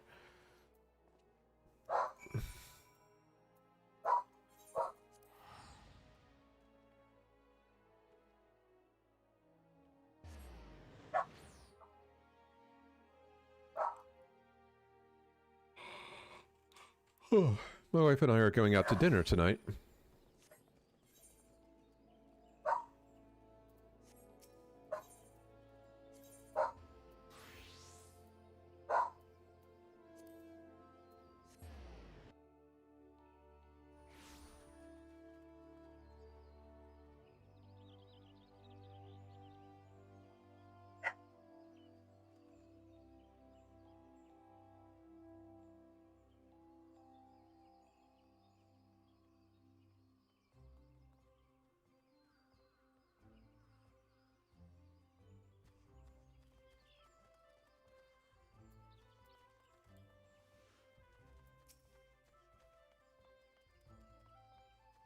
My audience with this elder seer is due to commence momentarily.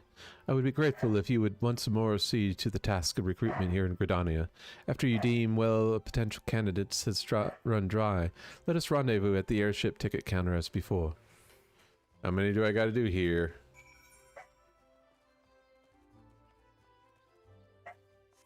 Empathy.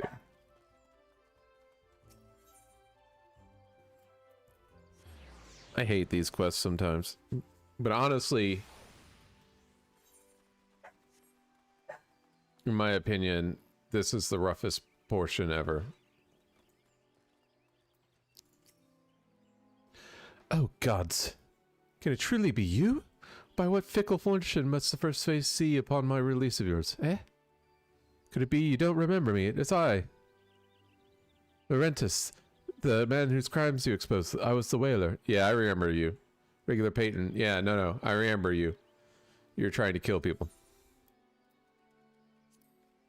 Well, of course you do. I was beginning to wonder if Gal had changed me more than I realized. Not that I have any particular wish to be recognized after my shameful conduct. The less said of my past, the better, I suppose.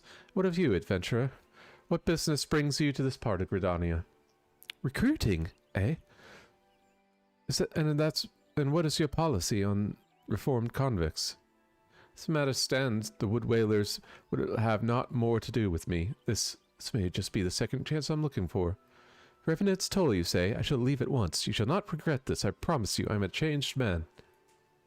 Okay. Just know that we kind of took down the Garlean Empire over here, and so you better fucking not try to betray us. Because the Garleans won't help you anymore.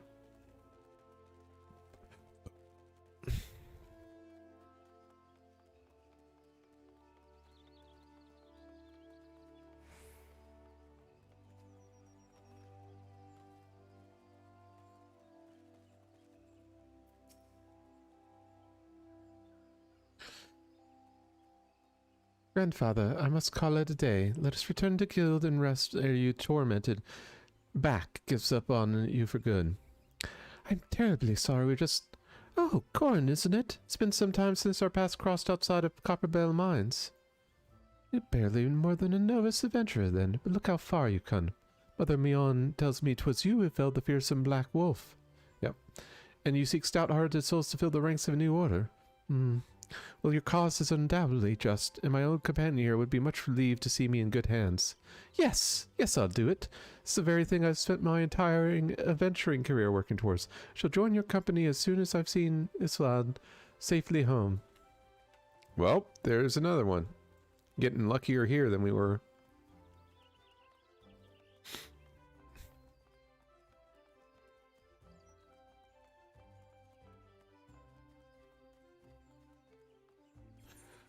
La da da da.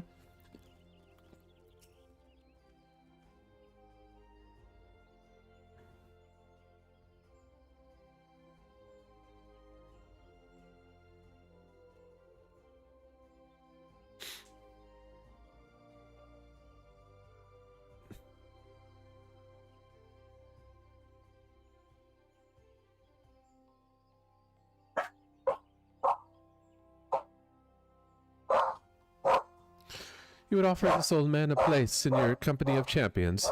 I'm both puzzled and honored by your invitation. Isn't this a guy that, like, was like the butler of Hawk Manor that basically fed people to their deaths? Pray forgive me, young master, but I cannot accept. I have sworn to abide here for whatever scant years remain to me, and bear responsibility for the evils my Yep, see, that was him. lady wrought upon this land. Trust me, I remember.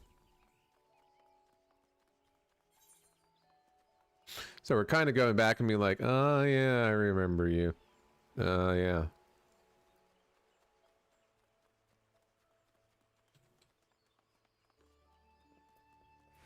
Oh no, you. Tis not often a guild officer such as myself gets recruited. This company of yours certainly sounds to have promise, but its duties appear to be less than focused. I must refuse your invitation until such time as your organization is more organized. Not a problem.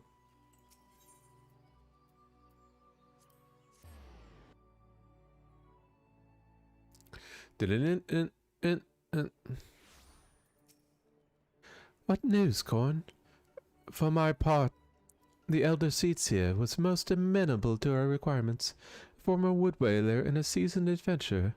Our company will not lack for variety, that much is certain. An interesting harvest indeed. Shall we strike into Ul'dah while the iron is hot? Let us meet at the Royal Promenade and endeavor to conclude our remaining business. Our journey draws to a close.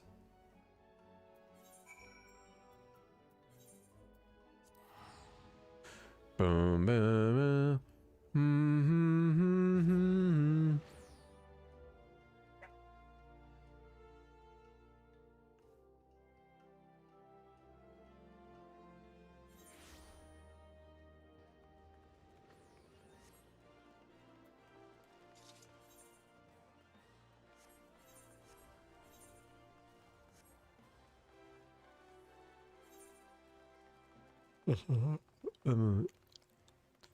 Wait, why am I running? Ah, screw it.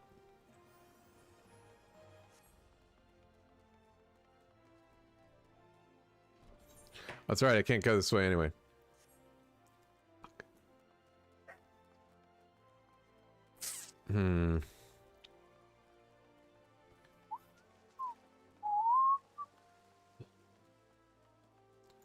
We'll find the way.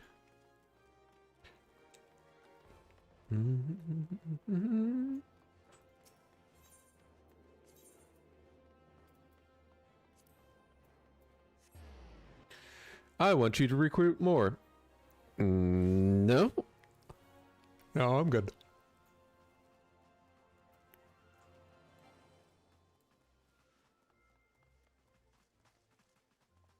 Come, puppers. Oh, there you are. Ul'dah, the gilded city, where one's fortune defines one's worth. I hope some manner of fortune is with us, and that this final leg proves as successful as the previous two. Might I suggest descending to the lower level before beginning our recruitment efforts? Do not think the Sultana will take kindly to us poaching from her personal guard. Let us meet back here at the promenade when our respective tasks are complete. Good hunting, Corn.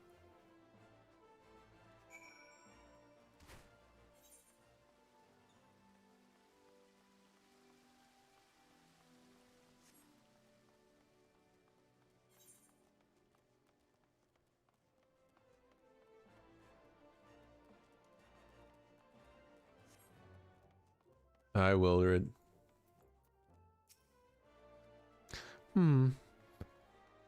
Wait, you're the man who came to Little Alamigo searching for that masked devil.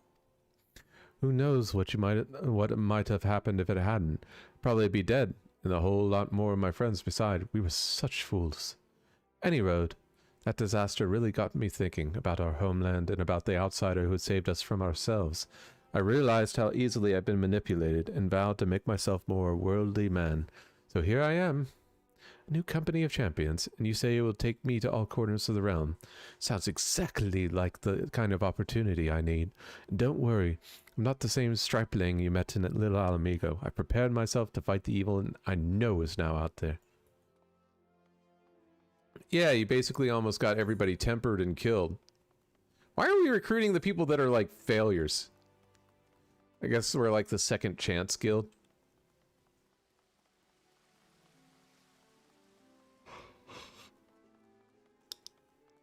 It's the only thing I can think of.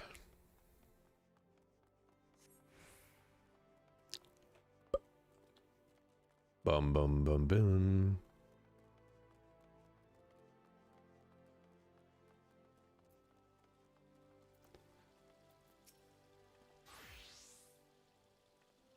Oh, what a happy coincidence. Do you remember me, perchance? I am Orson of the Church of St. Adama La Lama. Thank you again for your timely rescue. I must also thank you for preventing that fraudulent priest from preying on dry bones less fortunate. A most upsetting business. Are you here with your companion Thancred, was it? Ah, 'tis new companions you seek then. Your proposed organization sounds a powerful force for good, but my place is at the church with the children. Nevertheless, I wish you well in this undertaking. Yeah, no problem. I want to recruit that chick that got her boyfriend or husband, whatever he was, his head cut off. I'm sorry. You wish to recruit me? Is some sort of manner of propositioning a lady? I'm afraid you're wasting your time. This lady is already spoken for. Good day to you, sir. Yeah, I think she was too dumb for the guild.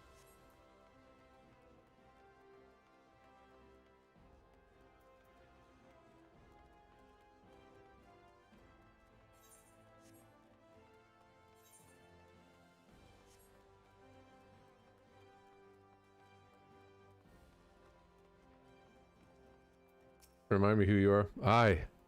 You'd be surprised what rumors drift down to Pearl Lane. I know this glorious new company of yours.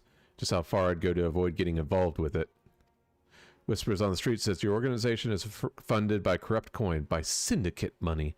If you think you're recruiting for a just cause, then you're a bigger fool than I took you for. Alphanald? The fuck is he talking about? Why a merchant? Company that looks to cure the ills of the entire realm. Listen, friend, I can scarce bear the complaints of the next stall over, let alone the conundrums of a neighboring nation. Yeah, I agree.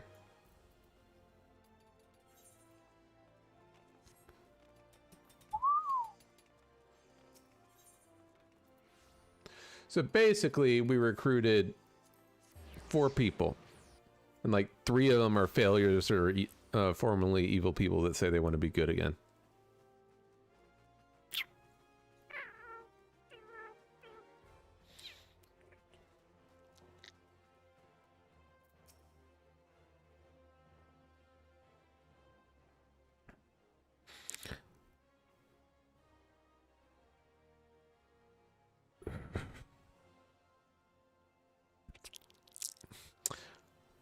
How fare you, Corden? What hidden gems did the streets of Ul'dah offer up for your unrelenting gaze? Found one. A single Almegan youth. Well, you've certainly given us an admirable start, even if our ranks are somewhat thin. In these troubled years following the calamity, talk of Eorzea's salvation must seem akin to grasping at clouds. But there are those who risen to the challenge nonetheless, and the hope that inspires these people was born in no small part from the victories you've won yourself. Thank you, Korn. I will not squander the precious gifts you have placed into my keeping. These recruits will become the foundation of a new beginning. Ah yes, we are free to begin. We know about surmise. The Sultana also graced my trial company with her blessings. First wave of recruitment is over. The documents signed and the finances secure. It is not to prevent me from taking the next step. Which is... Are you concerned by the syndicate's involvement? As was I. Thus was the origin of every coin of the contribution carefully scrutinized and recorded. This organization will not be built upon corruption. Naturally, I prefer not to rely on outside sources at all, but even my family's substantial coffers will not sustain a venture of this magnitude.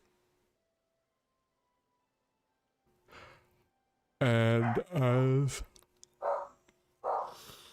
with the rumors and doubts surrounding this enterprise, well, such things shall plague us until the company has a chance to prove its worth. It will not be an easy process, but we will earn the people's trust one success at a time. Speaking of time, we should waste no more of it. Let us return to the Rising Stones and lay the first stone for a united Eorzea. Okay.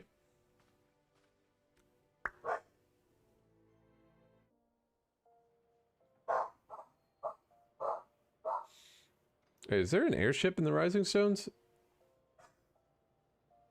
I do not know this.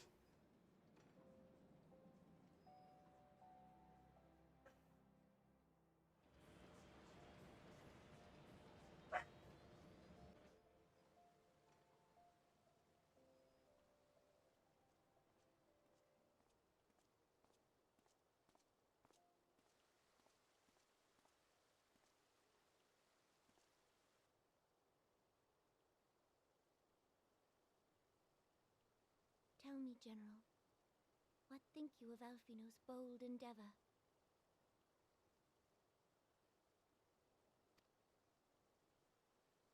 I think it is more than bold, Your Grace. His organization would pave the way for a united Eorzea.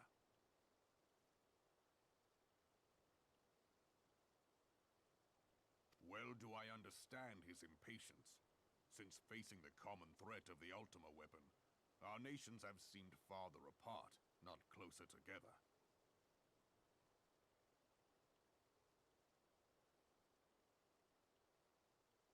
Considering the many problems we face, should we not be glad that someone else is taking the initiative?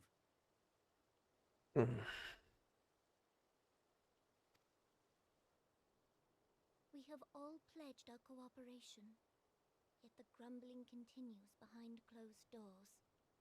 Ul'dah is not alone in her duplicity.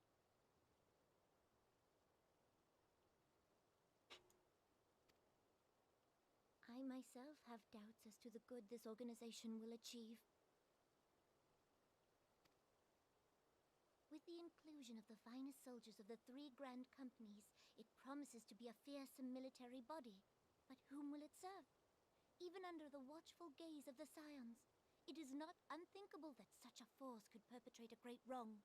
Does it not concern you that a significant proportion of its financial backing came from the coffers of the Syndicate? That those unprincipled worms might forge this extraordinary gathering of warriors into a private army?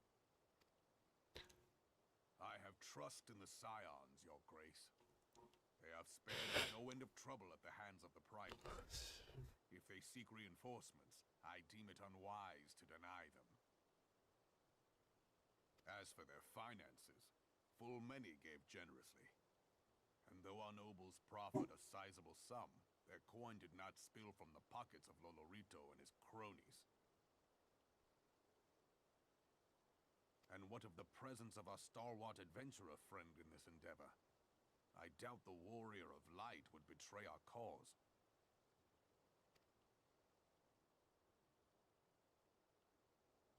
Yes, there is that, I suppose. Yet I have known people to change. Whether we will or no, the events of the age hurl us this way and that, like a dust devil skipping across the sands. Once I turn in this quest, I'm gonna go. I'll be 30 seconds, so I'm gonna go grab a drink. I have explored all avenues available to us, Your Grace. But as Ul'dah law now stands, we lack the evidence to convict him of any crime. To arrest him on spurious grounds would only play into his hands.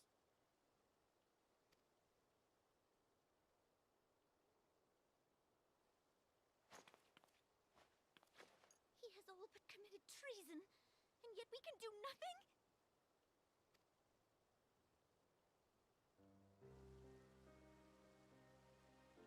Then what good our government? What worth the royal house?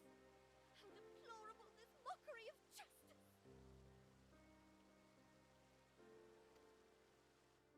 It's okay. They'll kill you.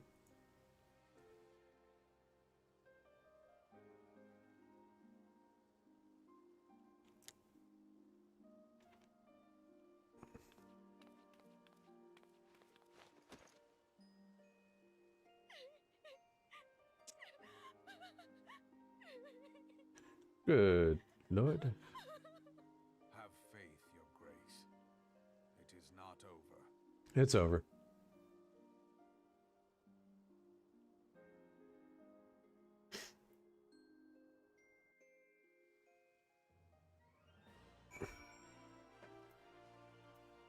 Jesus Christ.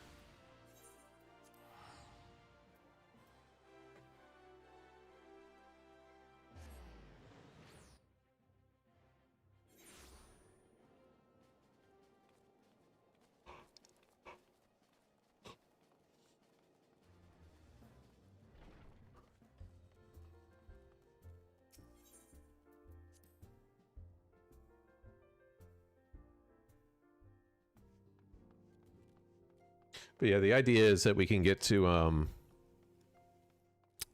Heaven's Word by the end of this weekend. I have a 4-day weekend. I may, depending on where we're at, I may stream Monday. Because I have to work Friday, so I won't be streaming next Friday.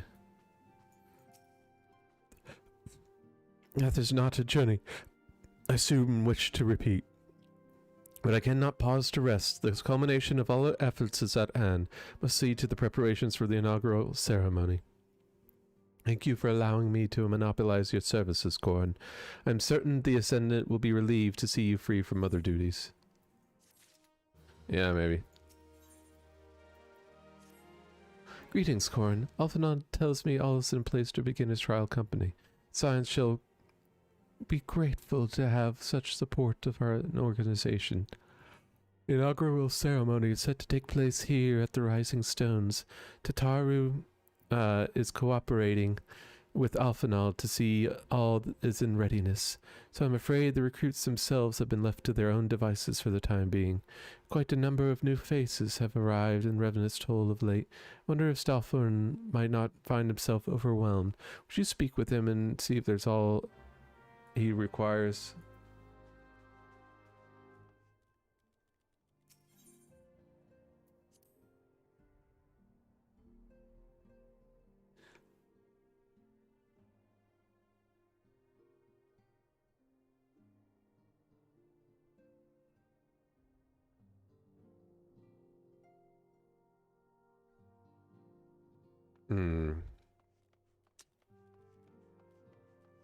Where am I going?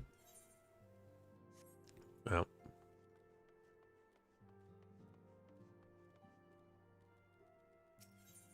Heretical. Heretical? Maybe that's how you pronounce it.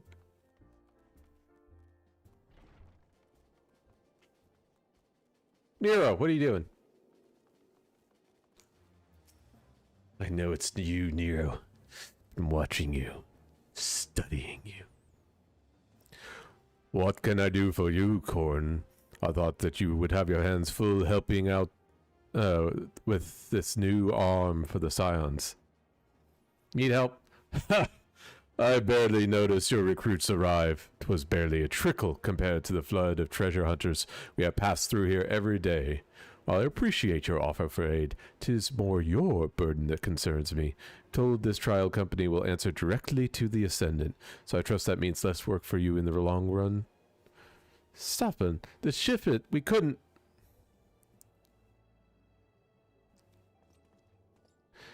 God's woman, what befell?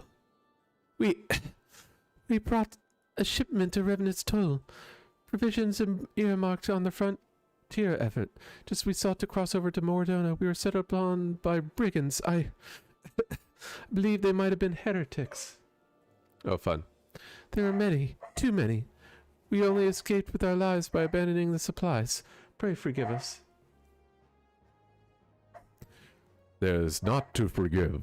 Provisions can be replaced, but smart soldiers are hard to find. Take your rest, and I'll have someone along to tend to those wounds.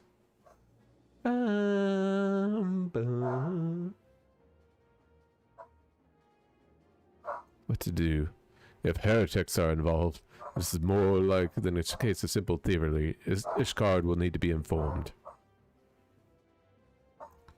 Whence did these supplies originate? Asked for attempts. We collected the provisions from Camp Dragonhead proper. Understood. I shall see that they are apprised of this development. Corn, were you not on good terms with the Knights of House Fortemps? Yes. I will be sending them a missive immediately, of course, but I also have you travel there to offer your considerable talents. Yes. I realize I contradict my earlier hopes to lighten your load, but I need someone that can help bring us this incident to a satisfactory conclusion. Our favorable relations with Ishgard are far too important to risk measures. You got it, man. Thanks for your understanding. I'm certain Lord Hartenfont will be glad of your assistance. Will he?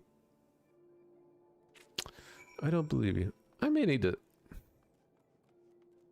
I want to go for another 2 hours, but I may not be able to. Falling asleep.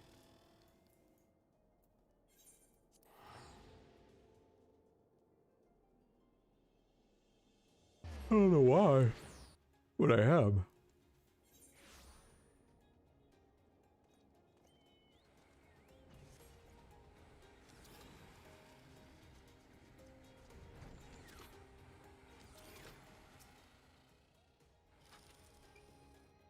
Well, well, if it isn't my fine friend Corn Thelen. Would you like to care for a plate of roast caracol?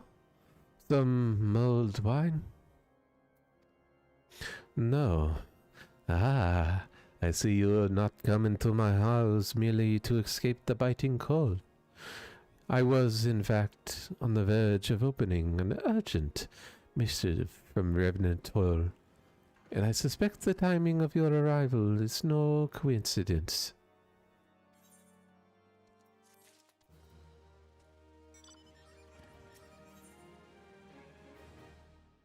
Interesting.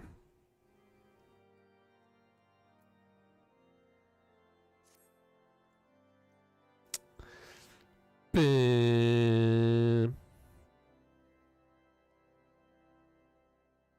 incident with the new frontier hands? No, you need not elaborate. I have been following their progress with no small amount of interest. With no small amount of interest. Brave men and women all. They do our nation a great service. The existence of a fortified outpost in Mordona will do much to dissuade the Empire from trespassing on Kurthus soil. Yep. Right glad am I that you have chosen to lend your support to this endeavor. Never let it be said that House Forton does not acknowledge the efforts of her allies. Oh, Forton. Interesting. 'Twas in the spirit of gratitude that I arranged for sundry supplies to be delivered to Revenant's Tomb.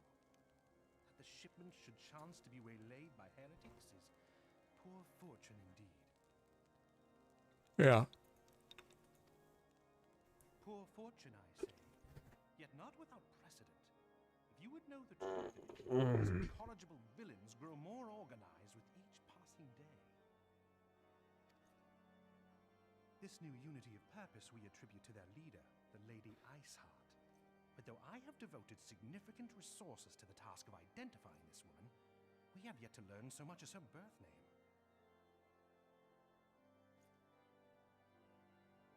What we do know is that the heretics speak of Iceheart in reverent tones, and would gladly embrace death rather than betray her.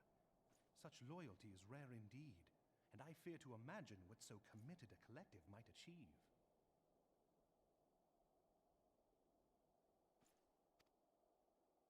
The brigands have not yet been so brazen as to risk direct confrontation here in Dragonhead. Some few of their number have, however, been sighted not far to the west of here, and with ever-increasing regularity. A visit to Whitebrim Front may bring you the answers you seek. Will you brave the snows, knowing what implacable foes may lie in wait? Halone's blessings be upon you! Though I take no pride in the admission, many of mine own countrymen are not so well suited as you adventurers to dealing with such foes. Were they dragons, it might be otherwise.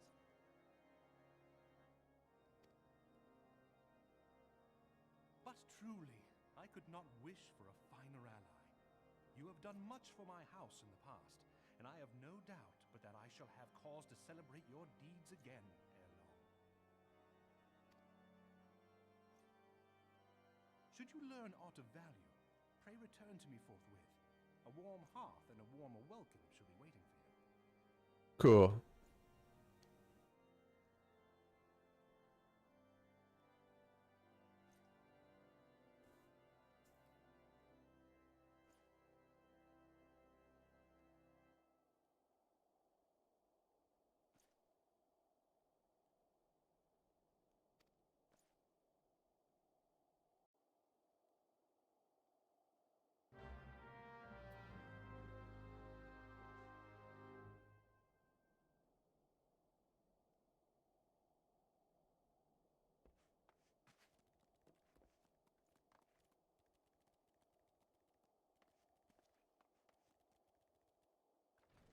Where are we going?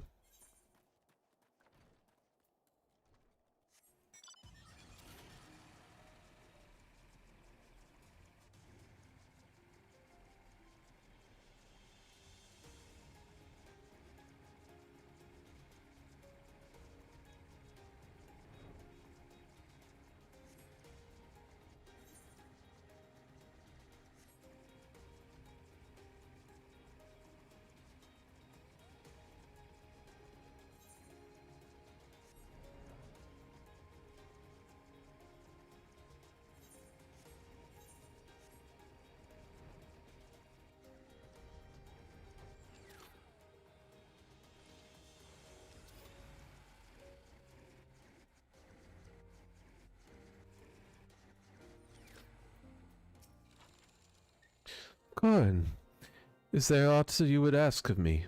Pray speak plainly. I'm a man of action that needs no honey words.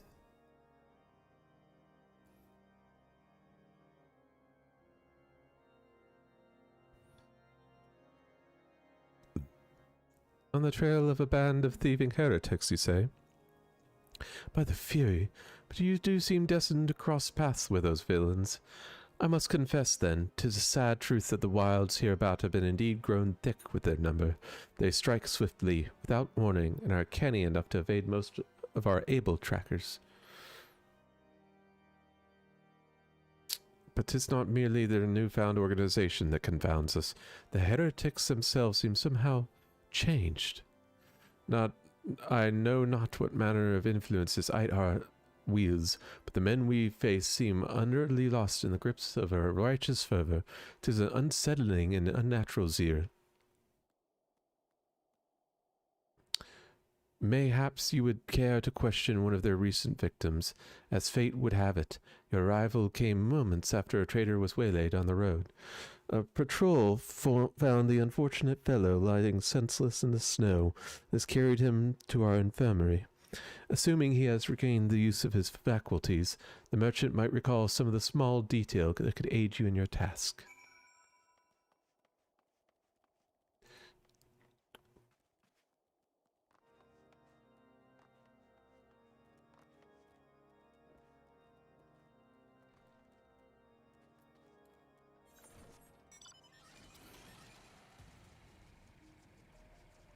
They said he was injured, so he's probably up.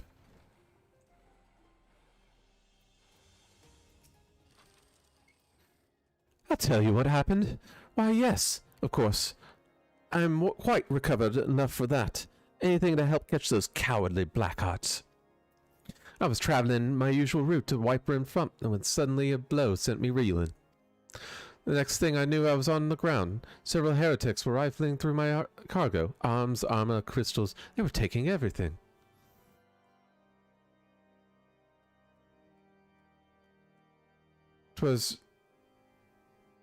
Then one of them noticed my bleary gaze and stalked me to better acquaint myself with his mace. Before darkness claimed me, however, I heard the distinct words, "Return to Snowcloak."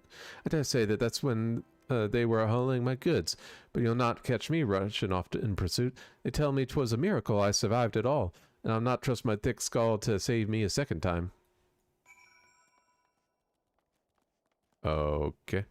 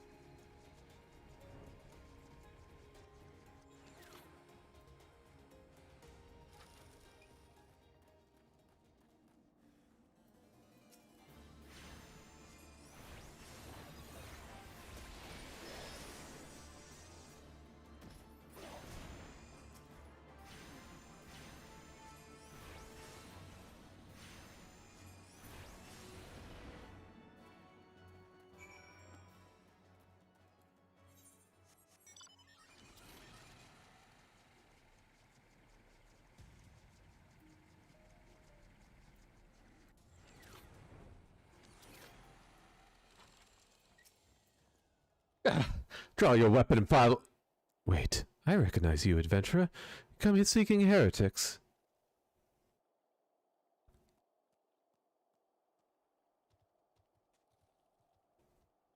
Then we share a common purpose. We were on patrol when we chanced to cross one of their raiding parties, and pursued them there. By rights, we shouldn't have had them cornered in this ravine, and yet they are gone. Vanished like icy wraiths.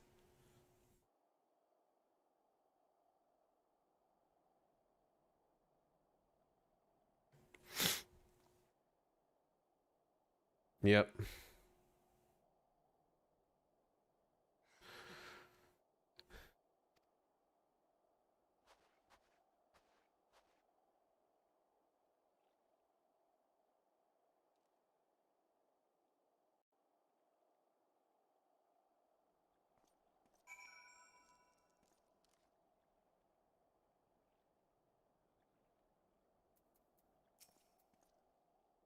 You glimpsed a woman on top of the cliff. Could be Iceheart herself, come to sneer at our folly. And where did she disappear? The heretics must have discovered a passage through the frozen wall, some hidden tunnel that escaped our notice. We did not amend to risk further investigation. It would be different were we to return to White Brim Front and lay our suspicions before... It would be best, sorry, before Lord Drillmont. Okay.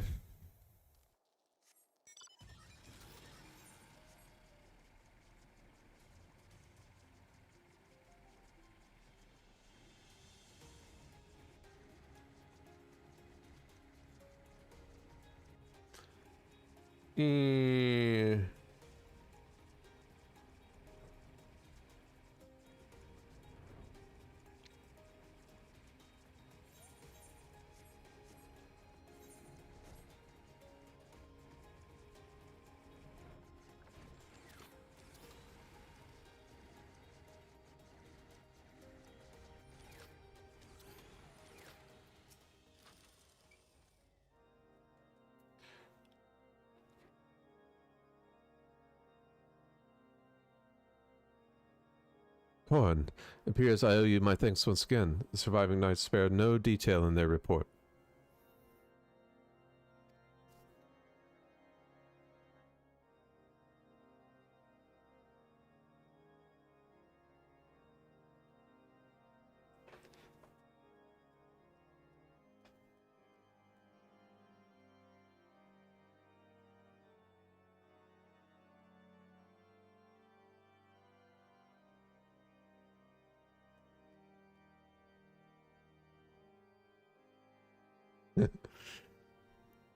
The men you found out near Snowcloak were some of my finest, that they would be bested so handily. I fear I have woefully underestimated the threat these heretics pose. While I understand you might balk at the notion, I must ask you to put aside your mission and consider the stolen provisions lost to us for now. It would be an ill advised to blunder unprepared into what may well be the very lair of our enemy.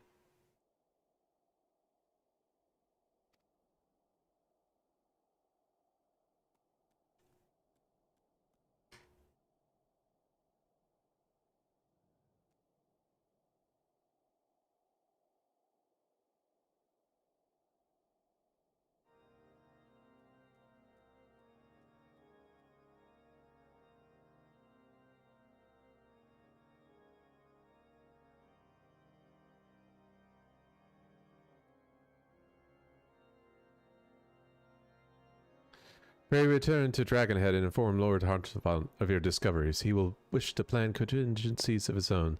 As for Iceheart and her fanatics, the freezing heights of Snowcloak will not shield them from our justice for long. Oh my god.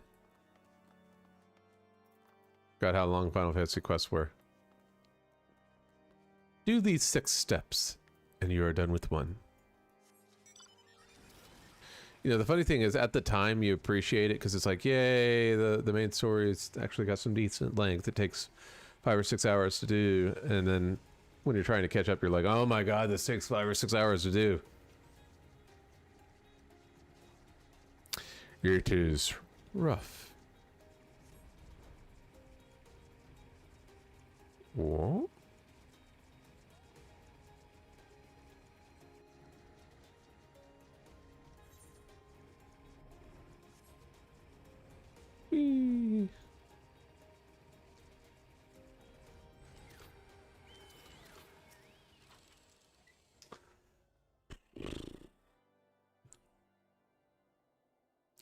Bam. Your return is most timely.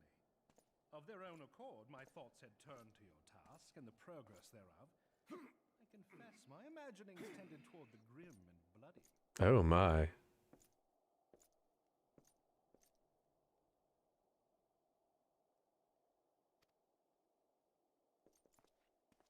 But you are here now, and I suspect such frivolous wonderings do little justice to the reality of your travails.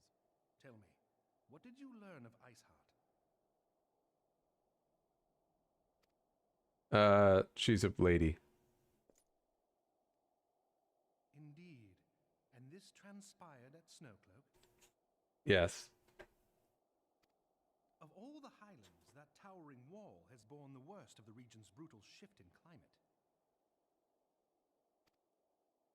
So inhospitable has Snowcloak become that we have still to survey the area in its entirety. Could its frozen heights conceal the heretics' hideaway? Mayhap a more robust reconnaissance effort is in order.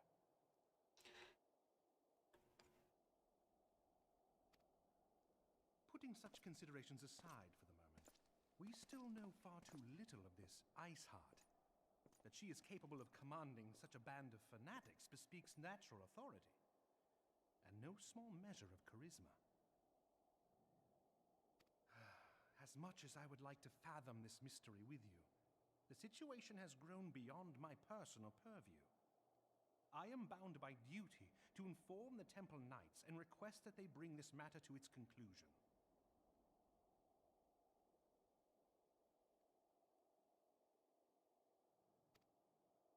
Giving the glowing reports the new commander has garnered thus far, I am certain that they can be relied upon to take appropriate action.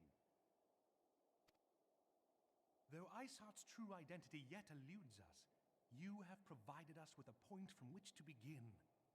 Sometimes it takes but a single stone to prompt an avalanche. On the matter of the stolen provisions, I have already made arrangements for a second shipment to be sent to Revenant's Toll. I could not well allow such an honorable venture to be undermined by one miserable setback.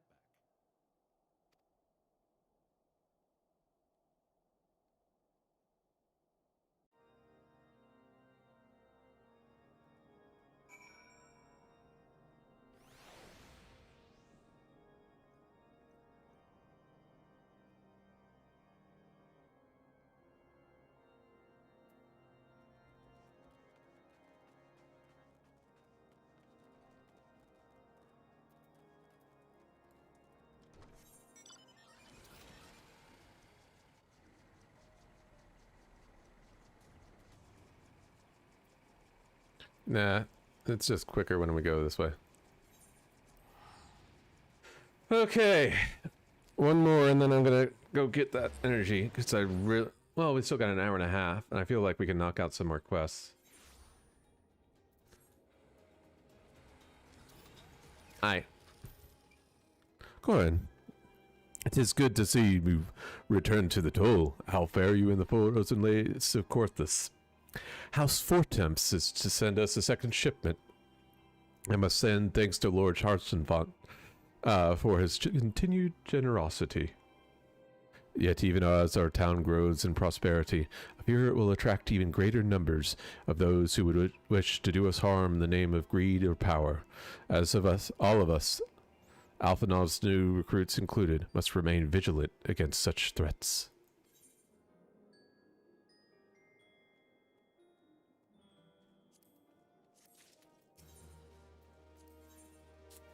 There it is. Bum, bum, bum, bum.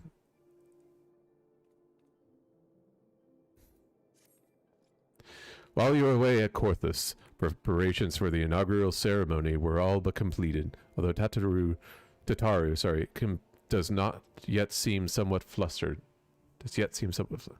I've taken enough of your time. Why don't you head to the Rising Stones and see if your frantic receptionist could do with a hand? Yeah, probably.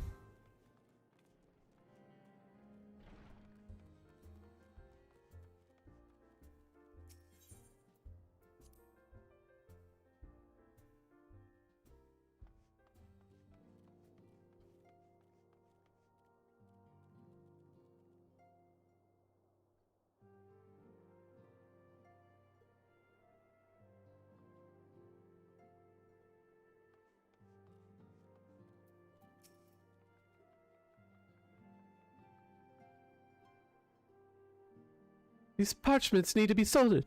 And these documents, why are they even here? Oh, I'm sorely tempted to file the lot within my waste paper basket. Ah, Corin, you started me. Well, you wish to lend a hand. Splendid. Would you be a dear and hand these uniforms to the new recruits? They're scattered about, you motherfucker, Revenant's Toll, and I haven't the time to track them all down. The recruits know how to don their garb immediately, or know to don their garb immediately, and assemble here in the Rising Stones. You'll want to report directly back to Alphinaud if you don't wish to miss the ceremony. I wonder if the Scions will ever have matching uniforms. A well-funded organization is a well-dressed organization, I suppose. Woo.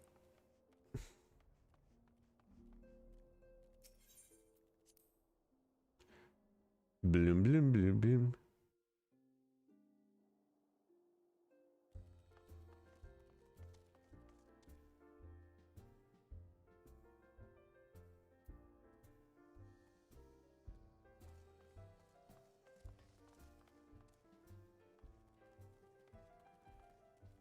You?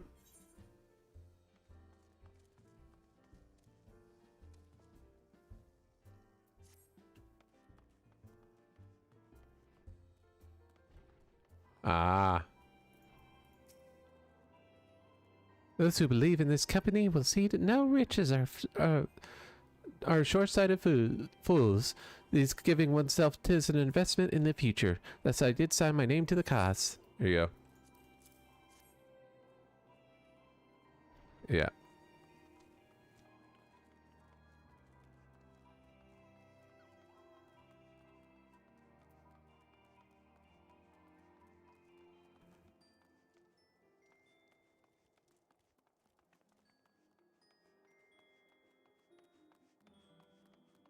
Hi, Laurentis.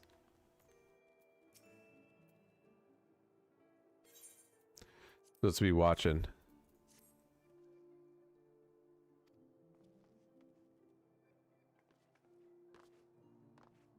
Why am I not moving?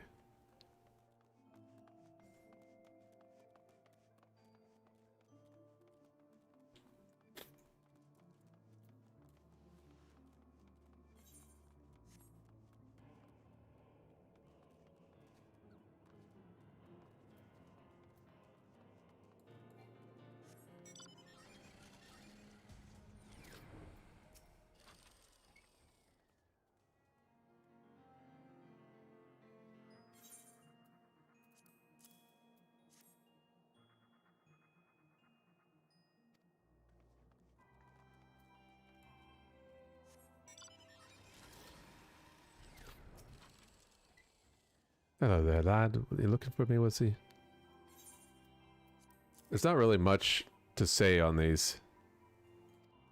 Just be like, hey, how's it going? Oh, thank you for the uniform. Hey, how's it going? Here you go. Thank you for the uniform.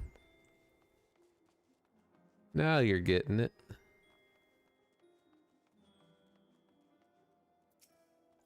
Hey, how's it going? Here you go.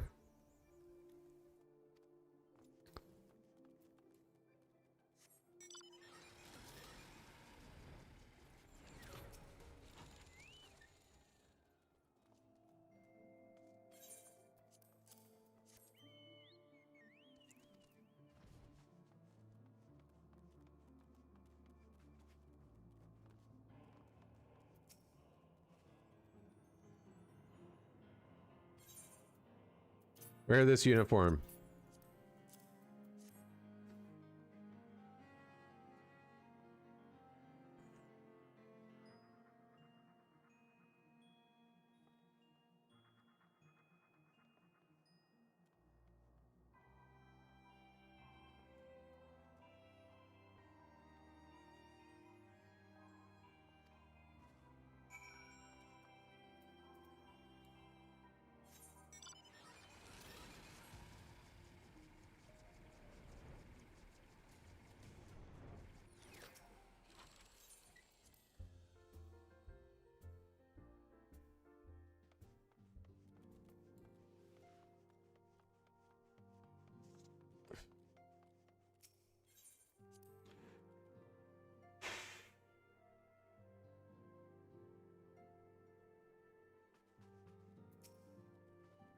Yes.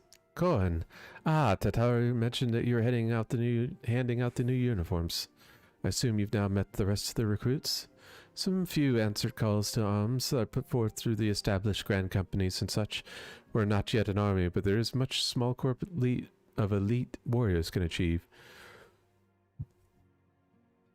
Did I mention I thought a name for the company? 'Tis my hope that it would soon be known across the breast of Eorzea. The moment of truth dawns near, Corn. Once the last of the recruits have gathered, I shall make the official announcement. Okay, let's get it over.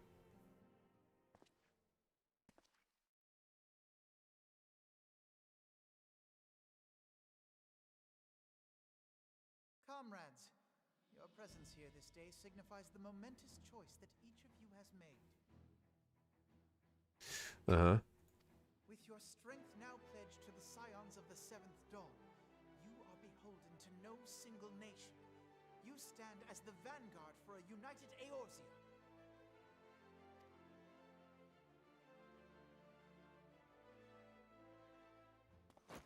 From this moment forth, I declare you Crystal Braves. Let us mend this Crystal Brave. and face our enemies. Losers.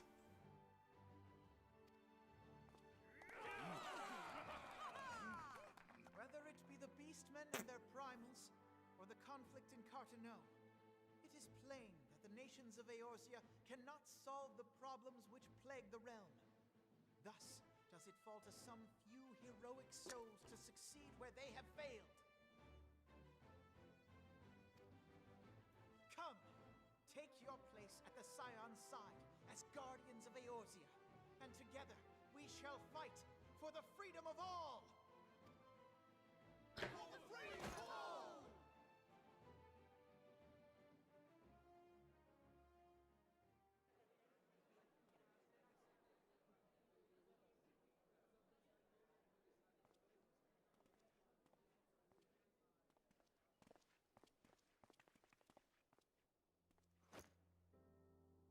A rousing speech, Alphino.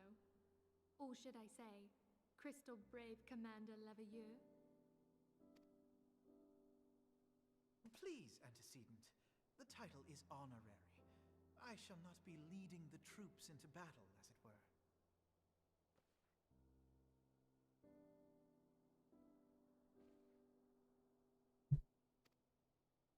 We are of the same purpose. Let us join hands and do what must be done to save this land. The Scions stand ready.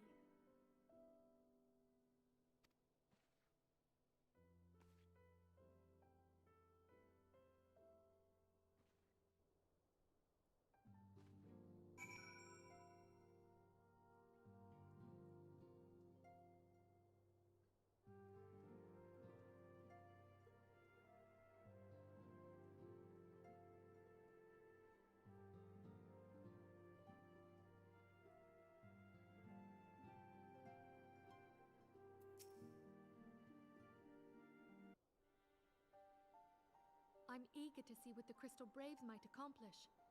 This shall prove an interesting time indeed for the Scions.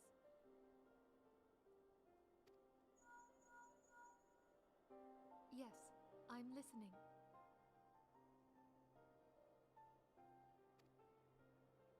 So our worst fears are confirmed.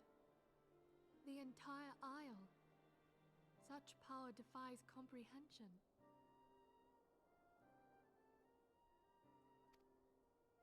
Truly? Kryl is alive? Thank the 12.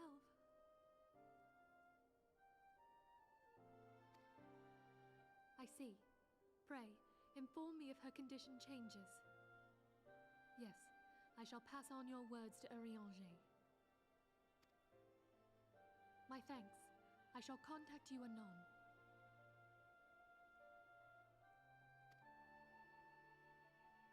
When I learned of the loss of the Isle of Val, I dared not hope that my friend had survived.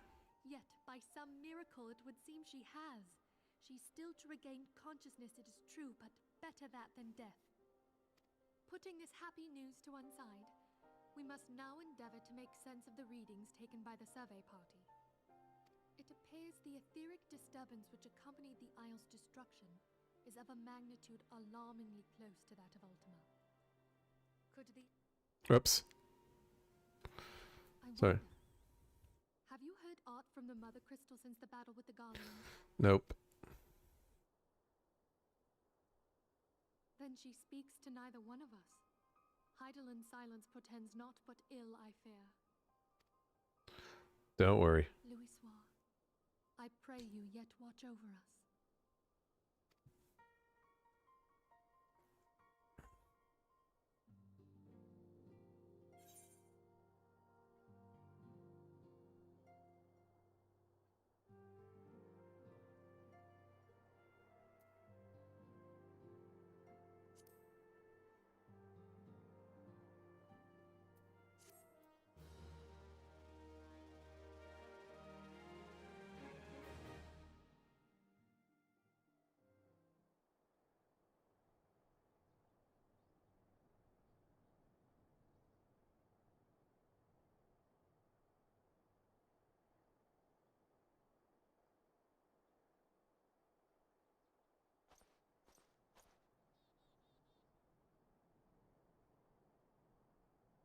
Very good. See that the provisions are prepared for transport. Let us hope that shipment is spared the fate of the last.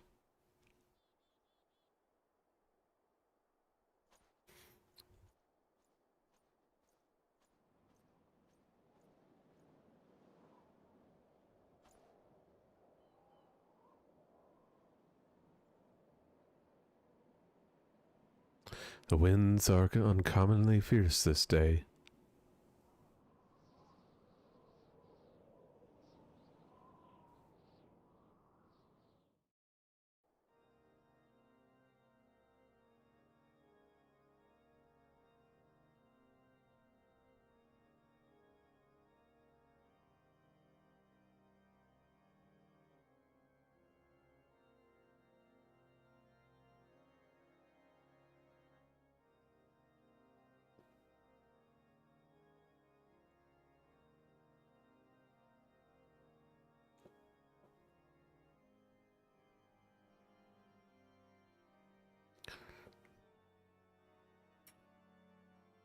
Okay.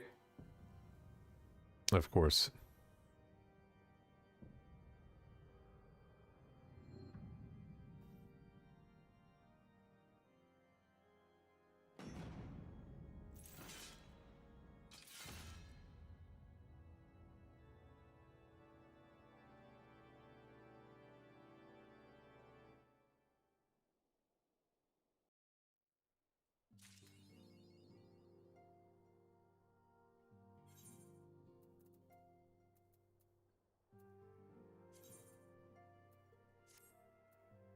That looks so dumb.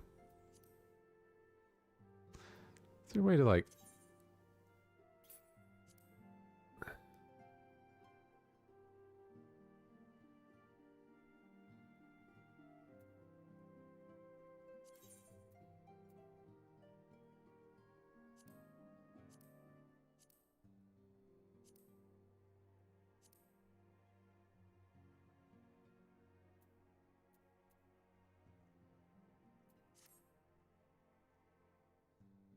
I wonder if you can.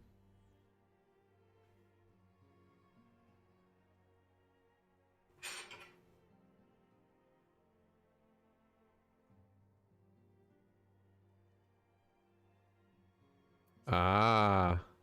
What's this one?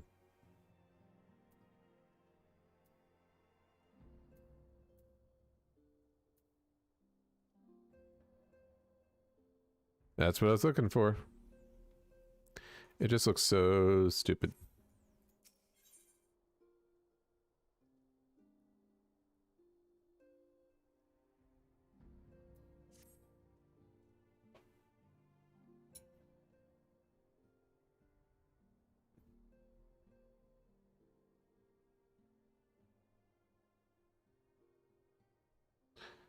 Try as I might, I cannot shake a creeping sense of dark foreboding, but it avails us not to fret about the unknown. We must concentrate instead on the problems of the present. The primals have been relatively quiet of late, The beast tribes who summon them are under constant surveillance by the grand companies. Should any suspicious activity be afoot, you may be certain that we will hear of it. Until such time as the permanent solution to the primal problem has been found, we can do little but wait and observe. As for the Asians, Urianger is wholly dedicated to finding the means which we may defeat the dark beings. Let us pray for good tidings on that front. But all of this you already knew. Let us speak more of the current matters, in particular the state of the Crystal Braves. Alphanal did well to found the organization, but ensuring its smooth operation is a matter entirely. Though I doubt not that he is doing his best, I felt that a helping hand or two would not go astray. To this end, I offered to send one of the Archons to assist him, but he declined. You know how he can be, independent to a fault, and singularly loath to accept help. Save, of course, when that help comes from you. Alphanald has entrusted countless matters of import to your care in the past. I believe he would not hesitate to do so again, were you to offer. Should be most grateful if you would go to him and support him in whatever manner you are able.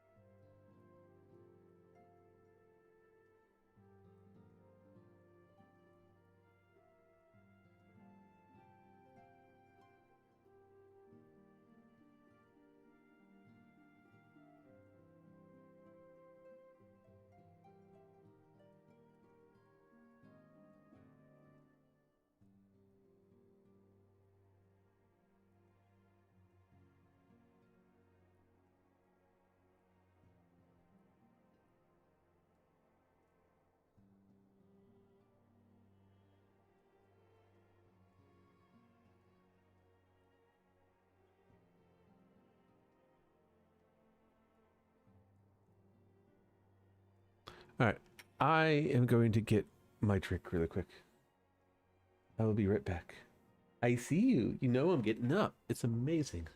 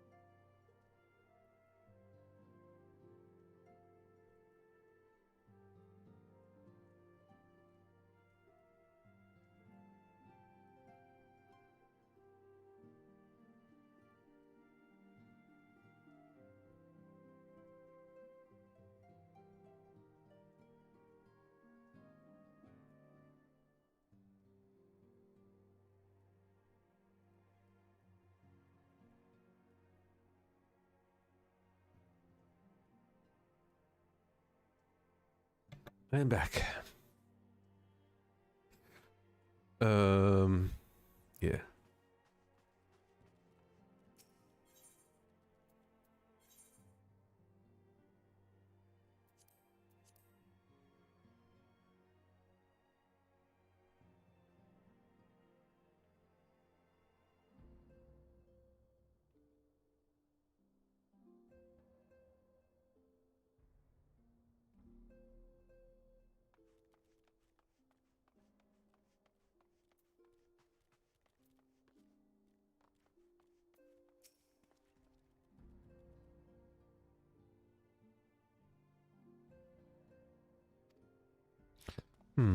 You would lend a hand, say.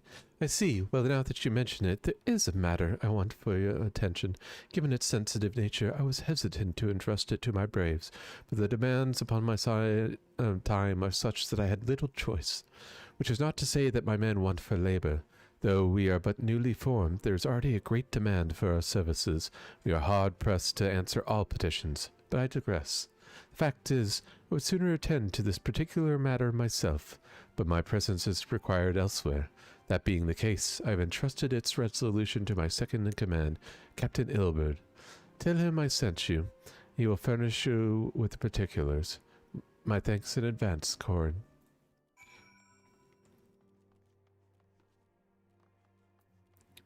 Hi, Ilberd.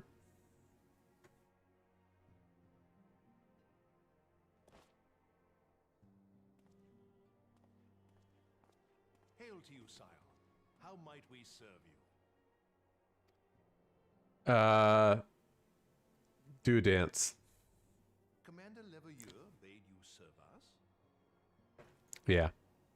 These are welcome tidings indeed. Given the sensitive nature of the task, I could not rely on one of my own.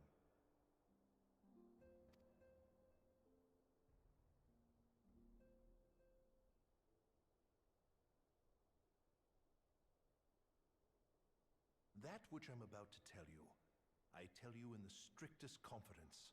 Mm-hmm.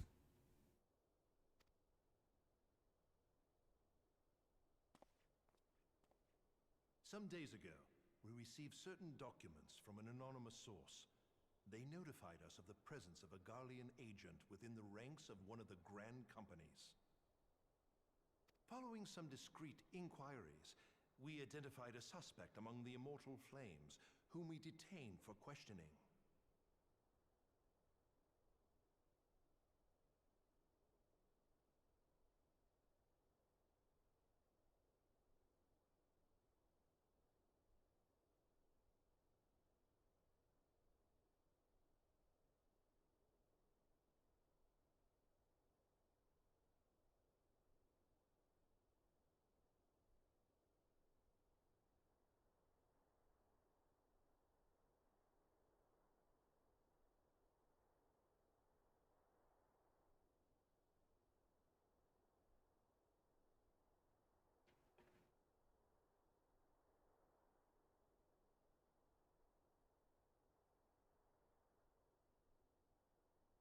Alas, the man was not our agent. He was but one of many men in the agent's employ.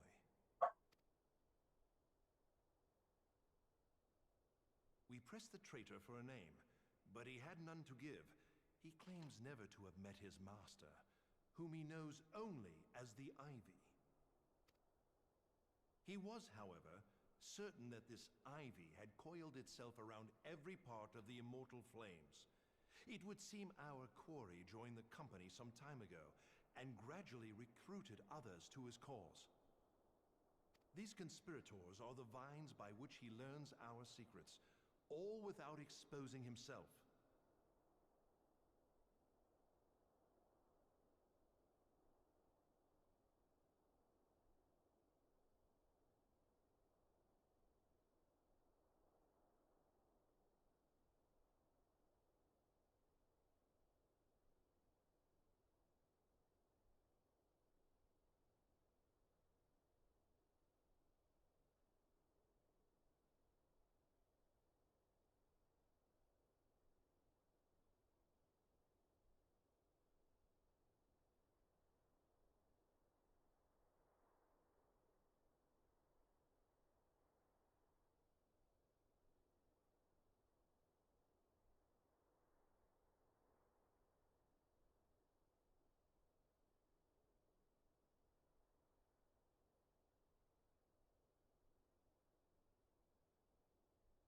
It won't be easy to identify the Ivy amidst this tangled mass of subterfuge. But we have a tendril in our hands, and we shall follow it all the way to the gnarled root.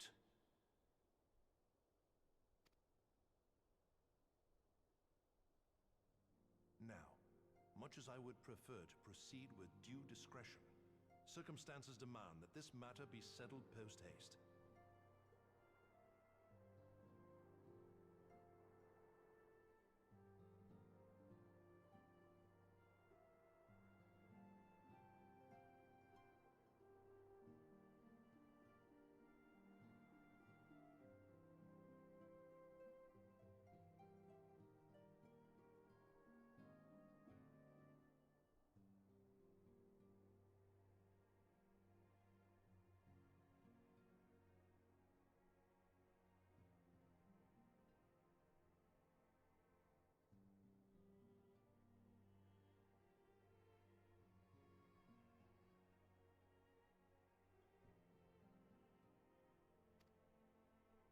Garlemald's War of Succession nears its end, and it is feared that the Empire will soon resume its march on Eorzea. When it does, we can ill afford to have traitors in our midst. The Ivy must be rooted out now. We must begin by apprising General Roban of our findings. I would ask that you accompany me to the Hall of Flames, and remain on hand to see that things go smoothly.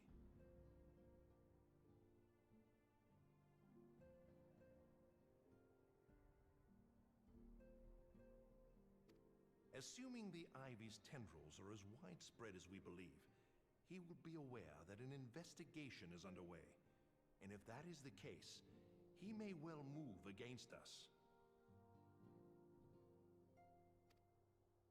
We must be prepared for anything, while taking care not to betray our purpose by seeming prepared.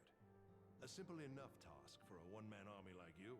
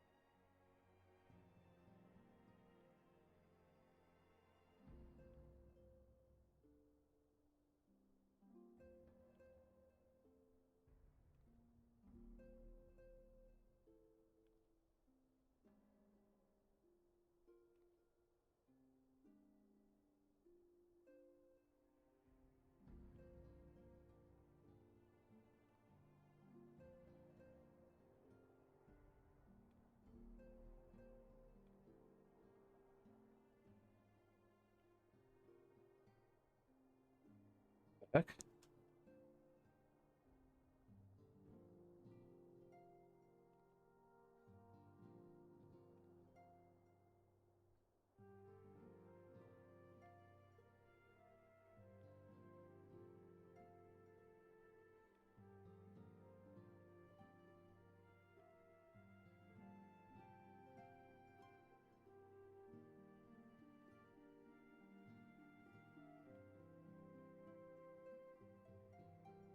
Ah.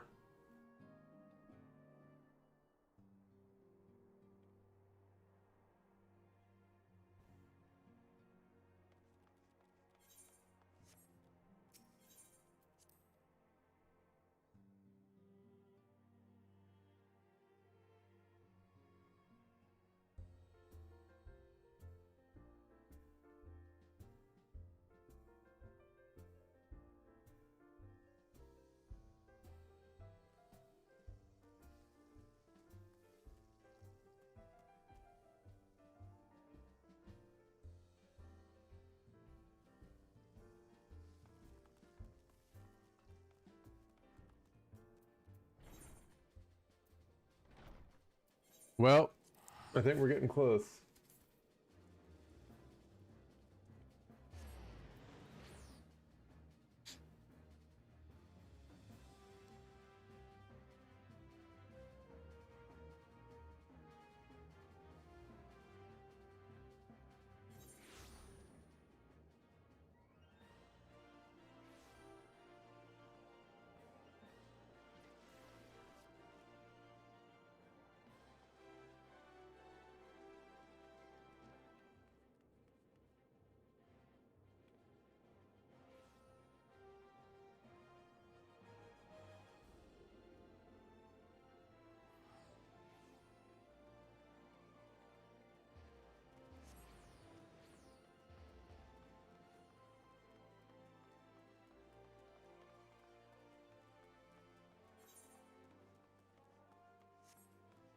All right, we're picking back up with that caffeine. Woo! You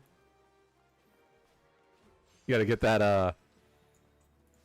that wrestling gift though. Woo!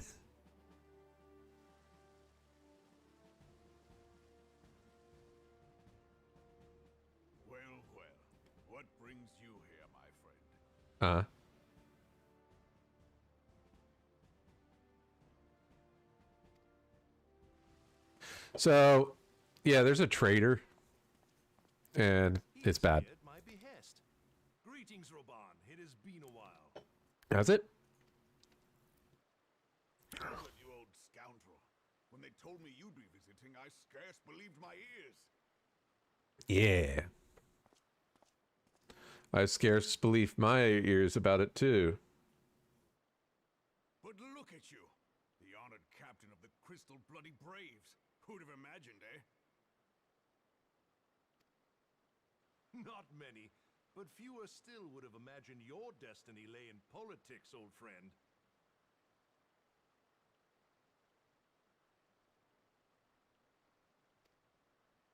Aye, we've both come far, have we not?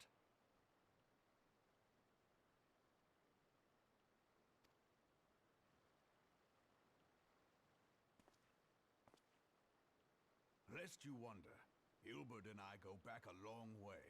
We've been friends and rivals since we were lads. The last time we saw each other, Alamigo had just fallen, so you can guess how many summers it's been. And in all that time, not a word from the fool. Ah, well, my dealings tended toward the modest and mundane, unlike some I could mention. As I hear it, no sooner did you reach Thanalan than the brass blades clapped you in irons and dragged you off to die on the blood sands. Being a stubborn sort, you won 1,000 matches and earned yourself a place in the people's hearts while you were about it.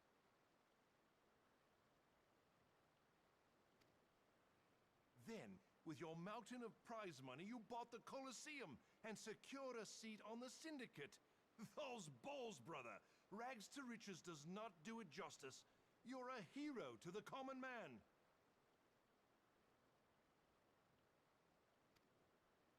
Bah, spare me. I am no hero.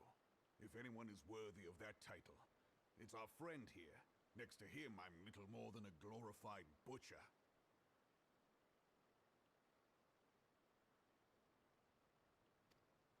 But you, Ilbert, you sell yourself short. By all accounts, you are an adventurer of some standing.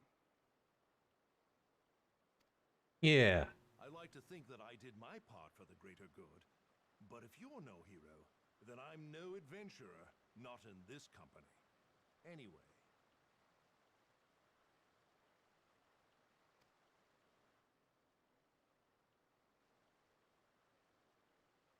I have tidings. So there has been progress.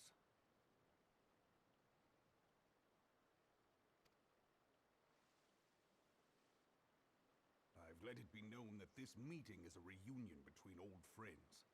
None will give your visit a second thought.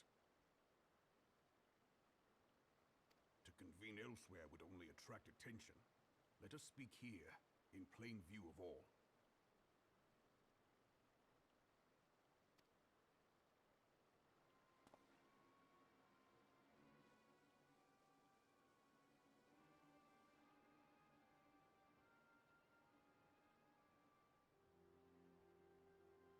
So it is we who have been compromised. Yeah, kinda. Legi's machinations have shaken Ul'dah to her foundations. In such uncertain times, a man's loyalty may be bought for a fistful of gil. But if this snake has truly been in our midst for as long as you say, we must needs consider a far graver possibility. Conspiracy. Could it be that the monetarists have been in league with the Empire from the first? Possibly. Very well. I will have my most trusted men investigate the matter. Continue your inquiries in the meantime.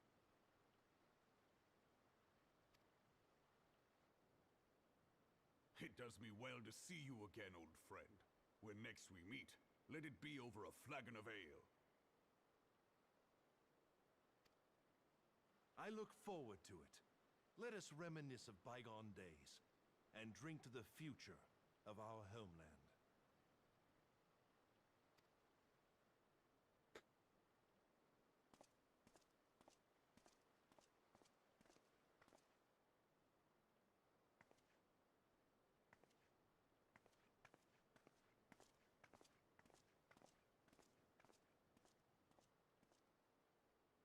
Flame General, you wear the mantle well, old friend. I must work hard if I'm to keep up.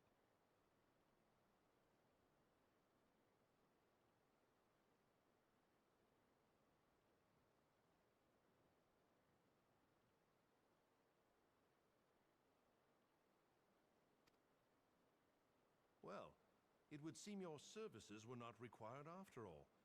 I dare say we have Roban's prudence to thank for that. Still, I was glad of your presence. My thanks, Scion.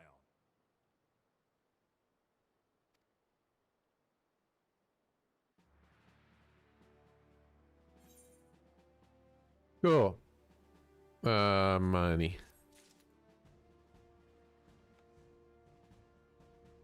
What? Oh, there he is. Can I sell stuff to you? No. What about you? I can't sell stuff to you. Damn it. Alright, Elbert, what you got for me?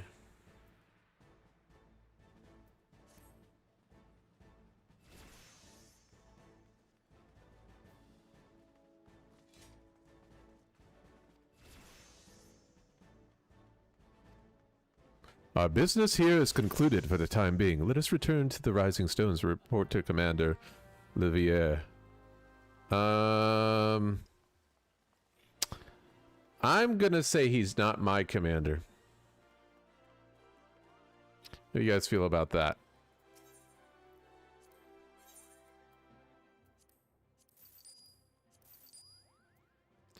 Money! Not gonna use it. What is Spirit Bomb? I don't care about that.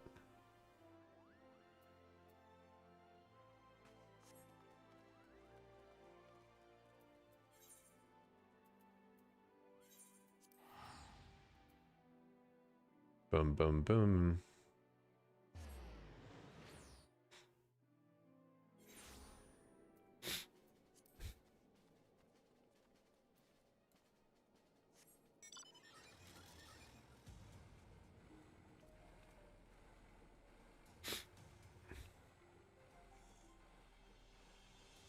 Is there like an independent mender around here?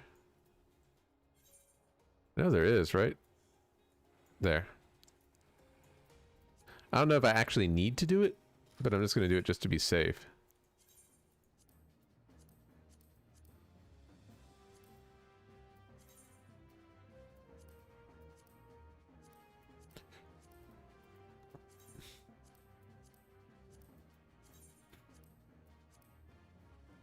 We'll hold on to those for now. Let's go!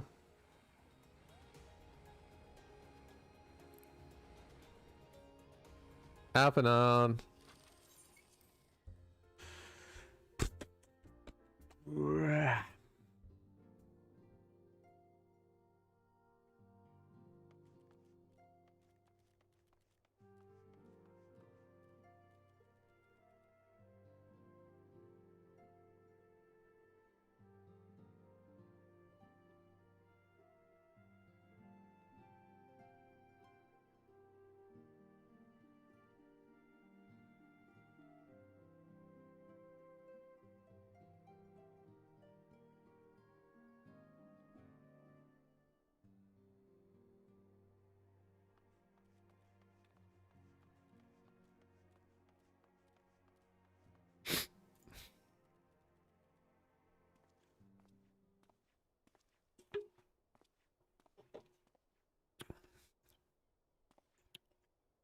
We are returned from Ul'dah, Commander. Alright. And not a moment too soon. Something has happened. Trouble? You will recall that the Fourth was tasked with reconnoitering the rendezvous site used by the Ivy's minion and his Imperial contacts. Soon after you left, we received word that the unit was ambushed en route to its destination. Gods damn it! According to the report, one of ours has been taken captain. The Garleans are not wont to treat their foemen with dignity, and I have grave fears for her safety. We must dispatch a rescue party at once. Call those braves who are afield. I cannot speak correctly.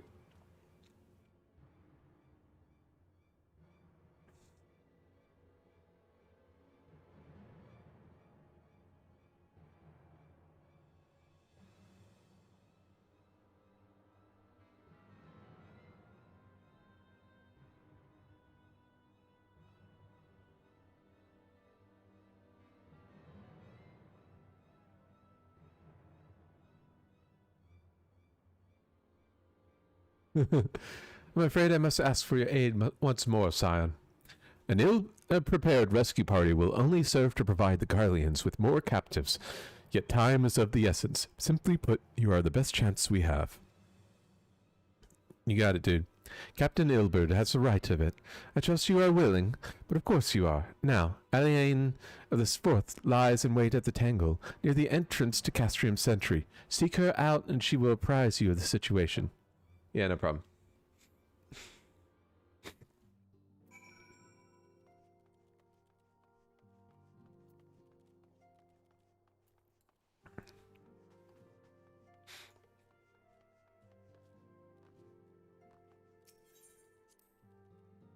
Boop.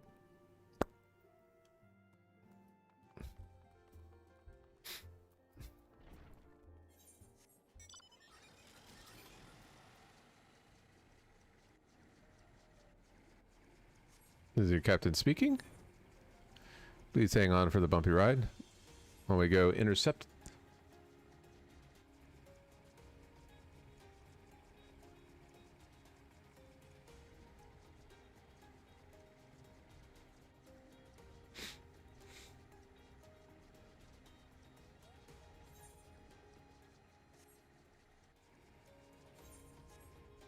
I will be landing here soon.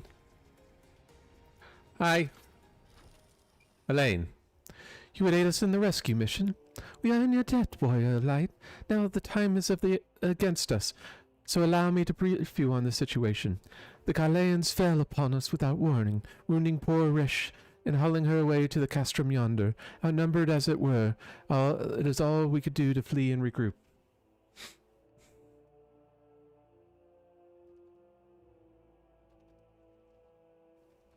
Even as we speak, the Garleans may be interrogating Rish, or worse, with her hurts. I fear that she will not long survive the attentions. Must rescue her without delay. Our order may yet be in its infancy, and the bonds that bind us strong as mithril. None of us will stand by while a comrade suffers. We, the remnants of the Fourth, will infiltrate Castrium Sentry. Please help us find Resh before it's too late. Really? Wait, I thought we took down Castrium Sentry.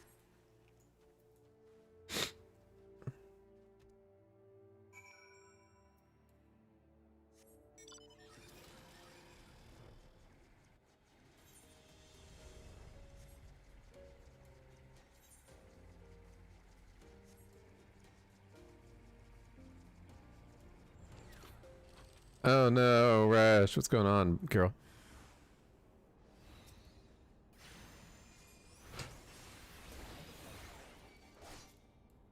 Be careful, it's a trap!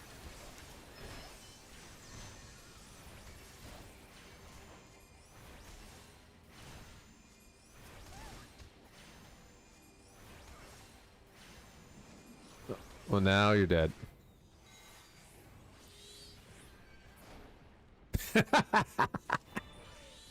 I don't know why, but that just made me laugh. It's like, oh, he's coming after me. Oh, let me get her.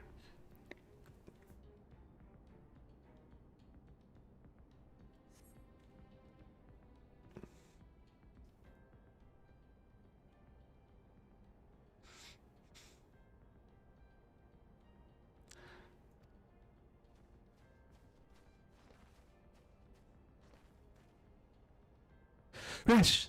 Thank the gods we found you. And thank you, warrior of light. Now, to quit this accursed place, Resh cannot move with those wounds. She will need to be carried out. I believe a diversion is in order. Might we trouble you to provide one? Given your reputation, I suspect the Garleans will be only too happy to grant you their undivided attention. Yeah, but they're gonna die. If you were to create a commotion within the cast room, we should be able to steal away unnoticed. Let's speak again once we are safely outside the walls. Yeah, sure.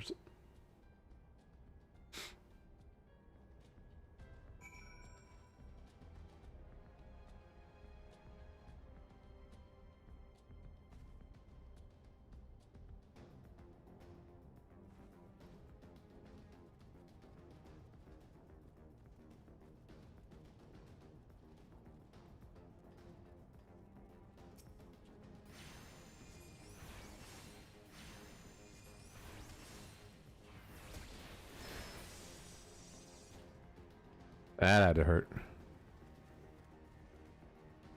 Now.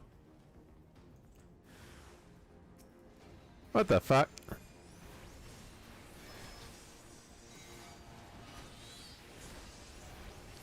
Now you're all in big trouble.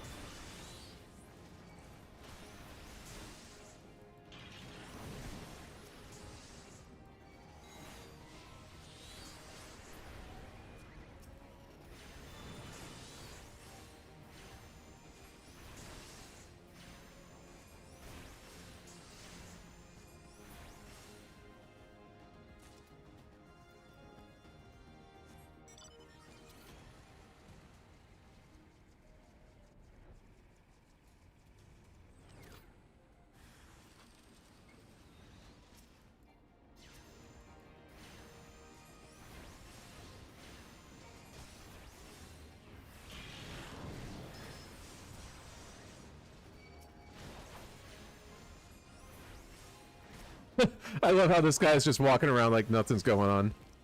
Yep, continue ignoring us.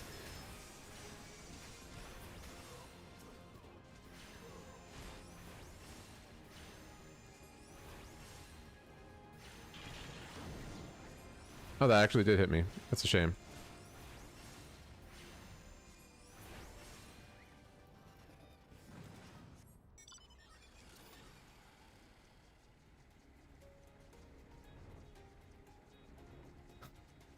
This is such cheating.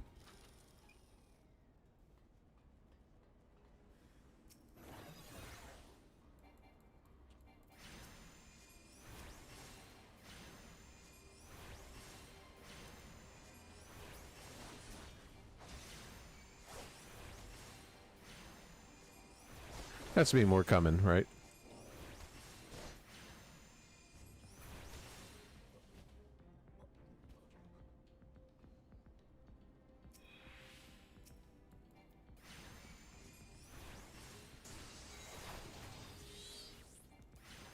Hi.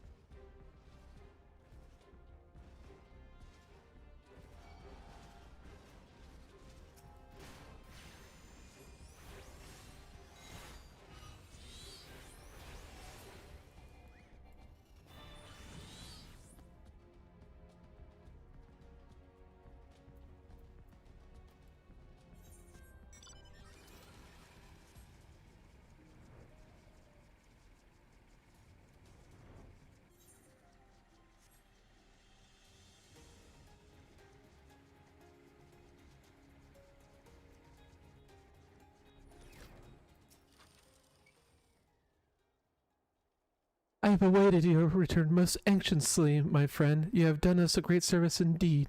Thanks to your aid, our comrade Resh is safe. We will suffer no further casualties. Words cannot express my gratitude. All that is left to report the mission success to Commander Levier. I shall go ahead to the Rising Stones.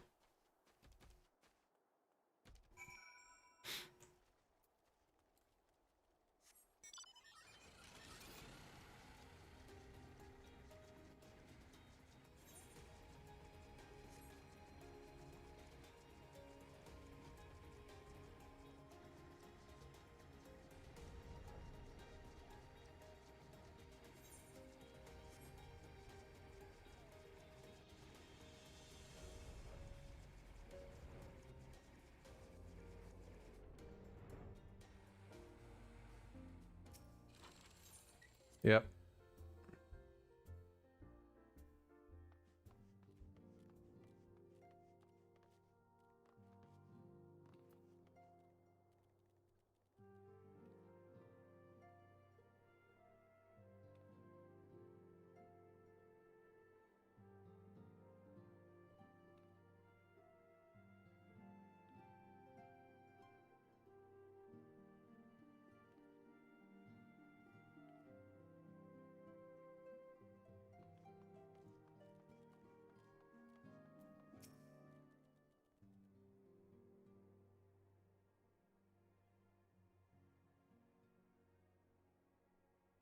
Ah, it does well. It does me well to see you thus returned, though I doubt your prowess. Entering an enemy stronghold is generally considered to be a risky venture. I must confess to having been a trifle anxious.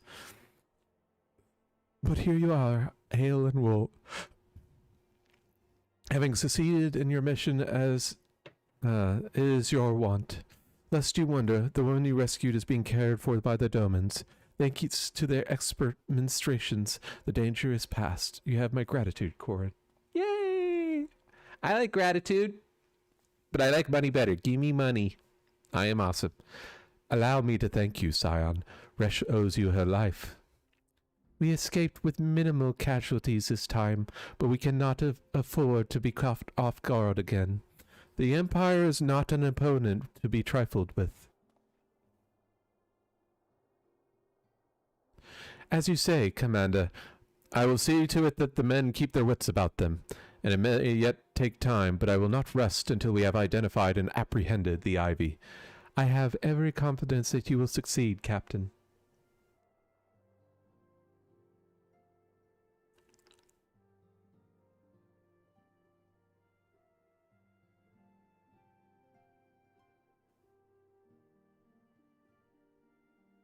As for you, Corn, I realize you have scarce caught a breath, but I am afraid there's no rest for the weary. I require you to accompany me to Corthus.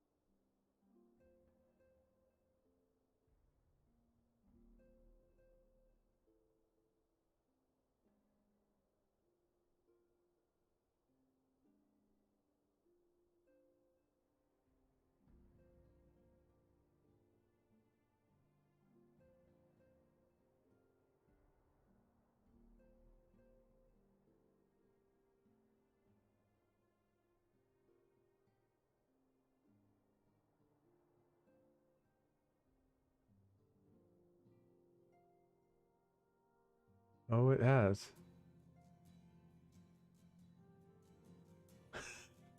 Hold on.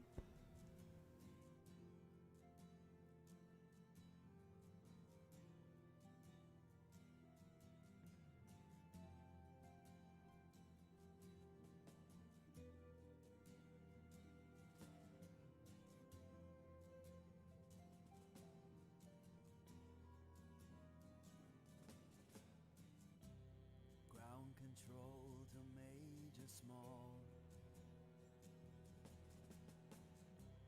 Ground control to Major Small. Okay, I'll have to watch that later. Because that's probably going to get me copyrighted.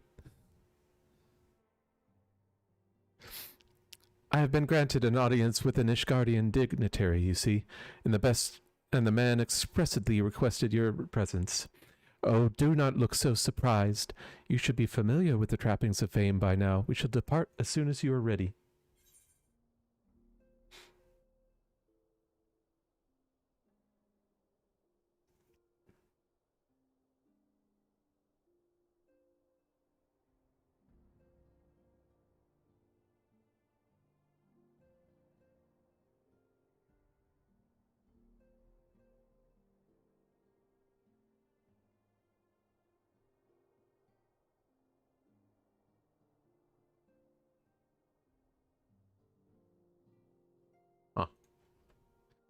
Oh, we know it's this one, right? Yeah. We did it!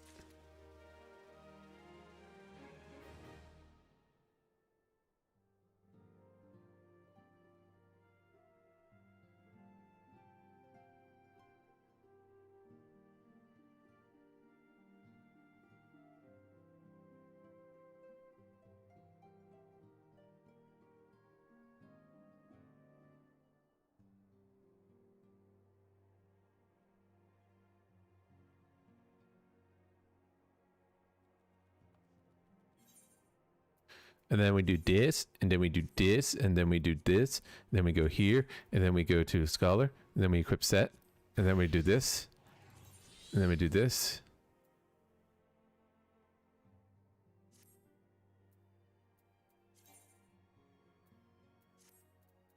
Then we rotate, and then we go back here.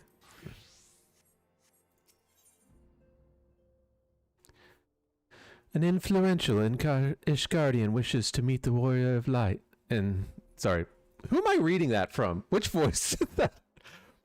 We have been blessed with a rare opportunity, Korn, an audience with an ambassador of the Holy See of Ishgard. We are to treat with Sir Emmerich, Lord Commander of the Temple Knights in Camp Dragonhead.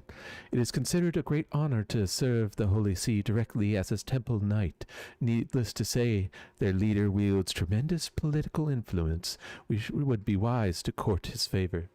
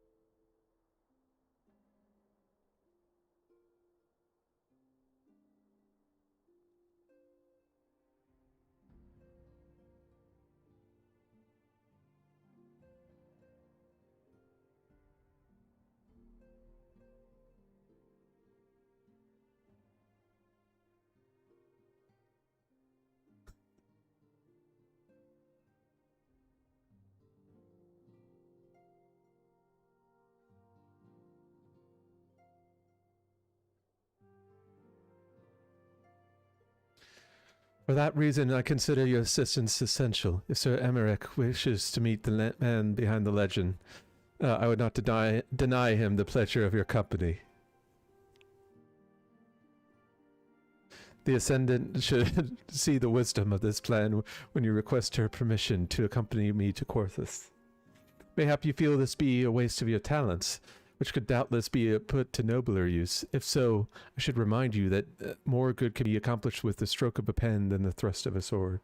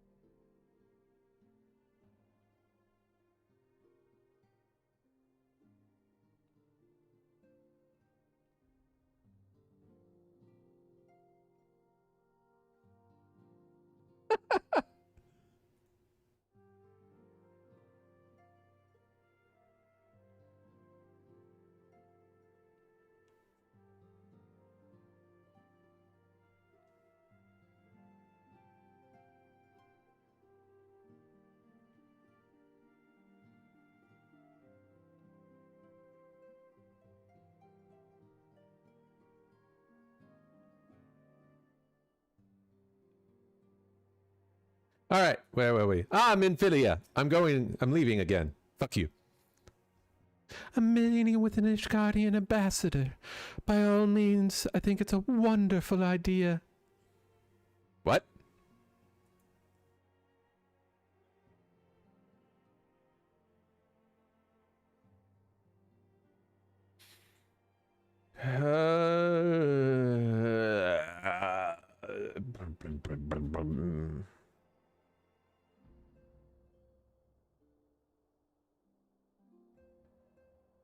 Oh yeah, we got a We have received no reports of etheric disturbances or unusual beast tribe activity of late.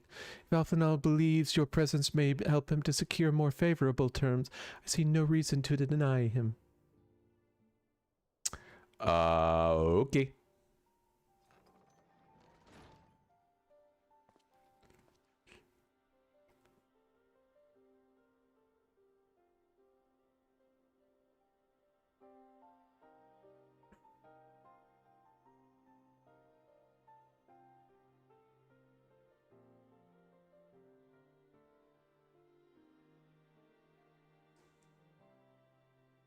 Ascendant, I take it Corin has explained the situation.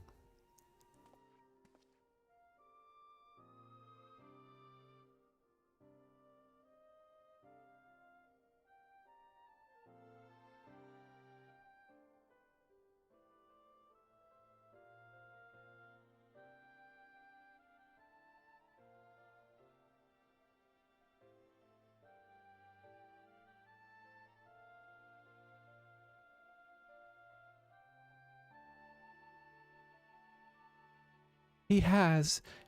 Yet welcome through these overtures are...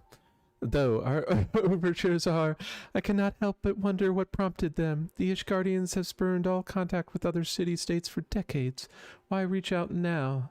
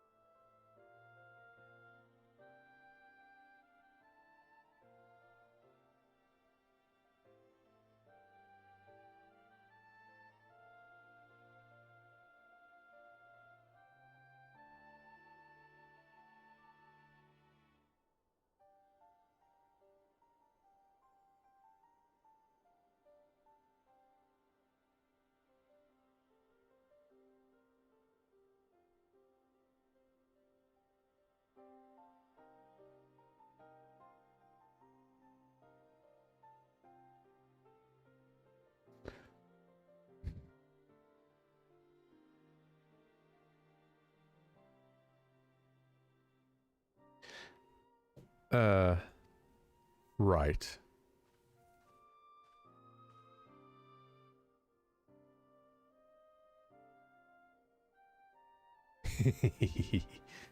Good stuff.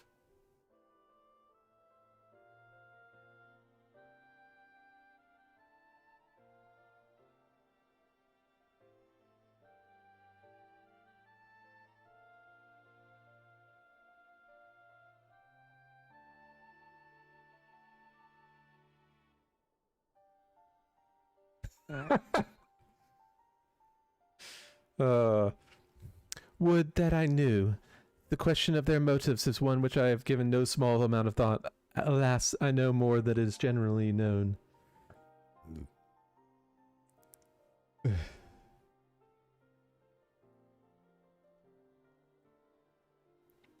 Whoa, what the fuck? A notorious reclusive nation of Ishgard, situation at the center of Albanthia's spine. Yeah, we'll go there in a second. Ruled by the Ishgardian Orthodox Church, at which the head of which presides the Archbishop.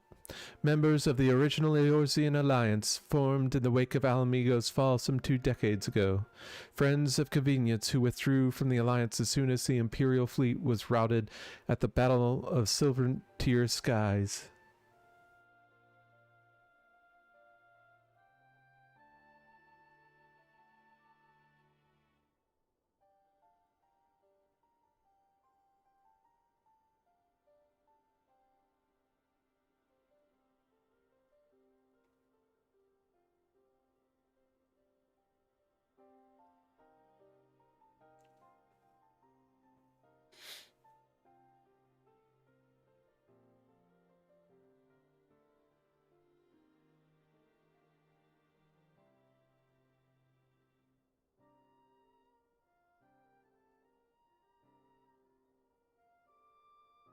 since which time their borders have remained closed to all outsiders.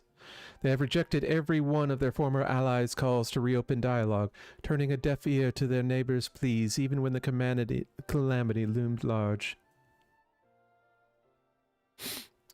At the field of Cartonneau, where the brave men and women laid down their lives in defense of the realm, their banners were conspicuously asset.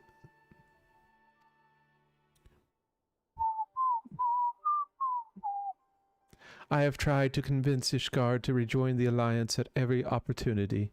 I have explained over and over again that unless Eorzea stands united, we cannot hope to preserve our freedom. One by one, our nations will fall, as once fell Alamigo.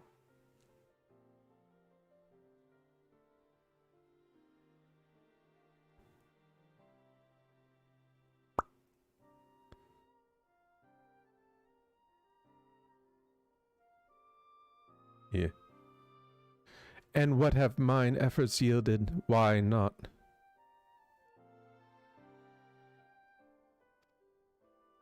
Not. Surely this can be considered a step in the right direction.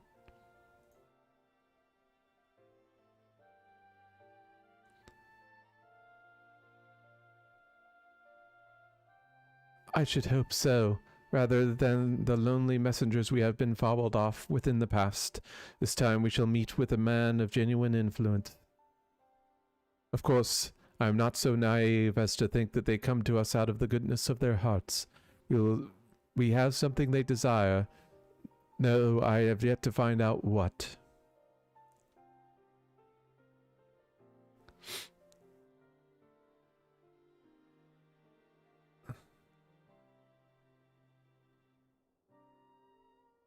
But such is the nature of diplomacy. They will bring their agendas into the negotiating table, and so will I, along with a handful of incontrovertible truths. Proofs, yeah. Utes. The Empire will soon be at our doorsteps once more.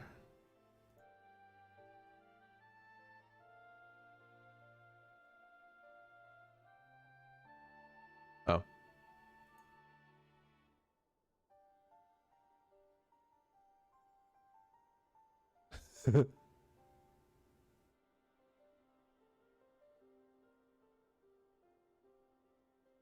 Indeed, you may rest assured that I will expound upon this point and others.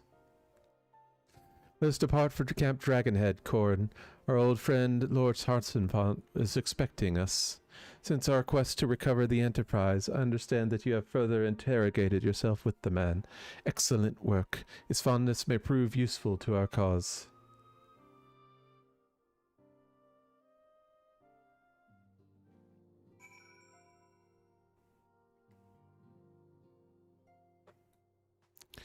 Yay, let's go to Camp Dragonhead. I think we'll get dialogue again. Bum ba ba da ba da da da da da da. Wait.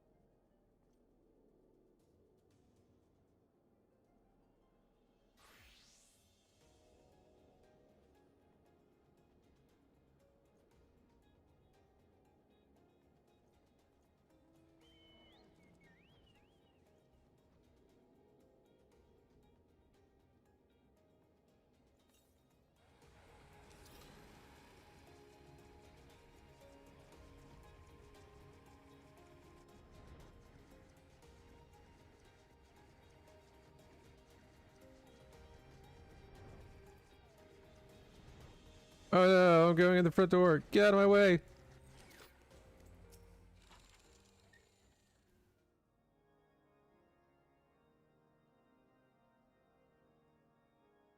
No, you're supposed to speak.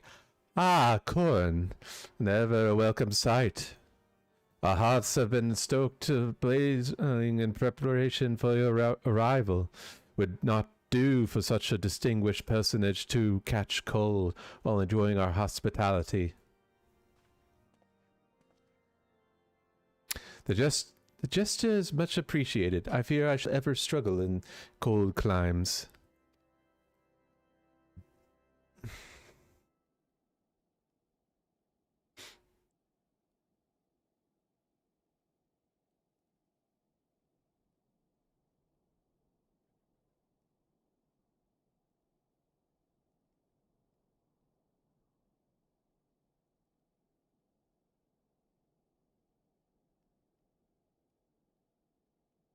Ah, good Master Alphinaud, an honor, as always. Likewise, Lord Hodgson, forgive us yet another intrusion. I fear we have relied overmuch on your aid once you so generously assisted us in locating the Enterprise. Nonsense. Any debts occurred have long since been repaid. Besides, who can say that what the future may break? House Fortemps may even seek the aid of your newly formed Crystal Braves. In any case, I'm delighted to see that the Holy See will at last be willing to grant you an audience.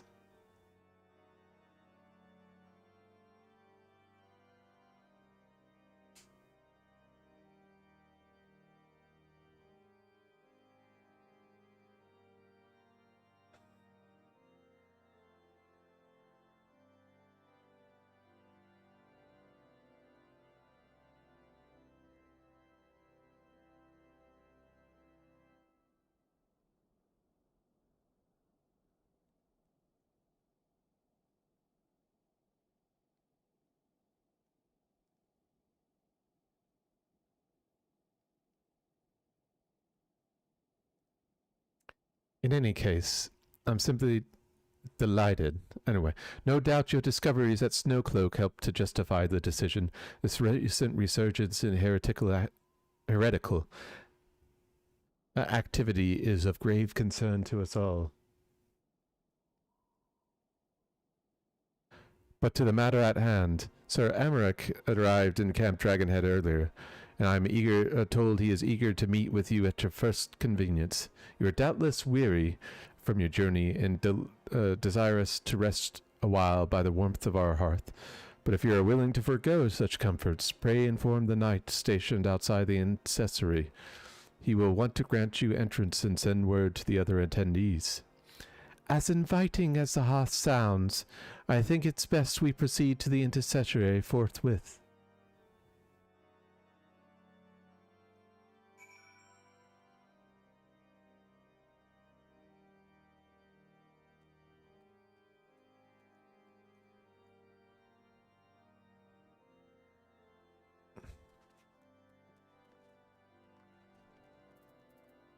Oh shit, this thing. I hate this. I remember this. This is such a pain in the ass. We have been expecting you, sir. Pray, I take your ease inside, and I shall summon the others.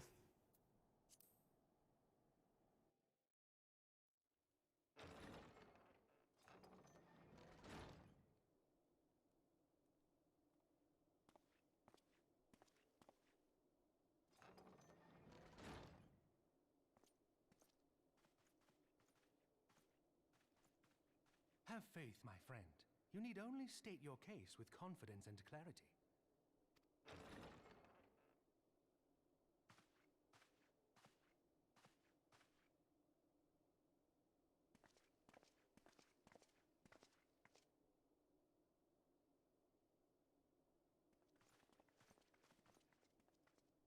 Commander Leveilleur, it is both an honor and a pleasure to meet you. I am Emmerich, Lord Commander of the Temple Knights. Alphinaud Leveilleur, at your service. Your reputation precedes you, Sir Emmerich. I think we will find that we have much in common.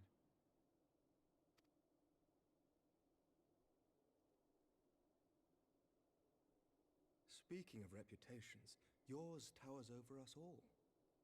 does it not? It does indeed, Lord Commander.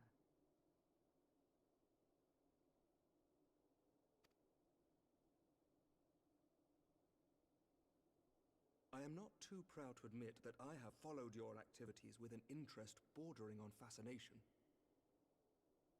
Full glad was I to learn that you would be joining us. Ah, my wife is home. We will stop after this is turned in. It's already been 16 hours.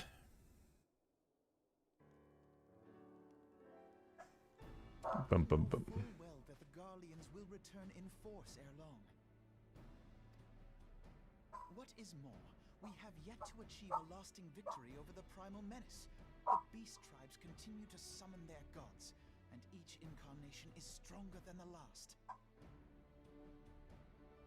Ishgard is not immune to these threats.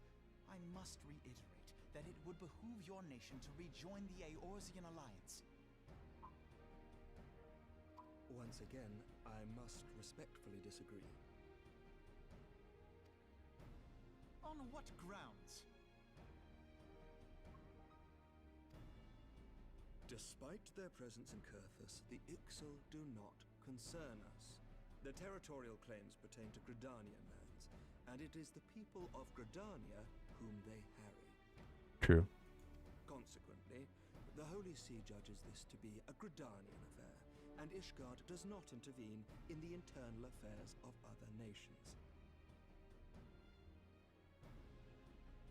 Even were that not the case, our forces are wholly committed to the Dravanian conflict.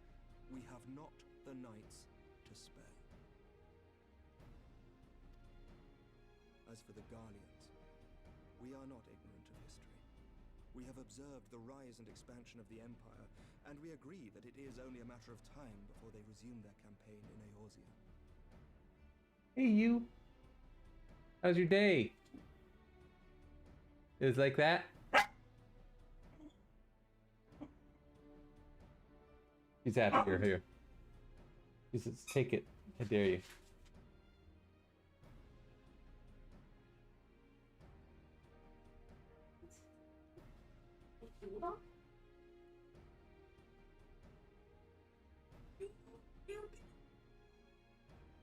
I love it. Then surely it would be in our best interests to present a united front. Mayhap one day, but not yet. Gaius van Belsar is dead, and the legion of conscripts he left behind lacks the will to fight. We think it highly unlikely that they will emerge from behind the walls of their castra for some time. Yeah, yeah, he's gone. His position has not changed. Why did you agree to So you this don't want meeting? to get tested. Fun. But he would test me. But it's not. It was not only as a representative of Ishgard that I came here. Hmm? Oh well. Pardon? I'm not good at you. I'm not. I do. It is not within my power to change Ishgardian policy, regardless of my personal feelings. There is, however, one area in which I may exert a measure of influence. Concerns have been raised over the supplies House Forton has offered to Revenant's toll. These have led to calls for restrictions on the provision of aid to foreign powers.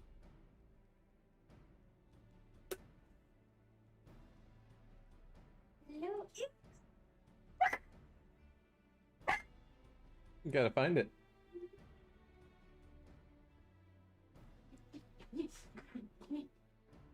I can ensure that the shipments continue unabated.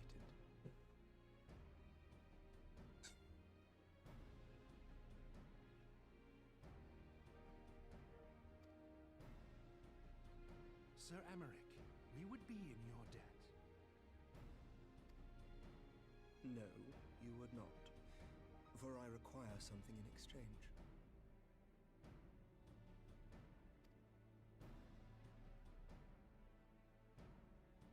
Of late, there has been a flurry of Dravanian activity. the purpose of which was not immediately clear.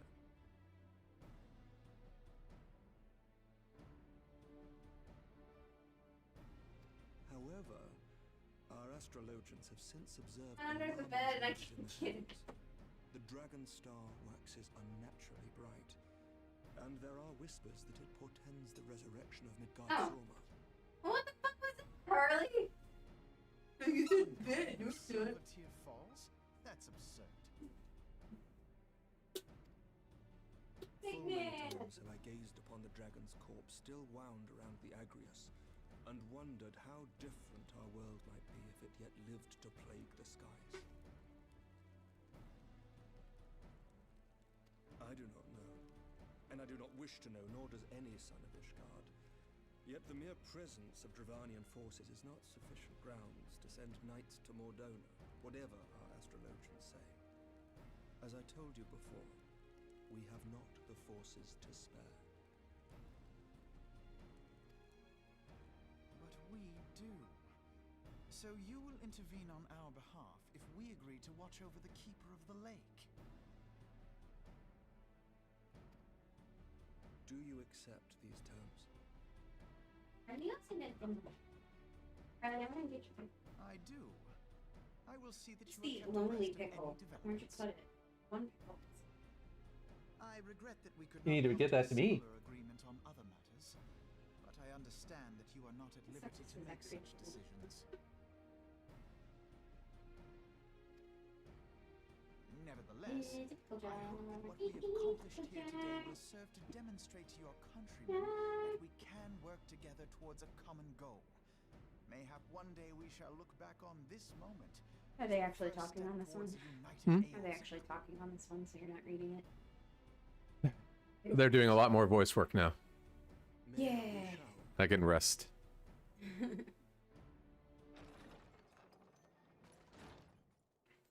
What is the meaning But where's of this? Papalimo?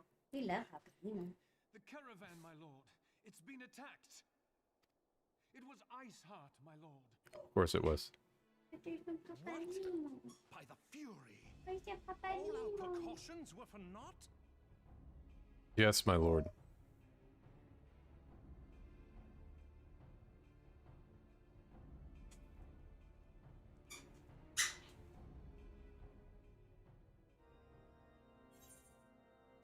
Hey, we did it. This one.